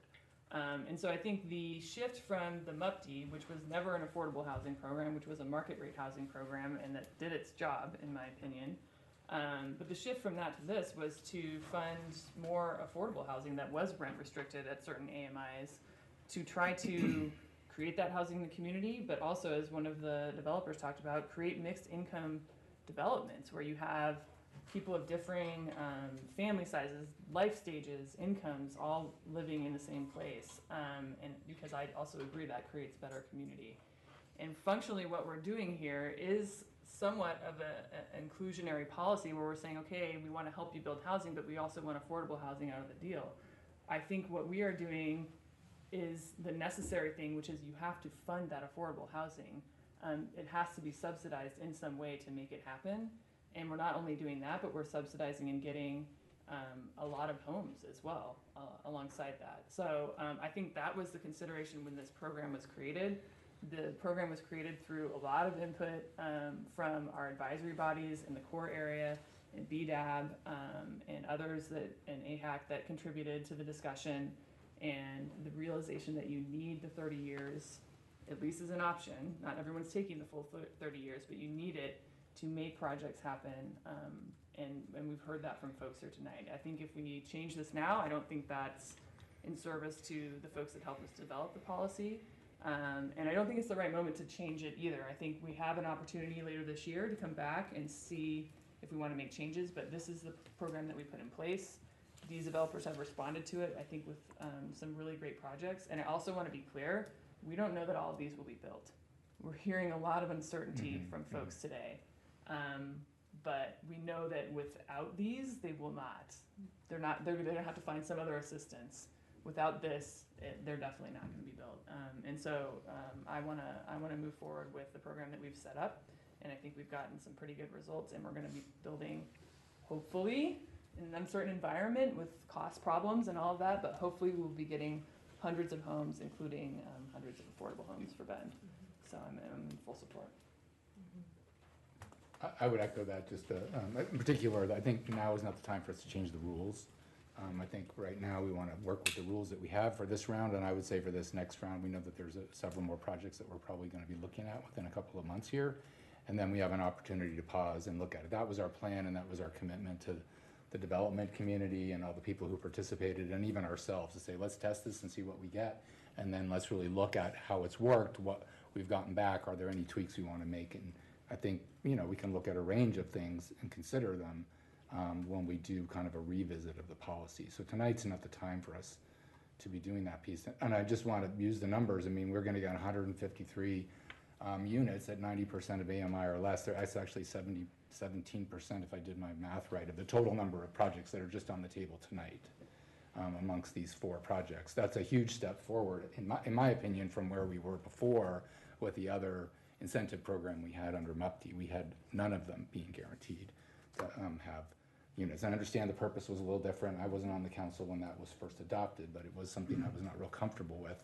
when we started. So I feel a lot better about the progress we're making in terms of delivering on the mixed environments and just delivering objectively known affordable units to our community. We may want to talk about tweaking some of those things when we get to review, percentages and that sort of thing. So I think it's a really positive step forward, and it's interesting to hear the uncertainty, as you said, tonight. So as we all know, that's happening in all kinds of different ways right now. So if I may just make one last comment, since I think my comments were partly misinterpreted. I disagree that we need to support housing.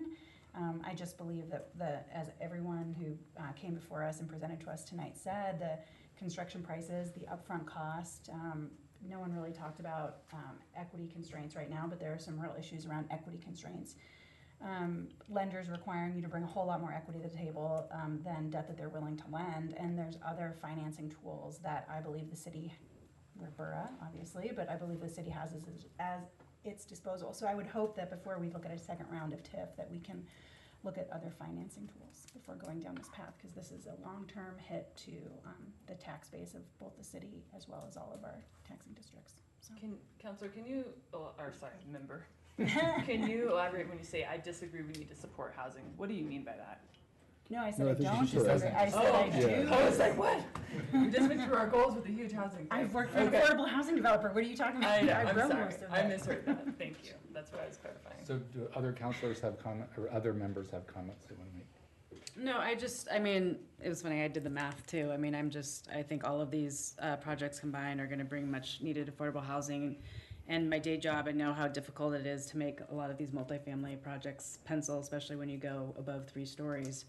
And so I appreciate the effort to do that, and I think we need to provide any sort of assistance that we can to make this happen. And the fact that a lot of these are gonna be going to student housing, folks that need it the most in our community, I think is really beneficial. So I am in full support. Yeah, I'm also in full support. I'm not going to repeat too much of what everyone else said. I think this, when we say affordable, I think what this is doing, this is really getting those middle income, the mid-range housing that we desperately need in our community. And Jonathan has data that, in that binder to talk about why that's important. So that people aren't so cost burdened when they're renting, and I think that this will help achieve that and create little mini communities, which I think is really cool all over the city. And so I'm in full support. Member Platt, did you have anything you wanted to add?